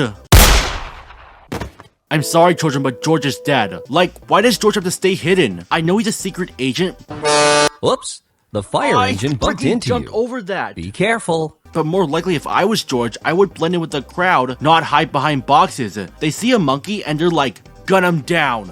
A secret agent. Nice job. Yeah, I don't have to do this. We need... Eventually, as I was editing, I came across Flashpoint. Oh, wait, you serious? Hey kids, are you tired of all the broken games being released? Are you wondering what time was like when Flash games dominated the internet when you didn't have Nintendo, Xbox, or PlayStation? Well, you, my friend, should get Flashpoint. I'm online again. So yeah, I was able to find a bunch of old PBS games with Flashpoint, except that I can't press the down key, so that makes certain games a chore to play. I was able to alleviate it with an on-screen keyboard. I even found some hidden gems in the rough like Sherlock Holmes. More specifically, a game of shadows. I made a good Japanese impression if I do say so myself. Unfortunately, since I'm going off topic to talk about what's essentially a promo for a film that came out 13 years ago, I'm gonna breeze through with this. It's a third-person Call of Duty clone with melee combat to boot. Yes. Double kill. I even tried out some other movie-based games on Flashpoint. A God of War clone called Wrath of the Titans, a GTA lookalike or maybe Hitman called The Man from U.N.C.L.E., a Soul Calibur copy known as The Hobbit, Dwarf Combat Training, and a Halo imitator called Live, Die, Repeat. And yes, I know the real title is Edge of Tomorrow, but I prefer Live, Die, Repeat. Like, I don't have a pistol, a shotgun. Like, I don't have a pistol or shotgun or an... Oh, crud. They are way more fun than PBS Kids games, which is why I wasted an hour of my life trying them all. Hey, no one told me the PBS Kids website wasn't able to run its games on a personal computer properly, just like their streaming service, which is also a disaster. To summarize, it's completely arbitrary. And we really gotta talk about PBS's handling of their streaming service because every company needs one nowadays, and this one is no different. Let's start with Arthur. Hey! Just as soon as his scroll wheel is finished. Yep, it's still going. It's still going. It's like taking out a shit. Let's speed this up. Navigating the menus is fine. At least you can easily click the episode you want. Except that not all the episodes you want to watch are available. Excuse me? How am I gonna watch certain Arthur episodes like Operation DW and The Return of the King? Oh, so you watch these episodes on Amazon Prime. Got it. But for families who can't afford the service, they're left buying the table crumbs for the free episodes. And to add further salt to this wound, you have to pay extra to unlock the PBS Kids section, meaning that you would have to pay $20 per month if you want to watch PBS Kids in full on Amazon Prime. First, I'll activate my Pot of Greed card. Moving on, Hero Elementary. And oh, you can't see the episodes you highlight over, or even the title of the episode unless you click on it, and skip to the part where the characters say the episode title out loud. And this one takes an even bigger case considering the episode's title doesn't appear. Eventually, I learned where you can find the episode titles. You have to click on the Videos tab of PBS Kids. Then it brings you to the Videos section where you can select the show you want to watch, and voila, the episode and their titles. So don't be drawn to that spinning wheel. Tell them they cannot get a girlfriend. Also, this pinball game from Ready Jet Go is ludicrously hard. I'm trying, and it's not freaking working. damn it! Eventually, I tried the mobile version. And guess what? It worked. Well, yes! So this pinball game wasn't made for high-end PCs that could run Baldur's Gate 3. It's a mobile game disguised as a flash game. I'm done with this. Anyway, back to the neighborhood. Would you be mine? Could you be mine? Won't you be my neighbor? Daniel Tiger's Neighborhood, a show by Fred Rogers. Oh god, here we go again. Okay, so this show wasn't created by Fred Rogers, but it is based on a character from Fred Rogers. In Mr. Rogers' Neighborhood, there were segments of the show in almost every episode with characters as puppets. Even Arthur is here. Anyone remember his cameo? Live action characters would interact with these puppets, so PBS Kids, wanting to preserve Fred's legacy, greenlit Daniel Tiger's Neighborhood with the help of Super Why creator Angela Santomero. Everything about this screams Fred Rogers. The theme song, morals, and even characters were brought over. Our main character, Daniel, is Curious George. He's curious, daydreams, and generally helpful. I can't say the same about his group of friends. Katerina, stop! So basically every PBS Kids show that has been done before. You see where I'm getting? Except to me, it wasn't as good as Mr. Rogers' Neighborhood. To me, it feels a little too... what's the word? Juvenile? I mean, in this day and age, I understand that there's a lot of serious issues like racism, violence, and prejudice, but to me, that's when PBS Kids is starting to lose my interest. Now, before you dive into the comments and type, "My 4-year-old niece loves the show, you're just a teenage Edward baby eater." Okay, that was brutally cold, as a penguin pooping on an iceberg. If you still like PBS Kids, I want you to know that you're swell. Don't let me change your view, but maybe drop what you're doing before feeding the troll, because this is coming from a guy with no cable and learned the value of pirating. I think by 2012, PBS Kids really took a nosedive in quality. Now the shows currently are serviceable and innocent enough, but they just lack what shows like Fetch and Redwall had, a sheer sense of appealing to an older audience. And before you argue that parents will appeal to this and say that they'll be watching the show with their kids, you can't always be there for them. Sometimes you'll just plop your child in front of the TV screen and switch the channel from your news report to PBS Kids. Oh yeah, I forgot Al Roker's making a show for PBS Kids called Weather Hunters. What a storm that'll be. You know that a show failed to impress when you watch a new show of PBS Kids and then later switch to an old one. After watching reruns of Daniel Tiger's Neighborhood and new episodes of Cyber Chase, I did what every virgin like me did. Go back and watch old episodes of Fetch and The Electric Company. Those were great and did what the subject they were intended for. PBS Kids had a diverse amount of content during its peak era, and it was full of shows that appealed to adults and children. But now, PBS Kids shows to me are only appealing to children. And before you argue that kids shows can't appeal to teens and adults nowadays, Bluey, Hilda, Amphibia, The Owl House, kid shows that had appealed to all ages. What does PBS Kids have? An edutainment show about basic problem solving featuring either a girl who speaks Spanish like Dora or wombats. Yeah, just wombats. That's it? PBS Kids nowadays is rehashing their old ideas from older shows and retooling them into their new shows. I mean, rather than aim for older kids with PBS Kid Go style shows that appeal to young children as well as old, with either a story arc, deep plots, conflict between characters, or maybe an Aerosmith references. You can use my laboratory in my garage. Walk this way. PBS is playing it safe. Again, and they'll just develop more shows aimed for preschoolers. Yet again, at least they aren't incorporating Dan Schneider humor and replacing that with Chariots of Fire. Thanks for helping me out, TV Tropes. From an ethical standpoint, it makes sense considering that PBS aired this show 13 years ago. And probably want to distance themselves from it, from the controversy it caused. In reality, there was no controversy, and moral guardians are pussies. End of story. Peg plus Cat, about a girl named Peg and her talking cat named Cat. Yes, his name is just Cat. Whatever, I still prefer Dog from The Walking Dead. Who's a good boy? Yes, you are. The show is instantly adored due to its upbeat nature and animation style. It's graph paper, but like any other PBS Kids show, it's characters who have a problem and we must solve the problem. Ugh. Here we go again. Right. Peg is voiced by Haley Faith Negron, who was 10 when she was cast. Amazingly, this 10-year-old actress won a Daytime Emmy at 11 for Outstanding Performance for an Animated Program. This kid has skills. So, what about the show itself? Well, Peg here likes to exaggerate stuff. We are totally ausgefreakt! Sind Sie ein verkleideter Schurke, ein Jude? But to be fair, she is just a kid. What about Cat? The voice of reason, of course, and also getting stuck in trees. Please don't tell anyone. It's getting embarrassing. Hey, look, it's a cat stuck in a tree. There's also Ramon, who's basically Cat but as a human. But my favorite character in the show happens to be the baby fox. He is so adorable, yes you are. But there's not much to add when talking about the show. Imaginative girl? Check. Animal sidekick? Check. Voice of reason? Check. Same stuff? Different show. Why am I even talking about this? It was 2013 when the show came out. What also came out in 2013? I will not fall into despair! And what also happened a decade later?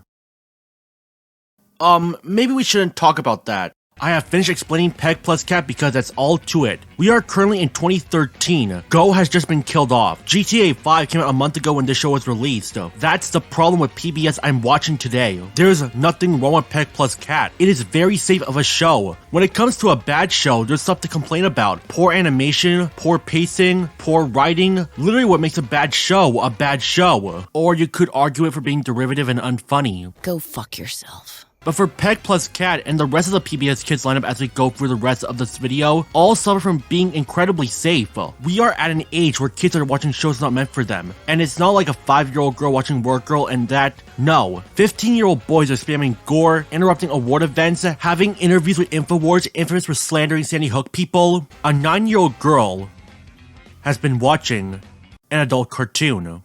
Shame on you. When it comes to PBS Kids content, I'm gonna spoil this for you. We're gonna get this throughout the entire rest of the video. This is boring. To what, we're like 2.5 hours in already? I hope you're not dead, unlike the budget I have left for making this video. YouTube Kids nowadays are like if you take 2 pints of rainbow sherbet ice cream and combine that with Skittles, Fruit Loops, and whatever colorful candy exists. Eat that up and regurgitate it into your 4-year-old's mouth. Times that by 8. Now take that same thing for PBS Kids, except remove all the flavor. You are left with the main order of a nothing burger with tap water for its side, with another side of fuck all. Good morning, Krusty Krab! You know what?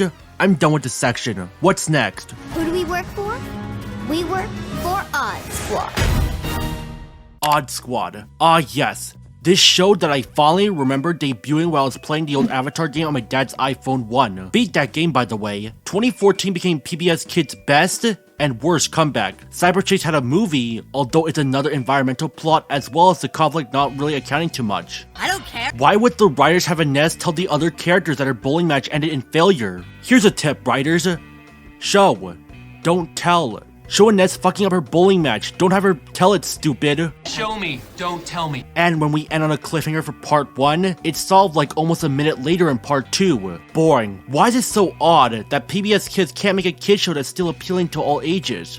Hey, what you guys want to bust my balls for, huh? Oh wait, Men in Black 3 came out. You know, this should really be a good idea for a kid show. Oh, sure. Enter Odd Squad. It's fine. Think Men in Black meets Codename Kids Next Door. That's the show. It consists of an organization around the globe run by kids who must solve odd cases around the world, basically Canada, using math problems and gadgets. But despite featuring a spy organization run by kids who fight adult villains, it's not KND. What the hell did you expect? Because this is a PBS Kids show. I think PBS Kids might have seen how Codename Kids Next Door treat its characters where adults and teenagers are the villains, along with the delightful children from down the lane who in the show is meant to be a representation of well-behaved children. Might have encouraged its viewers to do the opposite. What do I mean? I mean to PBS Kids' eyes, viewers of KND will interpret that it's okay to disrespect adults, break rules, and eat loads of junk food without repercussions. Just as I suspected. Root beer. Soda is good for you. Every one of you caffeine-crazed brats is put away for a long time. But not every adult or teen was evil in KND. Maurice is a good example. A few years late, but I kept my promise. What about the family members of Sector V? And we're not talking about little brothers or sisters. We're talking about the OG KND agent, Monty Uno, aka Number Zero, one of the founders of KND. Whoa. Anyway, where are we at? Oh yeah, Odd Squad. Akin to shows like The Loud House or 101 Dalmatian Street, almost every character's name begins with an O. Olive, Otto, Oscar, and Oprah. I mean Miss O. I need a juice box. I need a juice. Okay, Maybe you did know that about me. No shit, Sherlock. Or I should get something for lunch. McDonald's sounds nice. Do you want to go?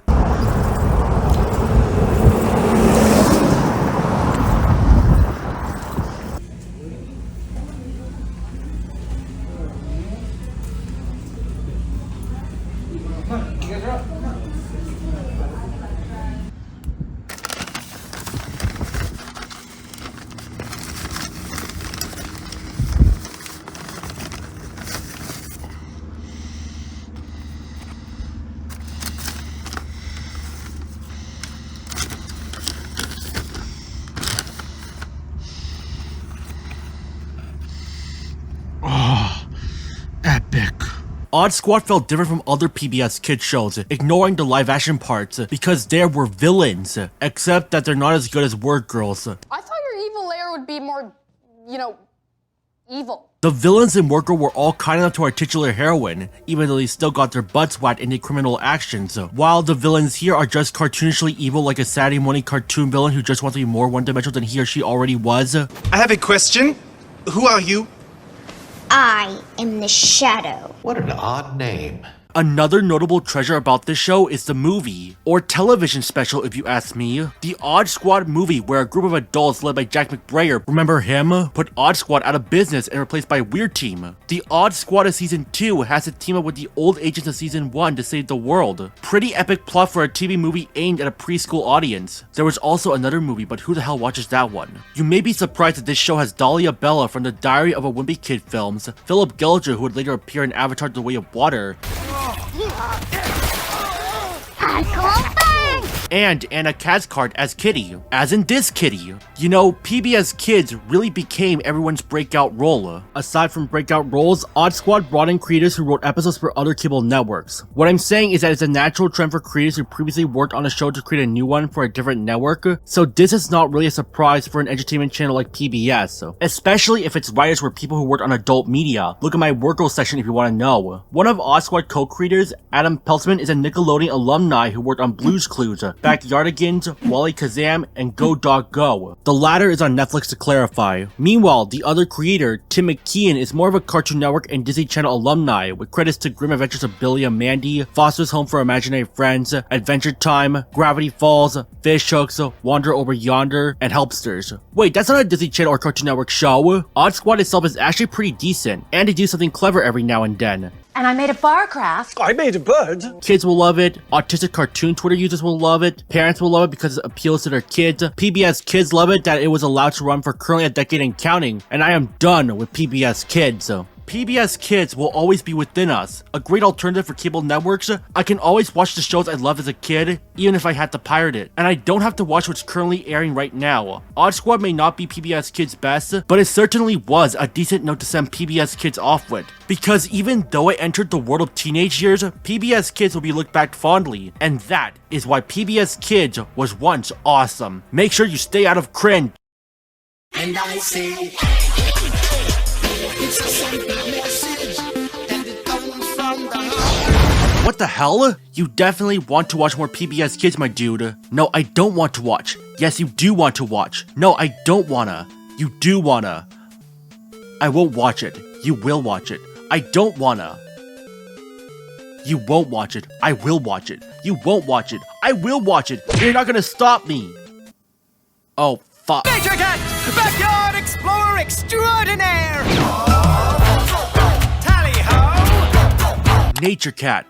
Tally-ho. Onward and onward! The year when it came out in 2015 was the age when I got older, and more of a guy who wanted to watch certain shows rather than just watch anything that came on, mainly because I was too much into Arthur, Fetch, Odd Squad, and Wildcrats. Also, Saturday morning cartoons were dead. So long, 4Kids, I never grew up with you. Bye! Look out! It's gonna blow!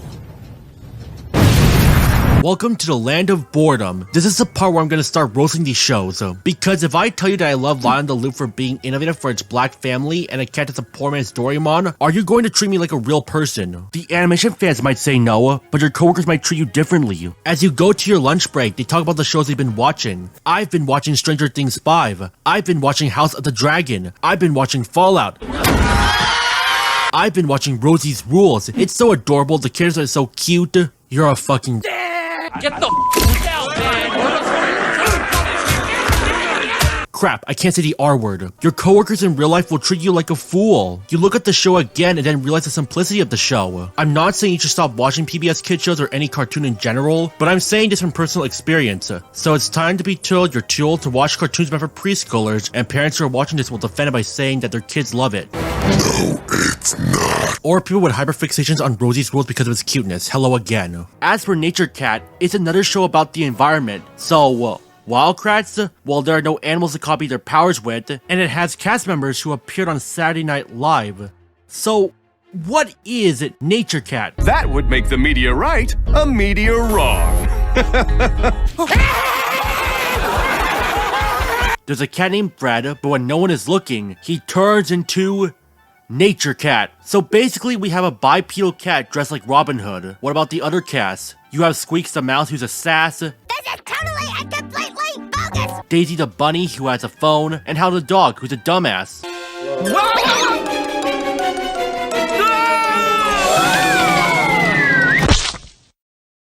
Yep, interesting. You also have Ronald the Cat, who serves as the bad guy, albeit not really, and is voiced by Kenan Thompson, at least when it came to the first season before being replaced by another actor I never heard of. It's fine, I guess. Harmless? Yes. Adventurous? Yes. Nature Cat being voiced by an actor who later appears in Across the Spider-Verse? Yes. But that actor also defended Brian Peck, the actor who abused Drake Bell in court. Not a good look, Taron Killam. But to me, maybe it's time to sail the high seas. Pirates. I'm not going to talk about the episodes because they're standard fare, but everything else is already something I've seen before. It seems that modern PBS Kids is really wearing down on me. Before you argue that I'm just a guy who prefers story-driven episodes rather than episodic episodes, then I'm going to say this. Come closer. Yeah, get closer here. Come over here. Animation is not always cinema. Now, if you'll excuse me, I got Baldur's Gate 3 to play. You creaking old bag of shit! Ready, Jet, go! Jet Propulsion, that's his name. Ready, Jet, Go, a show made by Craig Bartlett, creator of Hey Arnold and his second PBS Kids show after Dinosaur Train. Ready, Jet, Go is essentially the Zula Patrol, aliens learning about space. Oh, I'm sorry, for a much better term, astronomy. Only unlike living on the planet of Zula and not fighting a Darth Vader parody, it's aliens living on the planet Earth and learning about the planet. Where did the aliens come from? Allow our main hero, Jet, to tell you. People of Earth, you ain't seen nothing yet. I'm from Fortron 7 and my name is Jet. I don't know about you guys, but when you have a house, a pet, and know how to speak English with the voice of Tales from Sonic Prime, you kind of already learned Earth. Not aliens, they're Earth-lians. Alright, let's move on to the characters then. We have Sydney, Mindy, and Sean. We also have Jet's parents, Carrot and Celery. I think they want to call themselves Garrett and Sally, but they got an F in naming themselves. They're here on the planet Earth to study about it and report back to Boardtron 7. I had asked you to go to an Earth shopping mall center and buy a juicer. A gift for my wife. Okay, but they don't seem to understand. Earth isn't theirs to conquer. Even though you have a house with no permit, but alright. They're idiots, but understandable since they're from another planet. They also speak like they're in Fairly Odd Parents. You know, the over-dramatic voices that sound a lot like Mr. and Mrs. Turner. Thanks, just trying to make a great Earth meal for your brother Zucchini. Well, that's a mistake. I'm going out there to prove men can be just as beautiful as women. That's sweet. I'm sure Zucchini will like anything you make. What a coincidence! I have a son named Timmy. I've also got a new pet alligator snapping turtle I found in the bathroom. They would be great fits for actors Darren Norris and Susan Blakeslee. If they had them! Sorry, I'm not really mad that PBS didn't have them. It would have made the show 10 times more interesting. So, what else is special about the show? And you're a normal Earth dog. Perfect. Oh yeah, Jet also has a pet that looks like Azumarill but with a thicker tail and not blue that's named Sunspot. And he's like any other cartoon character with a pet. Also, Sunspot's tail can glow. He also has a computerized face named Face. Okay, you know what? Aside from Craig Bartlett, is there any notable crewmates? Well, Odd Squad actor Dahlia Bella is back again as one of the characters Sydney, only for the first season. Cool. There was also a movie. Cool. There's also live action segments featuring astronomer Amy Mainzer doing whatever goofy stuff she's into. I'm running out of energy by this point, and I'll just say this. It's time to move on. Ready, Jet, Go is a serviceable cartoon, albeit generic and forgettable, like everything else that's currently airing on PBS Kids. I'll go watch more Fetch instead. Save me from the boredom? And if you're questioning why I'm rushing through with this modern PBS Kids content, it's because I am rushing through with modern PBS Kids content. What else is there to say about it aside from what I already said? I have to keep rechecking my script to make sure I didn't say my problems with the modern era that's PBS Kids today. Again, and again, and again. I also had to skip a number of shows because there wasn't much to talk about them. I'm sorry to people who loved Wishbone, and to this Jack Russell Terrier named Soccer, who played him, is now dead. What have I become? A sadist who refused to acknowledge the past? Or am I an initiator of nostalgia? At least Robot Chicken acknowledged Wishbone. Also, before I leave Jet behind to skip 2017 because PBS Kids didn't air any new show in that year, Craig Bartlett has said that Jet Propulsion is bisexual. So there's your LGBT representation right there. You want a main character that's queer? You got one right there. And you have the legion of right-wing fanatics calling PBS Kids groomers for celebrating Pride Month. I love Twitter. Everyone's different and really they're just like you. Let's Go Luna, another show from a Nickelodeon legend. This time it's Joe Murray, creator of Rocko's Modern Life and Camp Lazlo. Hey Edward, there's a party in my pants, and you're invited. Get lost. Is this a giant fight? Why can't everyone just get along? Do you like the wacky humor that is Rocko's Modern Life? Do you like whatever the hell Camp Lazlo was? Then you're gonna find Let's Go Luna to be a fine show. To this day, when I search up Joe Murray on Twitter, many users do not know the Rocko's Modern Life and Camp Lazlo creator also worked on this show.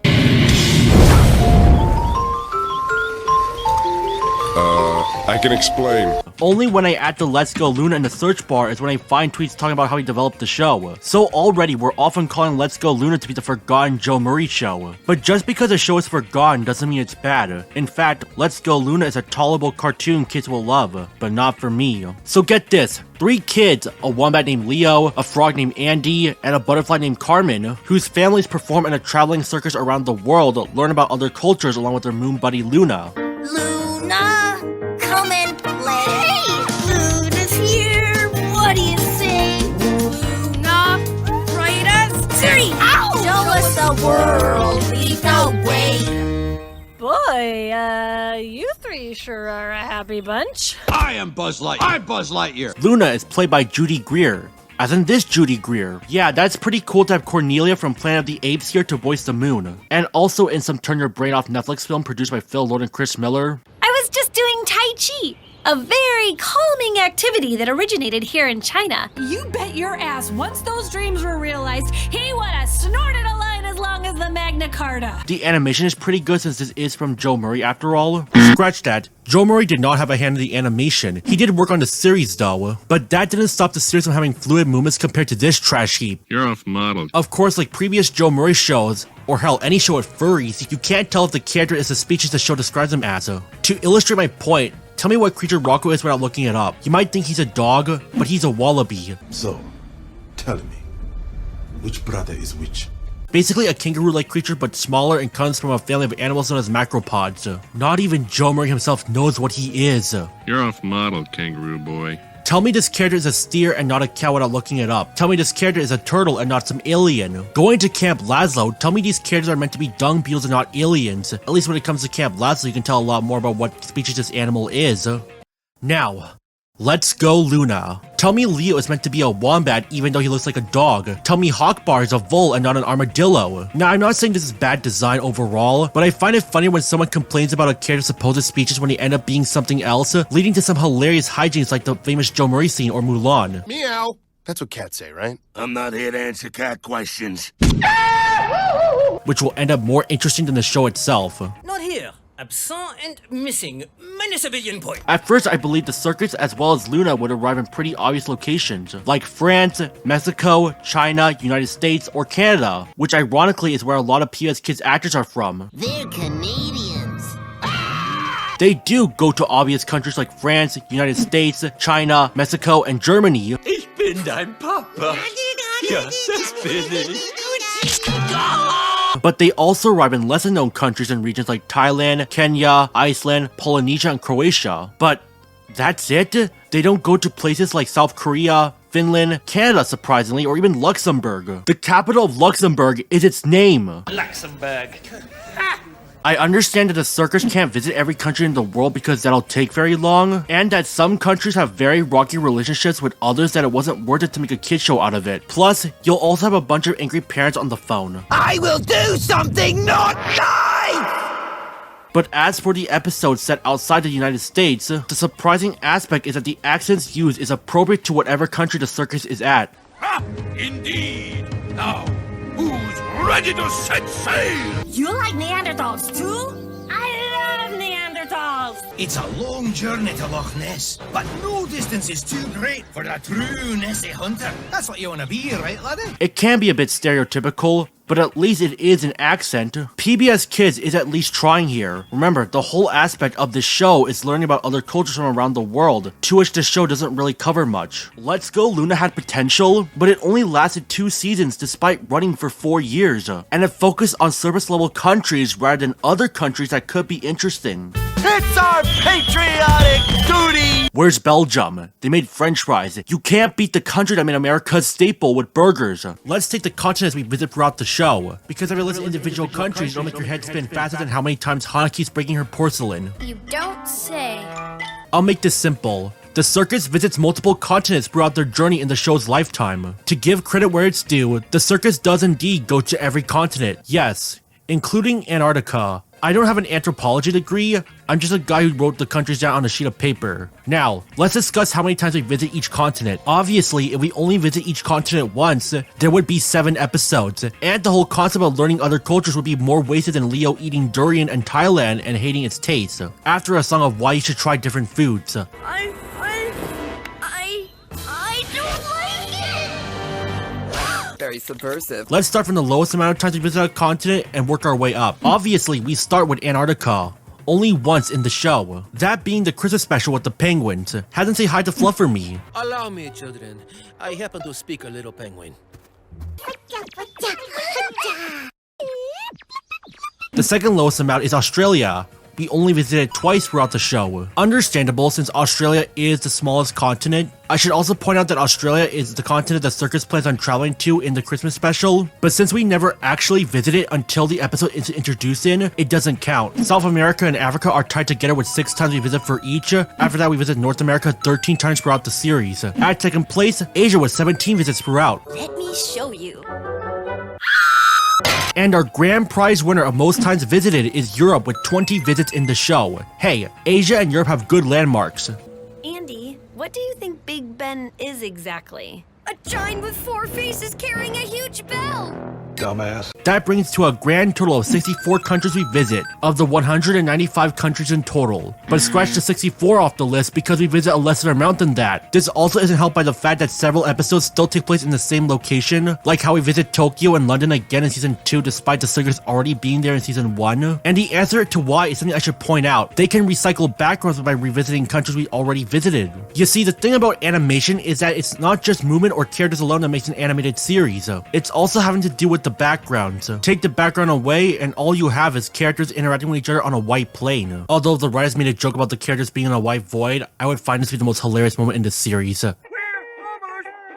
This is brilliant. But back to the backgrounds. Backgrounds must exist so that the setting feels more natural. If you take Avatar The Last Airbender and remove all the backgrounds, would that show have any meaning anymore? Will it just end up looking like a bunch of stick figures doing kata? Back to Let's Go Luna. Drawing new backgrounds takes time and money for the background artists, so it's cheaper to recycle some areas as well as rerun episodes that have already been completed. Unless you don't really bother when watching the full series, you'll be like, didn't we already visit London? So how many countries did the circus visit in reality?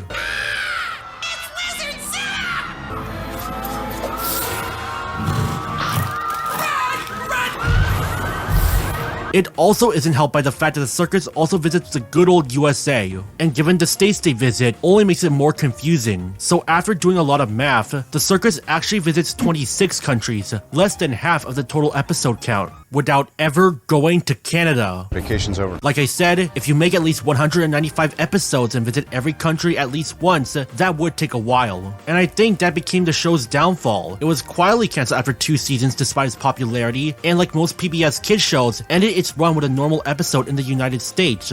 I would appreciate it if they ended their travels like Washington DC and performed for the President of the United States of America, and then the circus ends the performance with a big encore with Luna saying that there are more adventures are yet to come. Hey, not all ideas had to be dark and grim, although that would be something. Let's Go Luna exists. I'll just say this, the animation may be the best part of the show considering that it was made by the same guy from Rocco and Laszlo. You could find enjoyment with this, but I had way more enjoyment watching the Rocco's Modern Life special on Netflix. Especially considering that, spoiler alert, the special has a transgender character named Rachel that isn't a background character. She's actually a major character. And look at this, transphobia in a kid show? I have no daughter!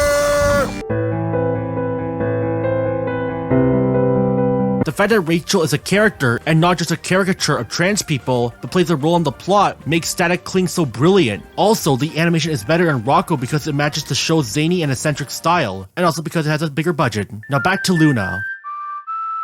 I don't recall any Joe Murray fanboys aside from a small portion of them talking about it. Most of the time you'll just see Camp Laszlo shit. Mainly because for someone who's known for adding raunchy humor to his shows, the fact that Joe worked on this educational material is enough to scratch heads from Camp Laszlo and Rocco fans. And because cartoons are for entertainment, why would you want to watch a preschool show that teaches you about other cultures when you could probably learn that in school? And this isn't to say that there weren't crew members and cats who put effort to it. I feel so bad that the crew who worked on the show are probably watching this and feel like their work has been for nothing. Joe Murray deserved better, the cast and crew deserve better, PBS Kids deserve better, the show needs a proper send-out that isn't just a regular episode. Remember, there's always tomorrow. There's not gonna be a tomorrow.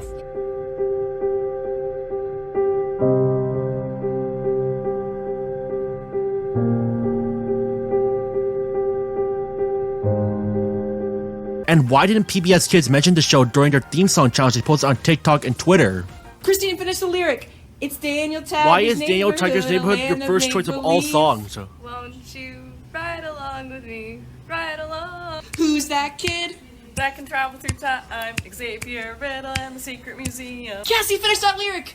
Come along and Holy take shit, my Dragon hand. Tales. Let's all go to Dragonland. This to me was the end of the road for watching PBS Kids. Now since this video started out as something positive and later became more vitriolic, I might as well commend the channel for something. It can be a good cheap alternative to those without cable, but everything else to me, as in the subjects we learn and entertainment value, overshadow my positives. I might as well go through the rest of PBS Kids library. I'm gonna get so bored that I'm gonna shoot myself. But ready for adventure? Who's that kid who can travel through time? Xavier Riddle and the Secret Museum. You can't deny this theme song is a banger. Xavier Riddle and the Secret Museum. Xavier Riddle and the Secret Museum. Oh, sorry. Xavier Riddle and the Secret Museum. Shh. You know I'm just gonna refer to him as Xavier PBS Kids. So 3 kids learn about historical figures, which is something PBS Kids didn't touch upon much. But didn't we have Liberty's Kids? Turn up that awesome music. They go through a time machine and learn facts about history. I mean, it's something different, alright? And some of the historical figures are a mix of people you already heard of, like Fred Rogers, George Washington, and Abraham Lincoln. But then there are lesser known historical figures such as James Naismith, Arthur Ashe, and Confucius. Yeah, I must dig 2 grades if I keep being vitriolic about it. I mean, it's apathetic. It's serviceable, there's nothing wrong with it. I'd rather not get angry over a kid show. Instead of talking about the show, let's talk about the story behind the book series. Yes, you heard that right. As with Arthur, Berenstain Bears, and Curious George, Xavier Riddle is based on a children's book series by Brad Meltzer and Chris Eliopoulos, known for their works on Marvel, DC, and political thrillers. That stuff isn't important for this video, especially when Brad helped find the missing 9/11 flag. What really inspired the series was when Brad's children watched reality stars on TV, as well as popular people, and told Brad that they were heroes to them. Of course, Brad didn't take it well, and wanted his kids to be introduced to real heroes. It is a total disaster. AKA historical figures. Plus Brad is here. In case you can't tell, he's a self-insert of the author. About the books themselves, they're pretty good. Phew! Like the show's animation, the art doesn't make me want to claw my eyes out. It's easy to understand and follow, and it made a girl go as Amelia Earhart instead of a princess. Wow. But the actual historical figures selected are kind of questionable. Everyone's here. Sacagawea, Abraham Lincoln, the vampire hunter, yes, that's a real thing, and Gandhi. Then we move on to Wonder Woman. Then there's Batman and Superman? What kind of historical figures are they? Explain it, Brad! Chase it, chase it, chase it. Anyway, we're done with Xavier Riddle. Let's go to the future. Oh look, I'm getting a video call. Hey everyone, it's me, Molly! Molly of Denali, co-created by Wordgirl creator Dorothea Gilman. It's also, drumroll, Mid. It's a show about learning Alaskan culture along with some environmental morals. Because Martin and Chris Pratt are here. Wait, hang on! This channel is a boring dumpster fire right now. I don't give a fuck what y'all think. You can't give me an excuse saying that I'm a nostalgia tard. I stand unshaken. Sorry, false alarm. Let me just get this out of the way. This show deserves your apathy. It's not terrible, but why would I watch a show when I have a much better show to watch over this? But at least this dog is cute. She's about the only thing keeping my attention span right now. Also, Molly is a YouTuber who vlogs about her life as an Alaskan. Don't spill the tea, Molly. Like and subscribe to this channel for more awesome content. What's next? We all belong at Hero Elementary! Hero Elementary, a group of preschoolers learn to be superheroes. It's about as generic as it sounds. Excelsior. And there's also no villains. Also, why is autism a superpower now? There are some things I'm really interested in. So autism is kind of like your extra superpower. The only hope is the sweet relief of death. Aren't people with autism just supposed to be people with autism? Some could argue that Rayman was pretty on the nose when he depicted autism, but that was 1988, and this show aired in 2020. What's this show's excuse? They also went through the default loud noises that are unsuitable for autistic people, which is true to some texts, but I'd much rather watch something like Extraordinary Attorney Woo or Atypical. Why am I watching kid shows again despite not being the correct age demographic? When Carl the Collector hits PBS Kids by the time I edit this video, I'm gonna have a field day for this one.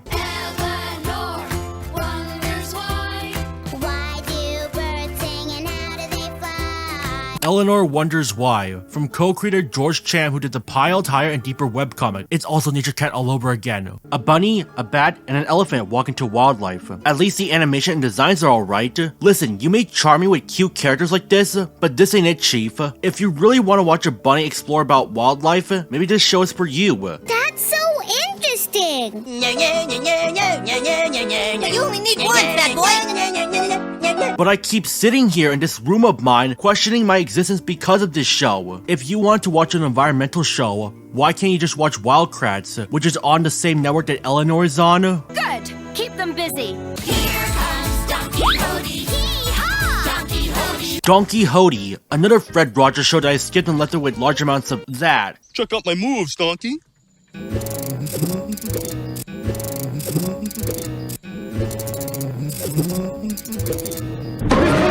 It's a little hot in there, Purple Panda. Oh wait, there's someone inside, I'll save you! At least it has puppets like how Fred Rogers did for the original Don Quixote. But why am I watching this again? Just to suffer? You know, we should talk about something else PBS Kids is doing for their shows. More recently, they've been including episodes with American Sign Language. That's great and all for kids who are deaf, but then you realize you could just turn on closed captioning, and that makes this interpreter unnecessary. Wait a minute. This doesn't look right. It's not like deaf kids are gonna understand sign language right off the bat. It takes time. These shows are getting so boring that I can barely talk about this for more than a minute. That's how soulless this felt. I just want to go back to the old days.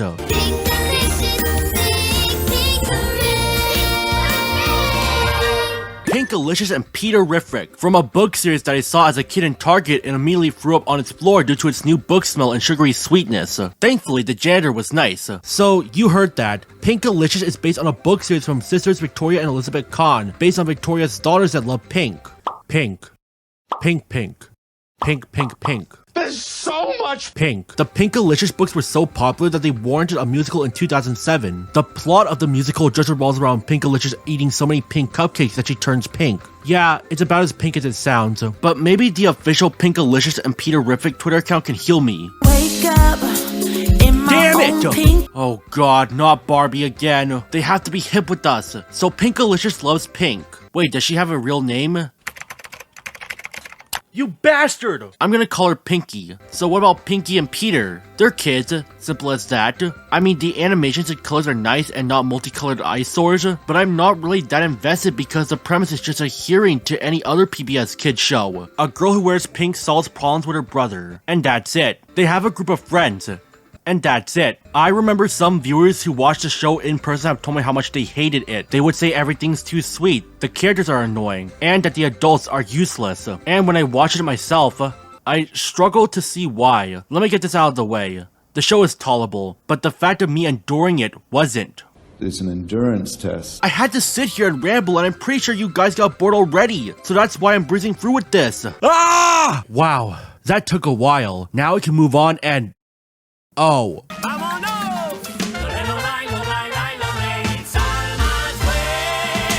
Alma's Way. Lin-Manuel Miranda composed the theme song. That's the only notable aspect about the show. Aside from that, a 6-year-old girl solves problems with her family. I also learned that this show aired around the same time another HBO Max cartoon called Little Ellen debuted. Now, I'm not going to go into detail about Ellen DeGeneres' controversies, but it's highly encouraged that you watch the Right Opinions video on it. But like both shows, there's nothing that'll keep me invested. Although some people might prefer Alma's Way because of Lin-Manuel Miranda and the fact that Ellen DeGeneres is not involved, you can watch what you want, but I think you deserve better if you sail the high seas. Also, I haven't discussed much about the show itself, but I'd like to point out my biggest gripe, the animation.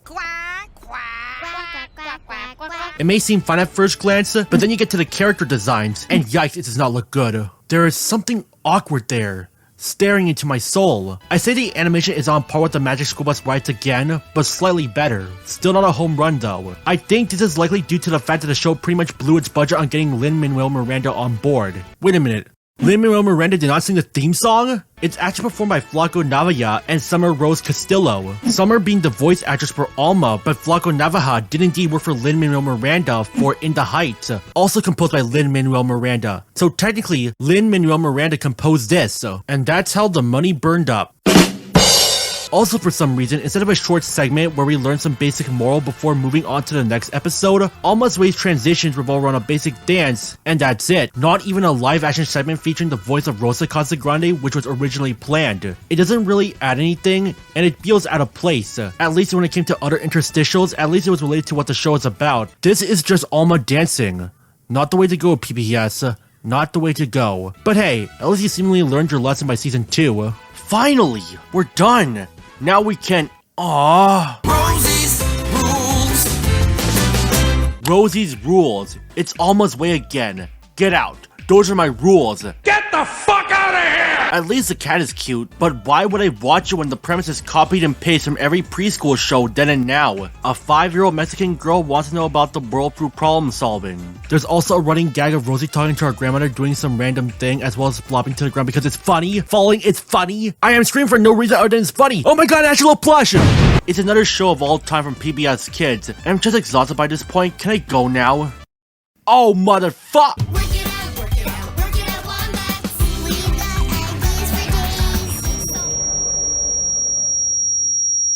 Work it out, wombats. Wombats solve problems instead of humans. For those of you keeping track,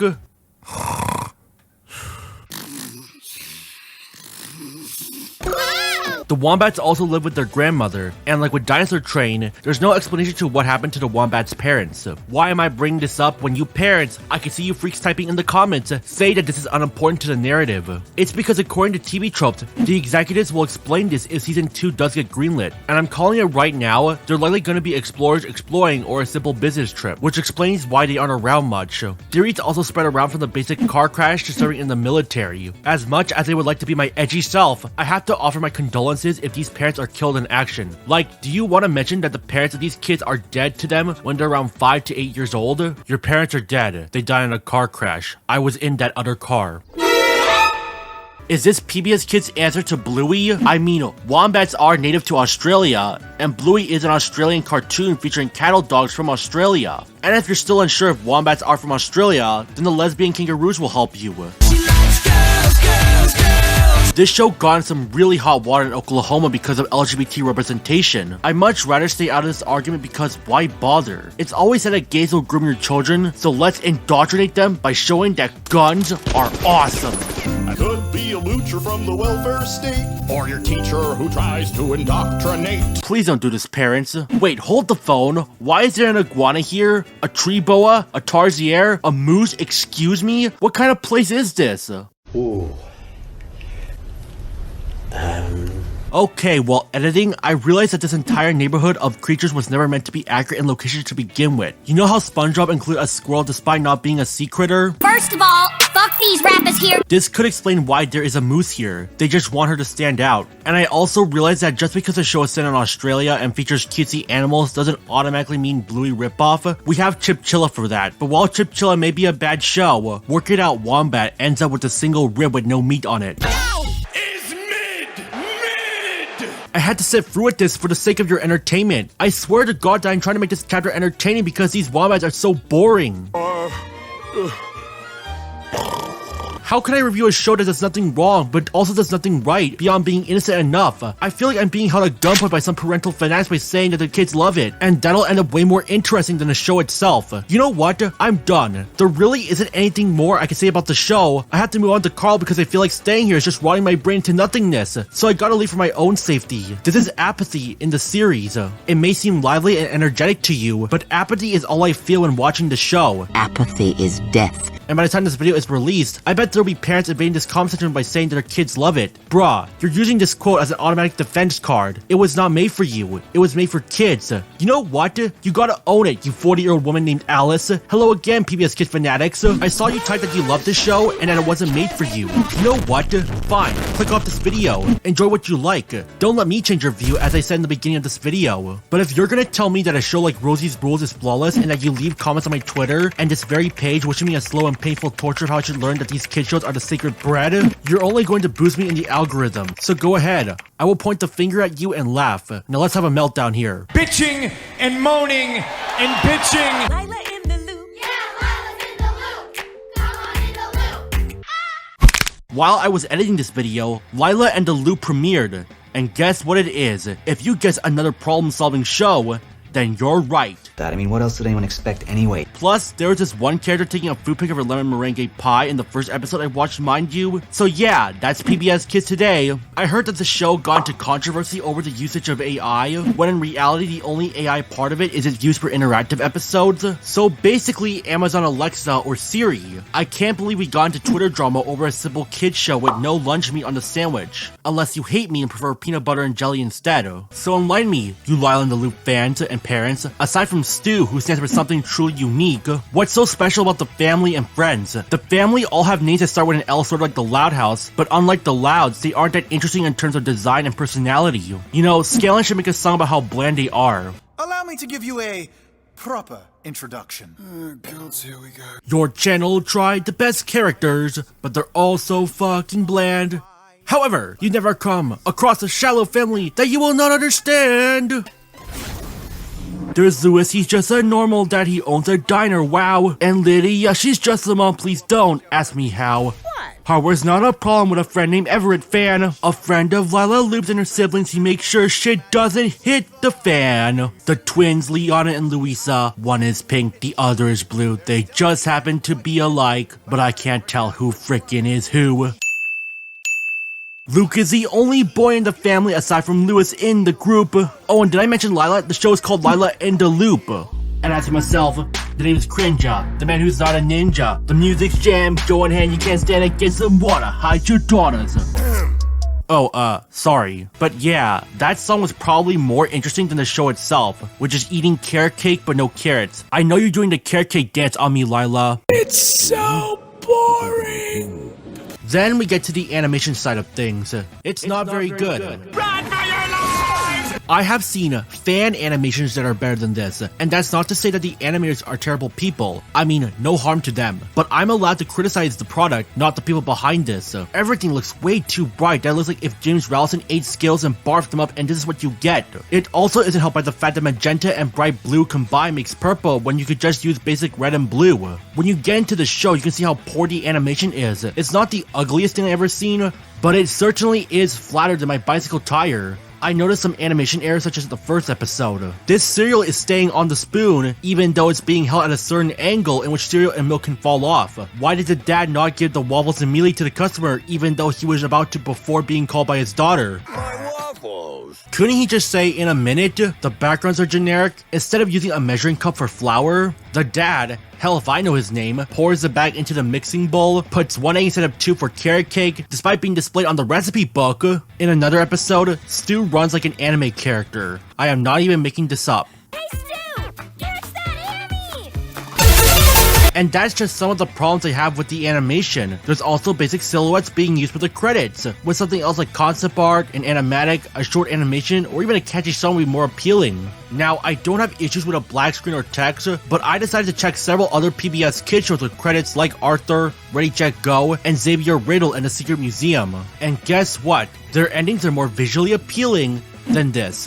Even going to adult shows like The Last of Us, which has a black screen and text, they have credits with a catchy song to boot. Fallout has silhouettes, but also had a catchy song that replicates its retro style. Even kids shows like The Loud House had a catchy rock song. What does Lila have? Silhouettes, and an instrumental rendition of its theme song. Quite the bare minimum, like a Krabby Patty with no flavor since the theme song is generic. It looks so generic that I swear I could do this with little experience at all. You know what? I'll do it!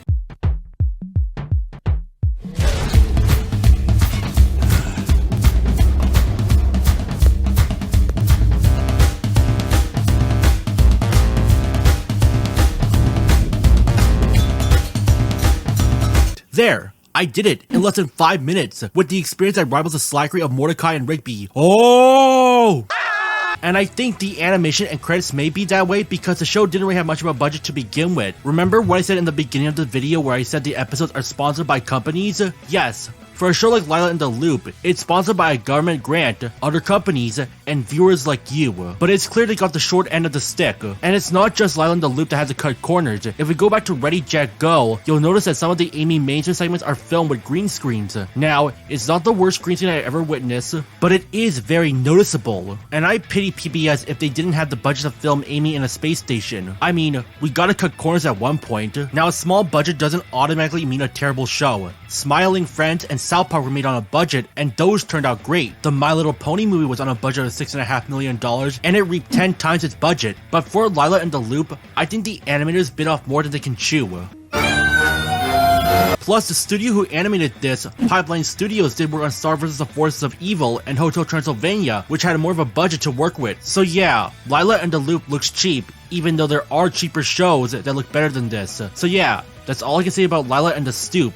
Parents and PBS kid fanatics, if you really want a much better show that features a similar cast, check out Craig of the Creek, which finished its run by the time I finished this video, Moon Girl, or Fairly Odd Parents: A New Wish, the latter of which also features a Vietnamese character who's part of the main cast, and Jasmine's a way more interesting character than the generic Guy Everett. And if you still wish the worst for me because I'm part of that nostalgia tard crowd, write a paragraph explaining what makes Everett an interesting character. Pause the video. Write up an explanation of him as a character that isn't just a generic nice guy that works at a hardware store.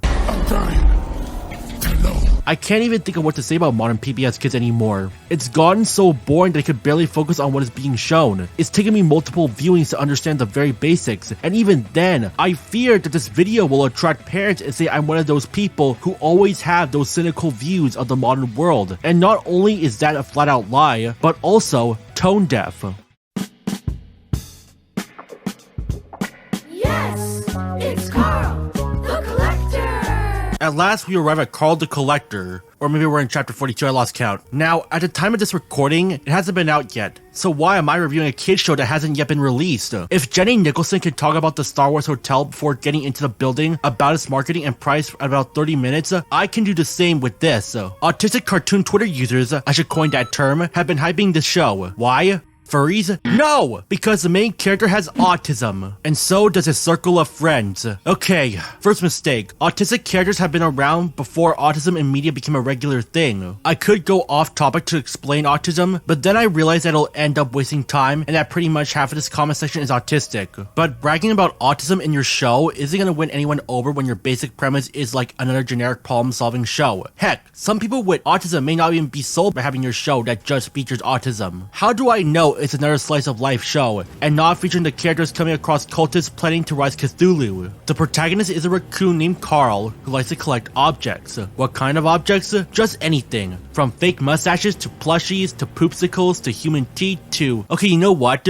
I made the last two up, just for the sake of your entertainment. Because if I told you about the actual show, you would get bored and shoot yourself. So let's talk about Carl and his history first. Who's the creator? Why was it greenlit? Okay, maybe that was explained already with the autism segment. Will I be able to survive this show without a legion of ACT youths flooding this comment section, telling me a slow and painful death for simply bashing the show? Okay, you can enjoy the show if you like. This is Zachariah Ahura, but I'm just gonna call him Zach for short. He's an author and illustrator of several children's books in his lifetime, including one featuring squirrel versions of Batman and Robin. Muffin Man is here for good measure. That don't make no sense! The first thing you'll notice about Zach is his art style. Acrylic paint and Sumi ink can go a long way, and it does seem to translate to the promotional image we were probably shown about Carl the Collector. Anyway, this show was 8 years into the making, meaning that this was first pitched back around 2016 to 2015. Aside from this image, at the time of me writing this script, we never got a promotional teaser where we see the animation in action. No theme song, no interstitial, there is nothing. You lose! Good day, sir! Kids won't know about this, but eventually, Zach started teasing it on his Instagram account. This is the only known publicly available screenshot of the show. It just features a Fox character doing something, I guess. We later learned that this character is named Lotta. And she's an artist and musician despite wearing an outfit that looks like it belongs to a mechanic. Also, going back to this image, it doesn't showcase her being an artist or musician. Maybe it'll be revealed in the theme song. But in any case, like Carl, Lotta is also on the spectrum. In fact, every character you see in the promotional image is autistic, but PBS also said it will feature neurotypical characters, based on neurotypical characters being Carl's parents. Just a day after writing this script, and before being set on recording, the theme song was released on Twitter. Just after I posted this on Twitter, like somehow, through all of this, PBS must have somehow found about my tweet and decided to shadow drop the intro, or someone leaked it, I don't know, but in any case, oh god, is it bad? Yes, it's Carl, the Collector. Like, it's one line repeated over and over again. It also doesn't fully convey that the characters are autistic. Even when it comes to other theme songs, at least they explain what the show is about. Sometimes an intro without lyrics can be helpful, but I don't think even this can be excused. Because all I saw was Carl riding a bike with his friends and meeting Lala, who is still not shown to be an artist. There were instances of Carl collecting in the intro like a button or a scout camping badge, I don't know. But he's smelling it, and judging by the green lines, it doesn't smell like flowers. In fact, it's implied that the bun he smells is one of a pickle. At least isn't the stinky sock. Let me tell you that pickles have a very bizarre aroma. The smell might be too pungent for someone with hyperactive sensory differences common for autistic people. The only other time he's shown collecting is a jar holding his collection of random objects like a dinosaur made of lint, a marble, a pine cone, and a button. What really bothers me is that the objects are not sorted equally. Look at the other jars containing objects that were collected. They're all sorted evenly. Toy cars, pom-poms, marbles, watches, and nuts. Autistic people have a tendency to sort objects evenly, so unless this is done for visual effect, I find it very hard to convince me this boy is autistic. In fact, if you look at the background, most of the objects Carl has collected has been sorted equally, even down to the color. Now, before you type in the comments saying I'm an ableist piece of shit for supposedly questioning one's autistic freedom, there are some things I liked. I liked that Carl was hiding in a pile of stuffed animals and rising like a phoenix from the ashes. Heck, they even got some autistic traits right, like Lola twirling her tail. They even got Carl flapping his paws, also common for autistic people. I think it'll be much better if you introduce your character in some form of establishing character moment, like show Carl collecting, show Lana drawing in his sketchbook, show Forrest the squirrel into running around like Sonic the Hedgehog, show Sheldon the beaver working on a machine because it explains to us that he's a flexible thinker, and finally, show the twins Nico and Arugula doing nothing, because their personalities is that they are nothing. In fact, I cannot tell which one is which unless we get to the transportation they ride in, and even then I find it very lackluster in personality. You know what? The supposedly thrilling and fascinating intro didn't sell me. Let's go check out the totally rocking website, because there is one. I suppose one couldn't hurt. Do you like the complexity of having the same printable coloring page 5 times in this activity section? Or how the visual quality is about on par with a Switch Cloud port? These are probably the best graphics I've ever seen in my life! Or how about the games where all 3 of them have the same title, which will confuse parents and kids? Yes, I know this is a website under development, but I was confused when I first saw it. Anyway, so I tried all of them. The first game is about Carl collecting stuff. Hey, the name of the title! So we move around collecting objects. Can I break into this coffee place? And there are rare items? Is this Baldur's Gate 3 all over again? Aha! I found a rare item. A hammer is the rare item. Can I club Carl with it? Nash is pointed out to you by Sheldon. Hey Sheldon, help me find my wallet. Also, look at his front view. Look at his front view. Look at it. Look at it. Look at it! Look at it! But hey, there's inventory management. My favorite. Yes, our first finished collection. Hi, Carl. What are you collecting today? Why do you sound like a boy, Lotta? Lotta. Next game is Fuzzy Town for freestyle. Fuzzy. Wait, is the recording Microsoft Sam?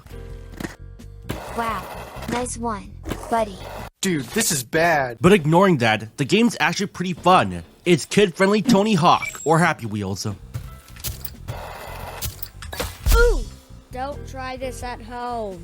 Dude, I fucking tried this. So You can customize your bike, play as different characters, do sick combos, and I think the game crashed. It was fun while it lasted. At last we arrive at Thank You Maker, and oh fuck, front view faces! I want to kill myself. This game is shit. No instructions, I don't know what the fuck to do, and good god, we're just getting started. Oh look, beautiful colors. In fact, the only reason people will watch the show is the autism featured in. If you take that away, do you even have a show anymore? Like, is it a bunch of anthros interacting with each other like in Work It Out Wombats or Arthur? You could just show your kids something else and they would enjoy it entirely. One girl in my school who loved PBS Kids suggested making a show about an LGBTQ plus kid who happens to be a lesbian and learning about gender identities. I'm fine with that. Children can start identifying as part of the queer movement as young as 5 years old. Sometimes maybe even being younger than that. Heck, some kids can have a gender identity as young as 3 and I'm all for it. But tell me, would you just watch a show just for that reason? You could watch Steven Universe instead, or the million other LGBTQ positive shows made for kids out there. Plus, for a bonus to people who are planning on making LGBTQ friendly content, be aware of right-wingers raiding your Discord servers and spamming your inbox. Happy Pride! Yes, I'm sure it'll turn out And great. I love you, Elmo. Pretty sure you're not gonna type in groomer in the comments. Ah, yes. Groomers come to me. They got the Trevor Project off of Twitter. They'll do the same to you. Anyway, on to the show. We're like 8 minutes in, and I haven't already talked about the show itself. Anyway, how is the crew going? Well, I'm pleased to say that the crew who worked on the show includes storyboard artists for other PBS Kids shows, like Martha Speaks and Nature Cat. Heck, some of them even worked on the SpongeBob SquarePants reanimated movie you can find on YouTube. The animation team working on this show is called Yowza Animation, who worked on Klaus, The Princess and the Frog, and Once Upon a Studio. Looking at their portfolio reveals more media they worked on. And judging by how smooth and fluid these are, including Nature Cat of all shows, means they have a good track record. This is gonna be a banger. ACTU people, cue that theme. Bravo. Now that we got that yowza out of the way, let's go to the show's Dancing Bear, the autism. In addition to having autistic actors, animators, and even writers, who was brought on to consult with its portrayal? 2 autistic people, in fact, Geraldine Oates and Stephen Shore. Oates is a licensed psychologist and had worked on Sesame Street, while Shore is an autistic professor who works for... Oh, this is not gonna go well. But hey, let's give it the benefit of the doubt and believe something truly incredible has been made. What's cringing, guys? Today's the day of the premiere of Carl the Collector. Now, a lot of people on the spectrum are excited for this. Be sure to smash that like button and subscribe for it. It's not good. It sucked balls. Okay, maybe that's too cruel of a word, but let's say that it's one of those shows again. Pretty standard PBS Kids fare. I will say that without a shadow of a doubt that Line on the Loop is PBS Kids' worst show. It is the most safe out of the entire lineup. I got so bored that I wanted the sweet relief of death from watching that. I had to recover by watching Gladiator 2. I had to. Make it out alive. Yes, from the same director that blamed the millennials for the failure of The Last Duel. The millennium do not want to ever be taught anything except unless it's You told it on the cell phone. was a more enjoyable experience than Stu doing silly shit. So how does Carl the Collector hold up? It's a meh, not really good enough for a swan song PBS Kids show for this video. Let's start with the animation. It's better than Lion on the Loop, but that's not a high bar to clear when the entire show makes you want to watch something that everyone else tells you to hate instead, because I can do whatever the fuck I want. At least Carl can be kind of visually appealing if you happen to be a fan of Zachary O'Hara's work or something that looks like dick figures, but if you're outside that jar, you're better off watching Zootopia instead. When it comes down to it, Carl the Collector is like any forgettable PBS Kids show, but with the characters having autism to make up for it. Thank you for not letting the Brussels sprouts, celery, and baby carrots touch whatever this is, Forrest. And also, as I predicted, the parents are the supportive kind. That's $50 so far. And this came out on the same day Fairly Odd Parents and New Wish came out on Netflix, and on the same weekend as Act 2 of Arcane Season 2. Guess which ones I wanted to watch more. But I had to watch Carl because it's a chapter of the video. If I didn't review it, I would have to put a non-review of it. If it were that hard, Wait, did they support Palestine? Even if I'm watching this as a kid with no other options, I will still hate it because it's boring as shit. Yeah. Probably go home now. In the words of Ridley Scott, and in the risk of pissing on PBS kid fanatics and parents, modern PBS kid shows are fucking boring as shit. I'd rather waste my time watching ads to earn crowns in Wizard 101 than watch Carl autistically describing what he comes across. Hello, stamps issued before 1973. In terms of characters, I'll give the animators this. At least they got Forrest to run fast. But like Liana and Luisa, I couldn't tell Nico and Arugula apart. Even the characters cannot tell them apart. In the episode The Fake Mustache Collection, the characters confused Nico and Arugula, so they tried to be autistic and assert smaller details. Except that even after this episode, I still could not tell them apart. You want to know what helps me? For the authentic viewing experience, I highly recommend doing this. Who moves Arugula? Arugula? Oof! To be fair though, even in the real world with ADHD, I had a hard time telling a classmate who has a twin sister apart. I remember everyone, even those without ADHD or autism, having a hard time telling these two apart, even when they were wearing different colored clothes. I think we should ban all twins in school because we cannot tell the other apart. So the only way to tell Nico and Arugula apart is by their voice. I was so confused and angry that it was hard for me to listen to you. I'm Arugula. That was Nico. Using your autistic brain here, I will say in terms of how autism is portrayed, it's pretty fine. Sorting stuff, mentioning details that aren't necessary, that monotone voice, You can keep it. all autistic traits. But I do like the dark turn where the plushies Carl owns gets thrown into the dungeon.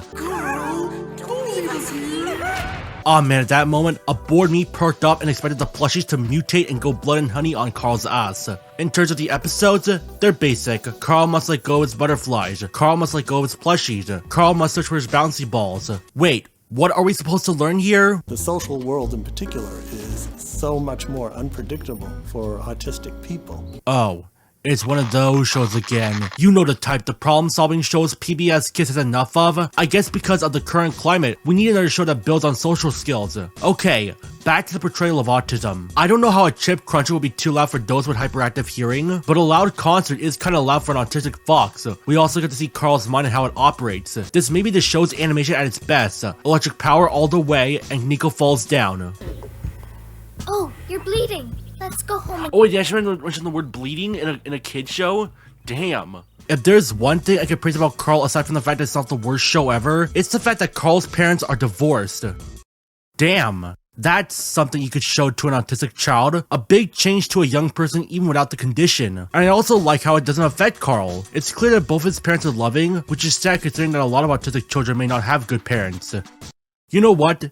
The session got too dark. Let's talk about bullying. I guess the closest thing to bullying an autistic person is Lotta being teased for having headphones. You're sitting in front of the pretzels, headphone girl. Ugh, headphone girl. I died from being bullied. Farewell, my autistic brethren. This is on you, skunk girl. You'll never release your foul odor. You know, I expected the bully, whose name's Skylar by the way, to outright take her headphones like Louise without her bunny ears in Bob's Burgers. But of course, that never happens because we see Lotta without her headphones. Besides, it's not like the characters know why she is wearing headphones. To the perspective of the character, she could just be listening to music, while we as the viewers know she doesn't like loud noises. Also, Skylar insults the fox because of pretzels.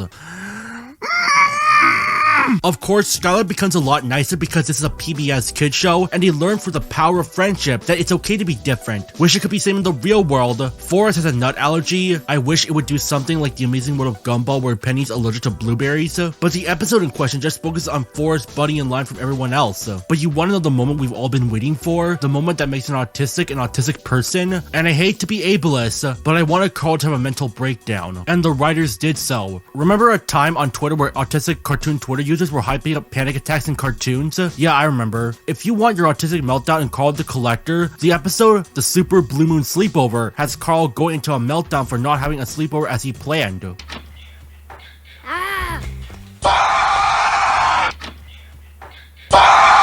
Of course, it's over quickly and the characters still have their sleepover as mentioned, but I expected Carl to break down panicking like an Arthur. For the record, I have no idea why Carl in that show hates a ventriloquist giraffe, but that won't matter anyway because of Autistic Meltdown. Because Puss in Boots portrayed a panic attack, that means everything must have a character panicking. Can we not fetishize a panic attack? But I guess that won't matter because panic attacks will be taught in animation classes one day. And I wouldn't call this a panic attack, but rather some whiny brat who didn't get his way at a sleepover. That's really all I can say about Carl the Collector. There are 14 episodes with 2 11-minute segments each, and they were all released on the same day. Perfect for autistic binge watching. I wish Netflix would not do that. But then again, I was able to write this segment pretty quickly, so there's that. You know what? With the talk about autism, there are plenty of better shows that feature a character with a condition. Alright, we have SpongeBob SquarePants, Marcy Wu from Amphibia, the main trio from The Grim Adventures of Billy and Mandy, Fred Jones from Scooby-Doo Mystery Incorporated, Rick Sanchez from Rick and Morty, Entrappa from She-Ra, Donatello and Rise of the TMNT, and that's just children's shows in general. There are plenty of those in adult shows as well. I could list them, but this video is like 4 hours already. You can find autistic characters in films, video games, and comics. Sometimes a canonical neurotypical character will be made neurodivergent in a different continuity. So in reality, autistic characters have been around since the 80s. Better watch Rayman again, kids. But Carl the Collector is your only option if you don't have cable and you are watching directly from a TV. Other than that, watch them Brain Rot instead. The fuck you say to me, you little— I heard Kyle Carosa is coming back again as a rediscovered Christian with his new cartoon, Borking the Bible, coming to Banky in 2025. Carl the Collector is not the worst thing to ever exist. I do like some elements they introduced in the series, but at the end of the day, it's another preschool show that was ever so slightly innovative or groundbreaking. At least Barney had a talking purple dinosaur and was hated so much that everyone expressed sympathy in later years. Remember Selena Gomez who was on Barney? Yep, like most kids on the show, bullying for being on a preschool show became a thing to her. Our generation can be cruel. I'm not certain how long Carl or the other recently greenlit PBS Kids shows would run, but I still believe it would end like any PBS Kids show with a normal episode. Let's just hope PBS Kids will do the show well, unlike how they're doing with the writers for other PBS Kids shows.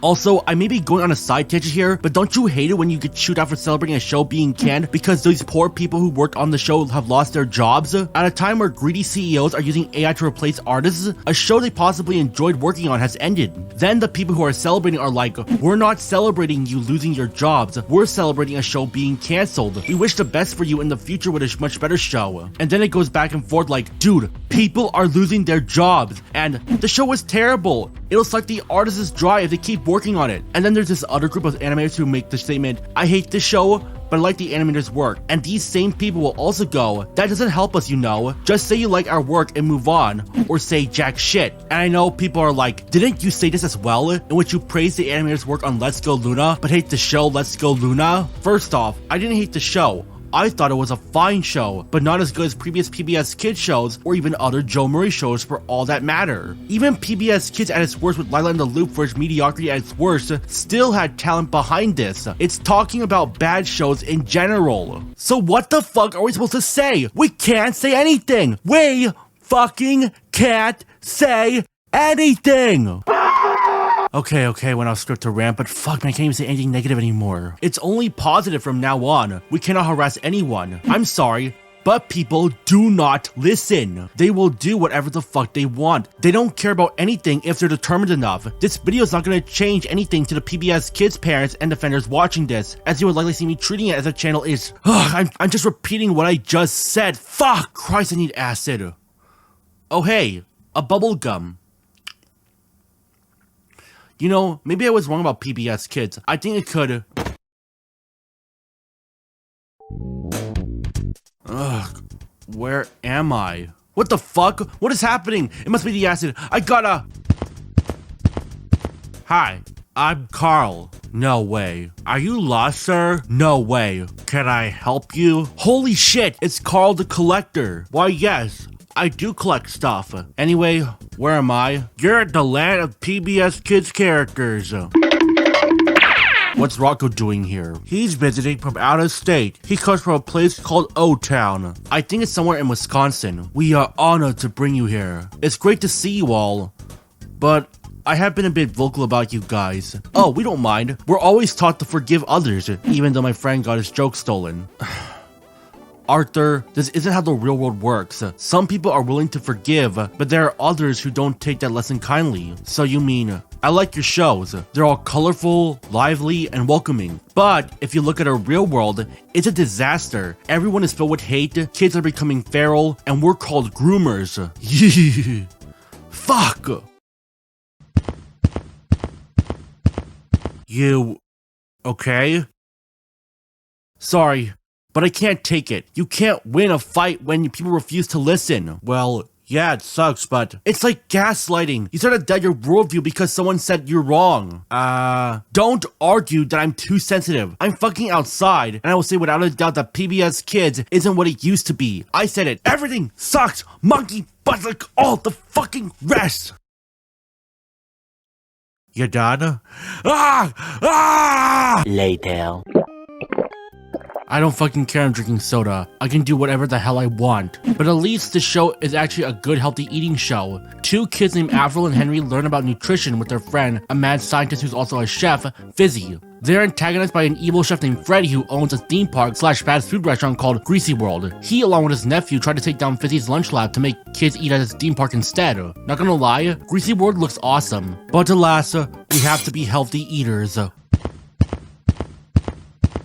Oh great, Corporal Cup's gonna bitch slap me for drinking Coca-Cola. Our world is in danger. We are in danger. You are our last hope. Not interested. You don't have a choice. Hey!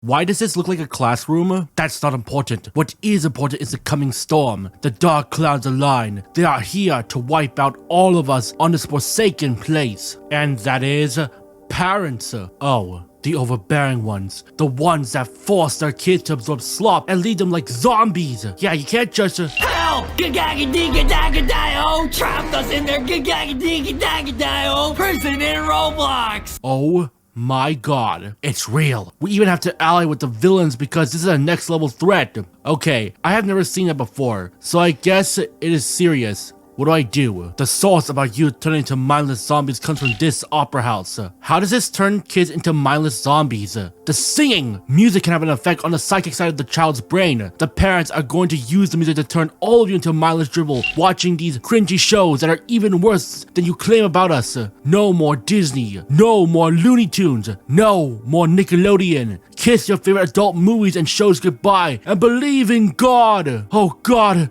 don't remind me. It is sad when you are the only one in existence who loved Terminator Dark Fate. That happened 5 years ago. My girlfriend, I could have saved her. It is a sad story, but it gets worse. Once your kind gets turned into zombies, they're gonna enslave us for all eternity. What? And it's not just us PBS Kids. They're gonna turn Nickelodeon into a concentration camp where slime is going to be mass-produced by the enslaved Nickelodeon characters. Cartoon Network is going even further by executing their cartoon characters who even take a simple 6-minute rest. And Disney Channel? Not even the mouse. Look how they're treating their employees at Disneyland. Most people that you know that perform at Disneyland do have a permanent injury. The magic starts to fade away and you're just left with not being able to pay my rent, permanent injuries, and management who doesn't value or respect you. Oh God! That's why we must strike before they can spread their music. As we stated earlier, the opera house is where the parents are practicing their song. Who leads the parents, by the way? Who's responsible for the song? Marion, she's the leader of the parents. Is she a mom too? She does not have children. How do you know her? She's also my ex-wife. What? I was indeed married to her, complete with my ring of shame that I had a life with her. She was the only one inviting as my father, General Grader, disowned me for being gay. Did you? As her former lover, I was sent to eradicate a preschool she claimed to be holding children as traffickers, but what I saw was something that was not what Marion described. Children playing together, having a normal life. What was this feeling of joy these kids had when I was getting regularly abused both physically and sexually by my father? Damn, sorry about that. I'm more conflicted having to live with the guilt of being a lover of someone who seeks to control our kids. That, and I know. But we have a world to save. So what's the plan? Besides having to strike the opera house while they're practicing. The rehearsal happens tonight, but first, we must train. And so the training began. Through all the rigorous and grueling challenges that lie ahead, Crinja assembled his team of PBS Kids characters. But some were weary of the dangers that lie ahead. How are we supposed to join you? Rupp's right, we can't fight, we're not fighters like you. But Crinja knew that deep within him, he could guide them to victory. What defines a fighter is not the strength, but the determination that lies within. Do not be fooled by me claiming that PBS Kids is dead. I know it will be around for time to come. You can stay put and deal with the bowdlerization of your shows, or you can take back what's yours. Rise up and take what's back. Despite the confidence in Crinja, even he has his limits. I overheard from Corporal Cup about your girlfriend. Who was she? Why am I asking you? I just want to know. Why? I can't help but ask. It's part of my... Fuck. Alright, jeez, just don't ask about your... Ugh, you okay? You've been more angry than usual. It's just that people treat each other like trash. There's nothing positive in this world anymore. I get that being angry is all you can feel, and Carl, this isn't a cartoon. It's real life. It's either with us or against a society. You cannot be different. What does this have to do with your girlfriend? She was the only one who was willing to listen. Whenever I get stressed, I can just go to her to vent. But she isn't around anymore. So, about that movie, terminate... Don't you say it. I can't even express joy towards that movie. I forever live in the guilt of being associated with that film. But I cannot leave it behind because it was one of the best days of my life. The only thing you should be happy about is that it exists. You know what helps me? Taking something I love with me. I like this watch. I don't know why I have a collection of them, but I do because I like it. Why should this help me? What does your girlfriend love? Maybe get into what she loves so that it reminds you of her. It's okay to grieve. I would have done the same too. That's Steve coming from an autistic raccoon like you. I got it for my favorite movie, the Lego one. Let's do this. With all the courage they had, Crinja and the PBS squad marched to the opera.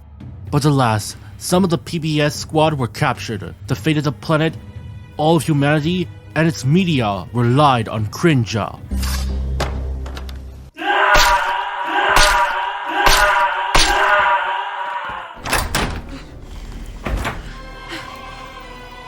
Hello, Marion. Or should I say, Corporal Cup's former lover. Blasted! Where are the others? They're in the basement. Make it quick. You're not going anywhere. No one's here for you. They all pussied out. Oh, I see now. You only care if a story contains something deep and edgy. Even if you do stop us, you cannot prove anything. The opera is set to explode once you stop the music. All of the evidence of our crimes will be gone. I only care if I enjoy it. I don't need someone to tell me whether to watch something or not. I make my own decisions, and you can't stop me. People should choose what they watch, and not rely on reviews by others to tell them. Be that way. It will haunt you for the rest of your life, and the only place I'll see you is in hell.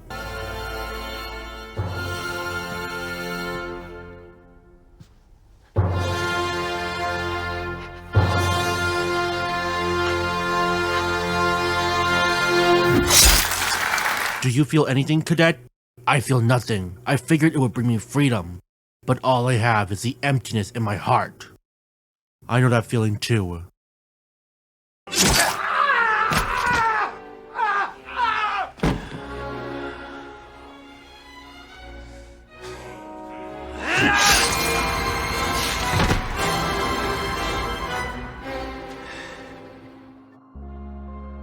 let's get out of here.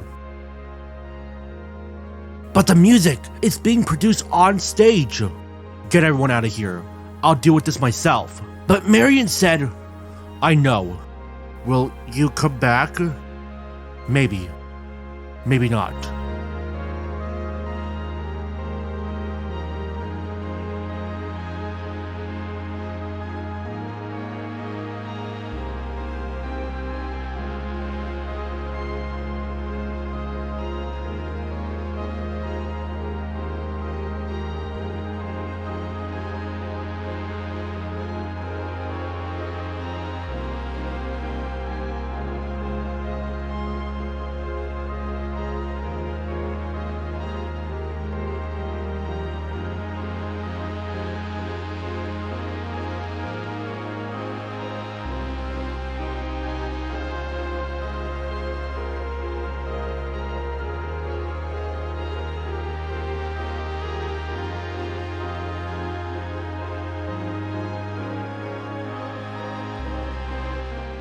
No. No. Cringe. He gave his life for us. I miss that bastard. And this is it. The world is saved, but Cringe is no more.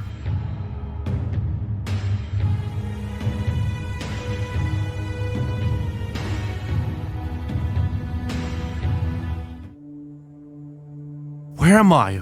Hello? Whoa. You sacrificed yourself for the greater good. Yeah, I did. We entrust you to do good in your reviews. You have saved the world from turning all of humanity into zombies. But you also chose your own path of what you can and can't watch. Do not let others control what you think. Arise!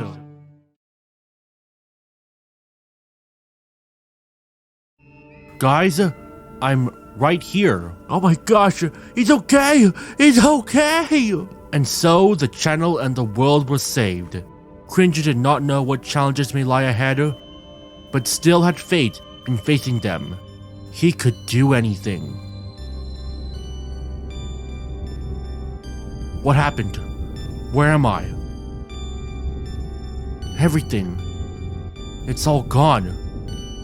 It was all just a dream, and it was all taken from me. I have no life left to live for with everything gone.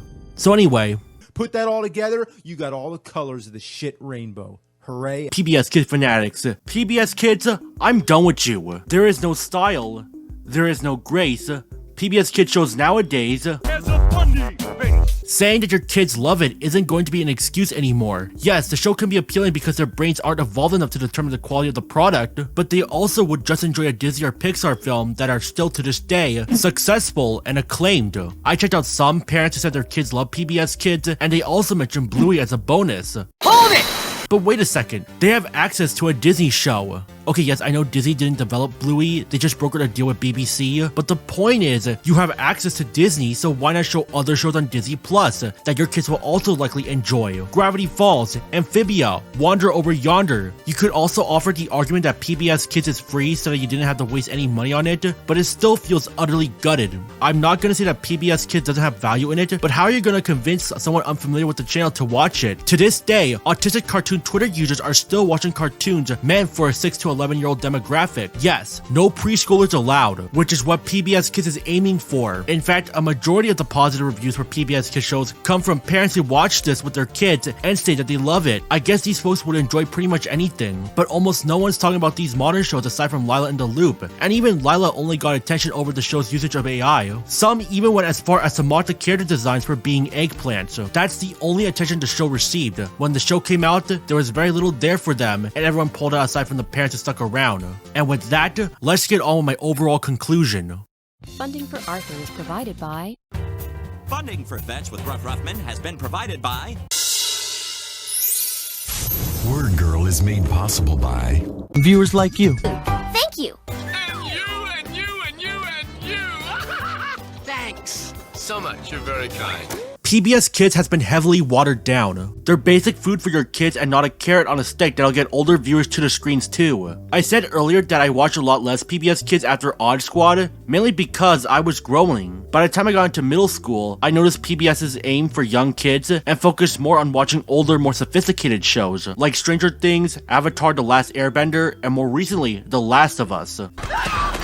I said this earlier and I will say this again. As the kids who grew up with PBS Kids, the new shows had very little there for them and they moved on. Some stayed around, but for most of us who grew up with PBS Kids, once we got access to the internet, it was time to see all those shows we missed because we didn't have cable. When I check out other videos talking about PBS Kids in general, I don't see them gushing about how much they love the modern PBS Kids content like Rosie's Rules and Work It Out Wombats. They would talk about Arthur, Cyber Chase, Sesame Street, Dragon Tales, and Fetch. I also can come to the conclusion that like almost everyone who made these videos, we're around the same age group who all grew up with 2000s PBS content. Maybe 10 or 15 years later, we're gonna have people talking about how fondly they remember modern PBS Kids content. Now you may be wondering where the idea of PBS Kids parents defending modern PBS Kids comes from since I keep bringing it up. The short answer is that seeing their 4-year-old enjoy what is being offered to them, considering the toddler's brain isn't conscious enough to tell about the quality, will make the parents feel like a super mom or dad. The fact that it's free also supports their claim. And when you look into the shows I brought up, they don't look that bad. Yeah, they aren't terrible, but the constant string of lackluster shows implied to me that PBS Kids isn't what it used to be. Every new show announced for PBS Kids is about on par for the course as you expect. They may do something clever every now and then, and my tastes have generally changed into more mature media, as I said no less than 10 minutes ago. It's just that PBS Kids didn't have to cater to young audiences and simply made shows for all ages. The argument I'm trying to formulate is that the classic PBS Kids was once an event to me. I would get good show upon good show, but now I get a show that is painfully mid. I hope that one day, we'll probably get a good preschool show like Bluey. Oh wait, there is a good preschool show, and it's called Bluey. There are also people who have hyperfixations on PBS Kids who see this video and likely say that I treat it as if this channel is dead in the water, for the crocodiles to swallow, barf out its bones, and shat to the bottom of the lake. After all, they're still kicking with good shows, good funding like Curious George, Sesame Street, and Odd Squad. Bruh, go outside for once. Like what the f? For curiosity's sake, I check out the video where the person in that video declares the channel to be dead. Along with other competition PBS tried to compete with, would make it a shell of its former self. Would make it a shell of its former self. Shell of its former self. Shell of its former self. Liar! Yeah, I didn't see it. Someone also said that the video likely took from Wikipedia and provided no sources. For one, the channel did not plagiarize, and number two, they were right that they didn't provide any source to back it up, but the evidence is undeniable. Kids are moving away from educational content in favor of content farms, and because that's also free and non-educational, guess what happens if a kid mentions they still watch PBS Kids nowadays? They'll be seen as a kid who enjoys a show about learning. If you currently watch PBS Kids, I don't think you are a nerd, but you are heavily duplicitous, word up, and me boldly declaring the network has been slaughtered to Kingdom Come. A lot of videos I've watched have the term of a franchise being dead when it's still around. SpongeBob, Star Wars, Borderlands, too many to list. The sky's the limit on the amount of franchises being dead when it's technically still running. What these people actually mean is that the franchise they used to enjoy isn't what it was to them in the past. And I'm not going to complain about woke ideology plaguing Star Wars, nor I'm going to defend it like a Jedi. I'm not going down that dark side. But to them, Star Wars became oversaturated, SpongeBob became heavily childish, and Borderlands relied on BuzzFeed for humor and screaming. Shut up, Jeremy! You're ruining my special day! Imagine Mighty Magazords, but make it more vulgar. We don't talk about the creator. But if we, as retrospective reviewers, say that something like SpongeBob isn't what it used to be, it's not going to get us clicks. Call it clickbait all you want, but we as reviewers have to get you to click on the video. If you don't have a title that is simple as PBS Kids is dead, who's going to click on it? This is the part where you ran me saying that I said the old shows were better, and you be fucking wrong. Barely anyone has talked about PBS Kids in recent years, and has only looked back fondly for those without Disney Channel, Cartoon Network, and Nickelodeon, which also are not doing well lately. What does Disney Channel have now after the runs of Amphibia and the Owl House? They have KIF.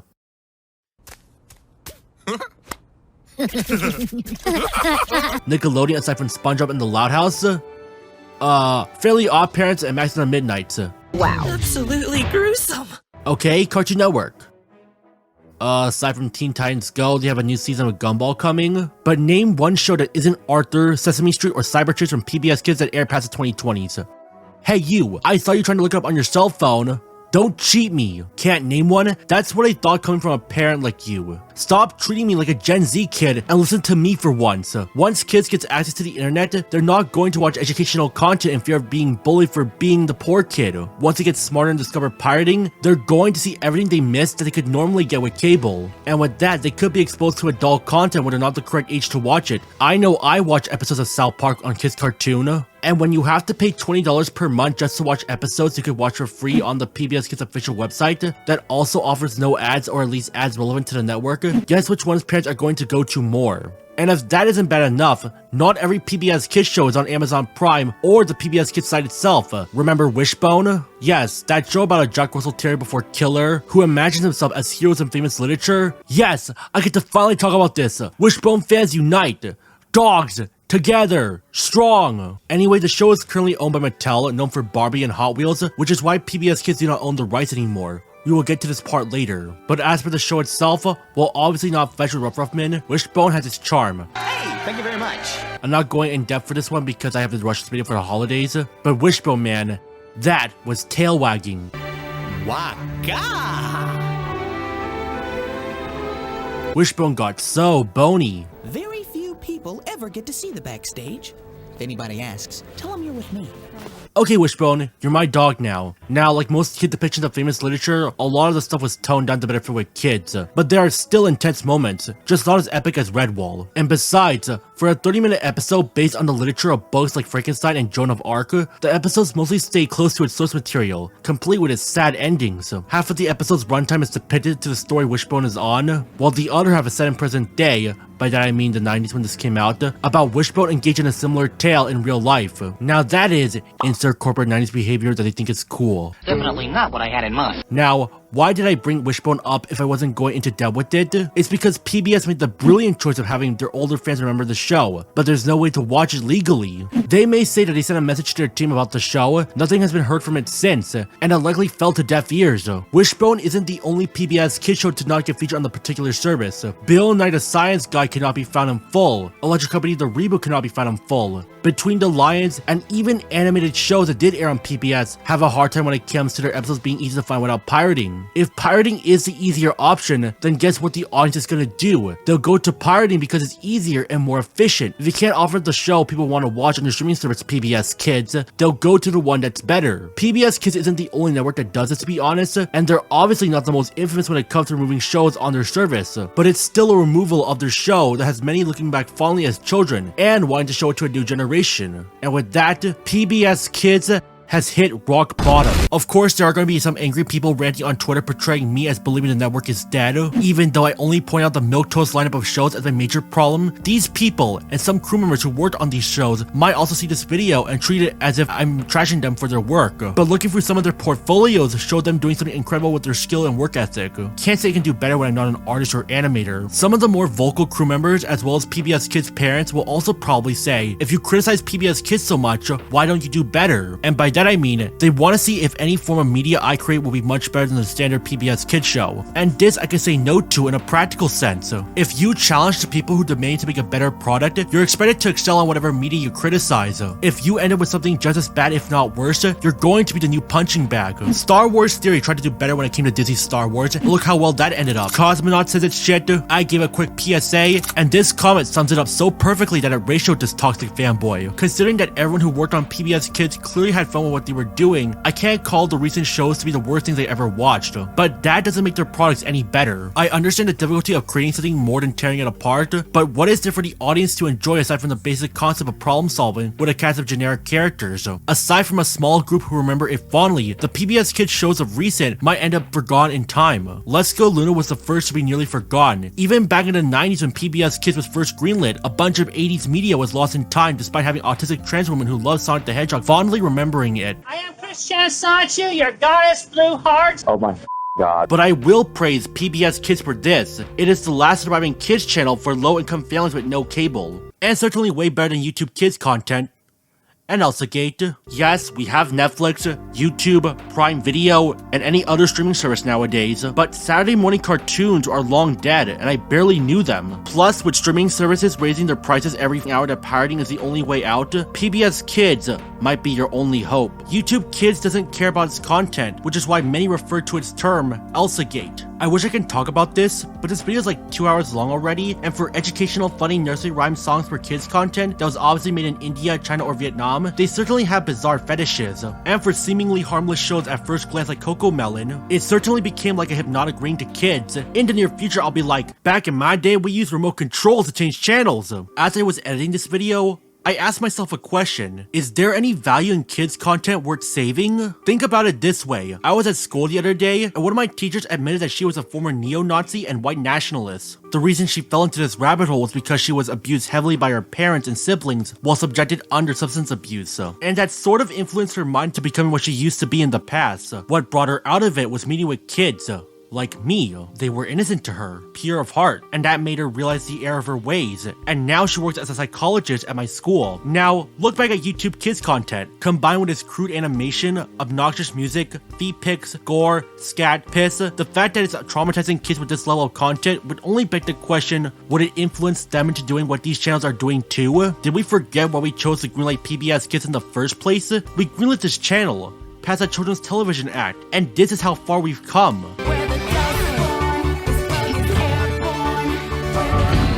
What kind of fucked up game is this? We've learned nothing at all. Look, I'm not saying that we should stop watching content on social media altogether, because that would just end up making us want to watch more of it. PBS Kids would show us that despite us all being different, we're all the same. And with YouTube recommending us videos on a potential trans flag in a movie that was only there for a few seconds, that causes right-wing reactionary channels to blow up, really says a lot to us as a society. Is PBS Kids to blame for repetitive shows that taught us basic problem solving and social skills, or is it just us?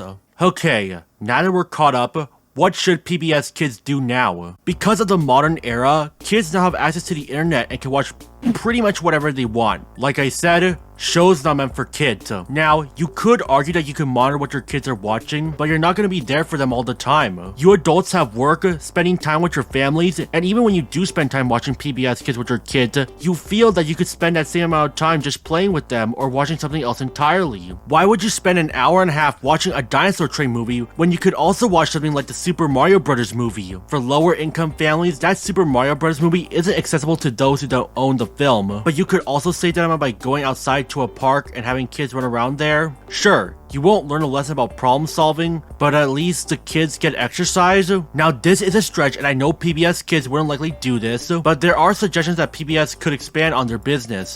The first suggestion is to branch out into the movie business. I've never been in a movie before. Sesame Street, Barney, and Clifford were PBS Kids shows that had theatrical film adaptations based on their source material. Thomas and Friends aired on PBS, had a theatrical film. Curious George was based on a film, and to this day, films based on PBS Kids media are being made and still being shown in theaters, except most of them were 1-hour specials. What a surprise. And even the theatrical films all bombed the box office. Oh, that's not so much. So?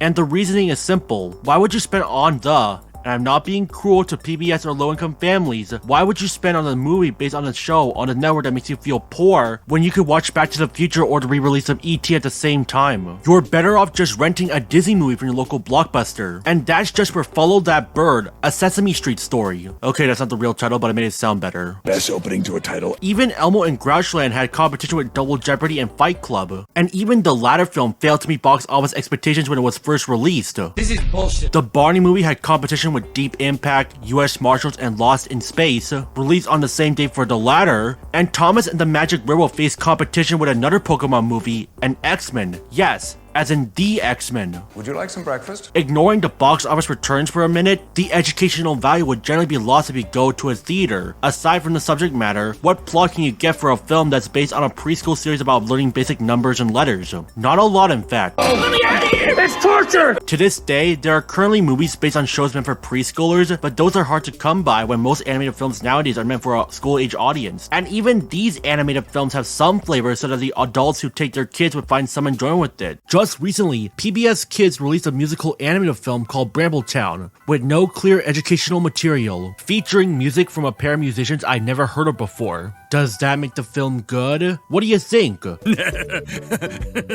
No. There's no plot, just songs. Like 95% of the runtime is just songs with lyrics. There's no dialogue. None of the characters speak despite looking like they do. And because of this, I can't tell what's going on. There's no story. It honestly feels like I'm watching a stage musical instead of an animated musical, and even something like Dear Evan Hansen had a plot. We don't talk about the movie though. The first thing you'll notice aside from the songs and no plot is the animation. It's paper cutouts. Oh look, South Park got kid friendly for once. But then you look at the director and animator footage and you look at his portfolio and, oh boy, is it pretty violent. Imagine if Robert Kirkman got to write a superhero PBS Kids series. Don't start the shit out me. Hello, stainers. It's me, Word Girl, and I can do whatever the I want. I'm damn busy watching my Little Pony ripoff that if you little try to violate the law,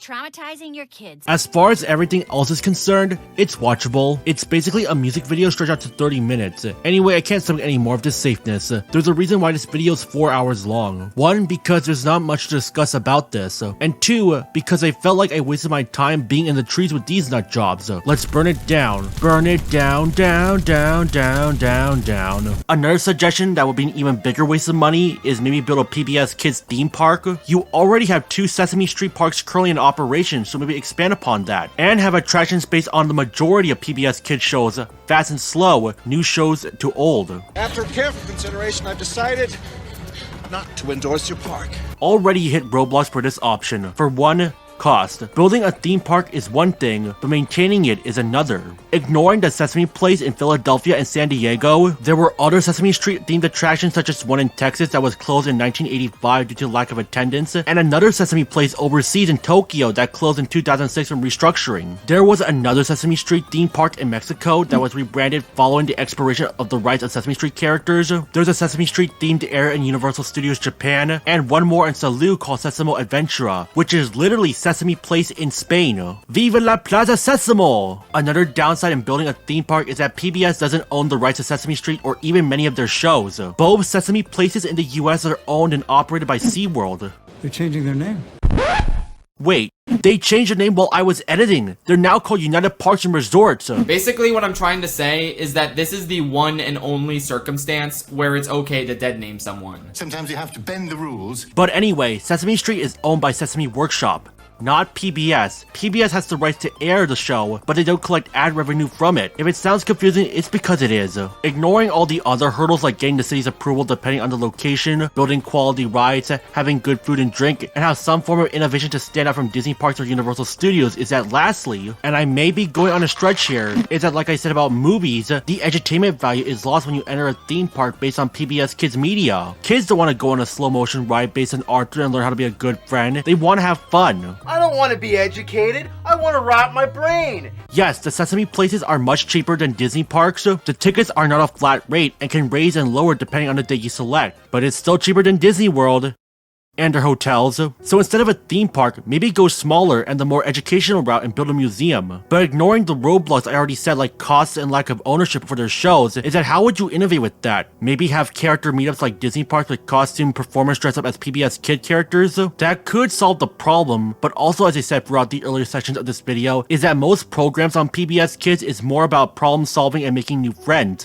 And there's nothing you could teach about that in an institution. Oh no! Plus, you could just avoid that with a simple trip to another science museum like Discovery Cube, the San Diego Zoo, or the Aquarium of the Pacific. Alright, Doug, I'm recording the audios. So partnerships could be a thing if PBS is bull with it, but they need to be very selective with the character meetups they choose, because what if you encounter Daniel Tiger at a zoo and he's teaching you how to be a good friend? Help! A tiger has broken out and now he's wearing a hoodie and sneakers with no pants. Those people are so sensitive. And the last solution is a tactic PBS Kids did already, is to rely on media outside the show. Toys, video games, and other products. Yeah, for those who don't know, PBS Kids has their own store which allows you to buy clothing, books, and water bottles. That sounds great. and with the assistance of apps based on their shows appearing on the site as well as in the App Store, they should be smooth sailing. Bring out some cheesy merchandise. Except that I didn't know about this until I came across it while editing. Another reason why PBS Kids didn't market this was because in doing so, it would end up taking away what PBS Kids used to be, a network that was meant to be free from shows that were obvious toy commercials and the violence it shows. So if PBS does market the PBS Kids store and tell viewers to encourage their parents to buy toys and books based on the shows they watched, they'll end up becoming the very thing they swore to destroy. Plus, even if they did market this stuff and face no repercussions, the products they sell feels barren. Like, all you have for Fetch merchandise is shirts, hoodies, crew necks, hats, and mugs. Hey look, a dog bandana.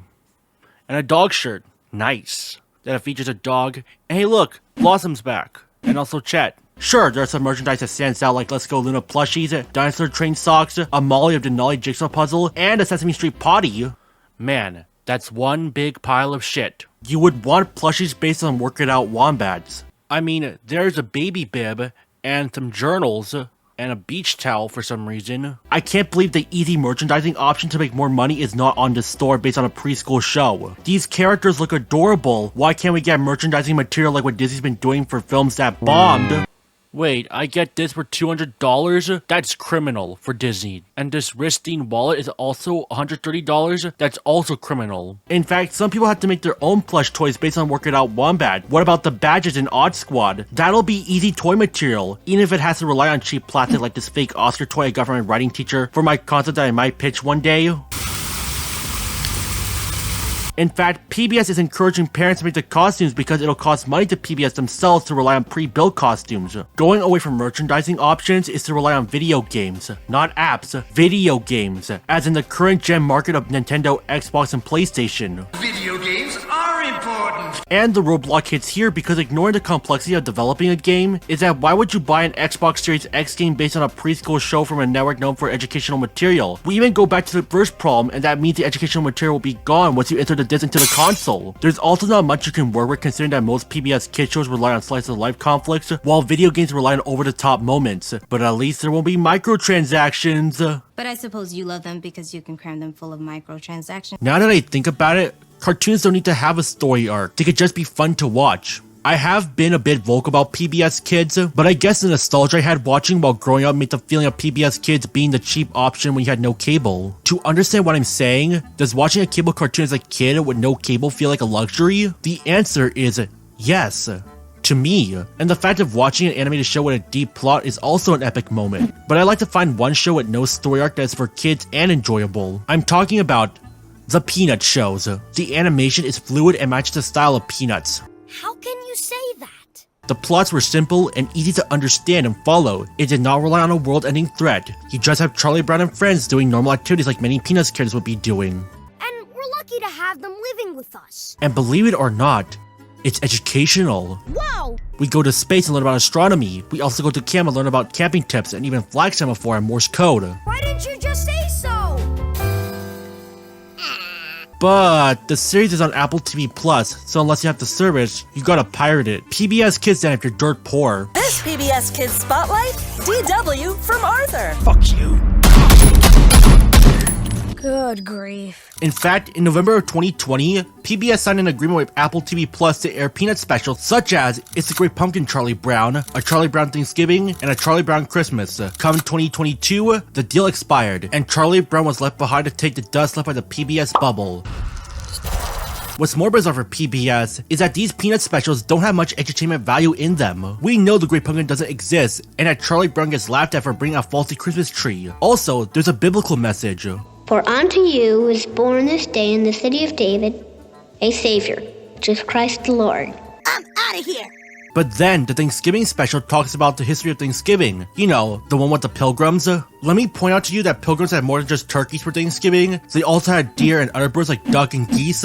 He totally gets it. That's right, the pilgrims have more than just turkeys for Thanksgiving. They also had deer and other birds like ducks and geese. In fact, it pretty much overshadowed the turkeys. So good on you, Reggie and Jake, for getting turkeys not really on the menu. Nowadays, cartoon episodes set on Thanksgiving had characters protecting turkeys from being eaten. So good on you, Reggie and Jake, for getting turkeys not really on the menu. There's also Franklin from Animal Crossing and his menu revolves around seafood. So good on you, Reggie and Jake, for getting turkeys not really on the menu. There's also Tofurkeys, which is basically turkey but made with with tofu. So good on you, Reggie and Jake, for getting turkeys off the menu. Alright, I get it! That's when I realized the true purpose of PBS Kids, or any educational cartoon in general. It wasn't made to be a great product just by itself. It was made with the idea of making learning fun. Born from the concept that entertaining cartoons are corrupting our youth, the parents try to counter it with the shows that teach us life lessons in school subjects like math, science, history, and English. The success of PBS Kids encouraged other networks to tinker with the educational content. Remember the Super White and Daniel Tiger's Neighborhood creator? Blue's Clues was inspired by the PBS Kids style of learning. There were elements of educational material sprinkled in like salt and pepper. And it's not just Nickelodeon. Disney's been doing this too with Little Einsteins and Bluey. Little Einsteins has some music learned in the episodes as educational material. Bluey is learning about Australian culture and style, which got so popular that I was featured in this video. There I am, Gary, there I am. I wish I could collaborate with him one day.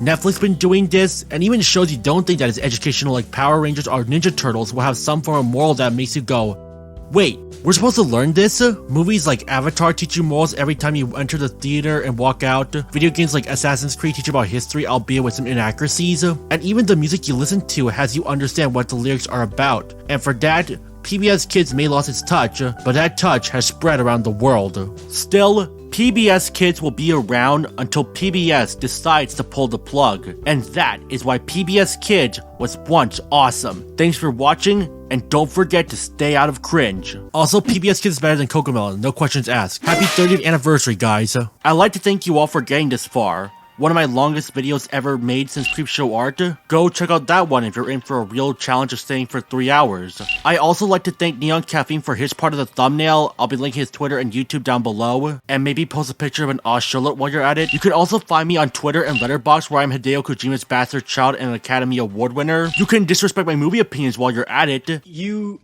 have bad taste. No, fuck off. Thanks everyone again, and don't forget to stay out of cringe. You know, with all the PBS Kids content out of the way, maybe I should make my own pitch on how a PBS cartoon for adults will go. And with no drawbacks or setbacks, I decided to take matters in my ADHD mind. Hey teens and adults! Me? Are you tired of repetitive shows like Working Out, Wombats, and Lila in the Loop? Yeah! Well then, have I got the show for you. Raccoons versus Penguins. What? That's right! Raccoons recruiting the human race to fight an army of flightless birds from a frozen planet, full of action, sci-fi, fantasy, drama, and furry bait. Fan artists are gonna have a field day with this. What's that? Is that too intense for kids? PBS aired this with no problems, so I can do the same 25 years later. But there's no learning. Fuck that! The only lesson we need to learn is that conspirators are monsters who seek to reshape the world as they see fit. Will our heroes, a penguin prince, a raccoon princess, and an ordinary teenage boy save the world? Find out in Raccoons versus Penguins. Actual trailer still in waiting. Ask your parents' permission before watching the show. Also, does anyone remember Sagwa the Chinese cat? I remember that the W's voice actor was cast as one of the characters, but now he has gone fishing and recently has a daughter. Also, Steven Crowder is here. It's not funny to me. Oh joy. Plus, the show has a decent following to the point where PBS Kids recently acknowledged its existence in a tweet. And it only lasted 1 season.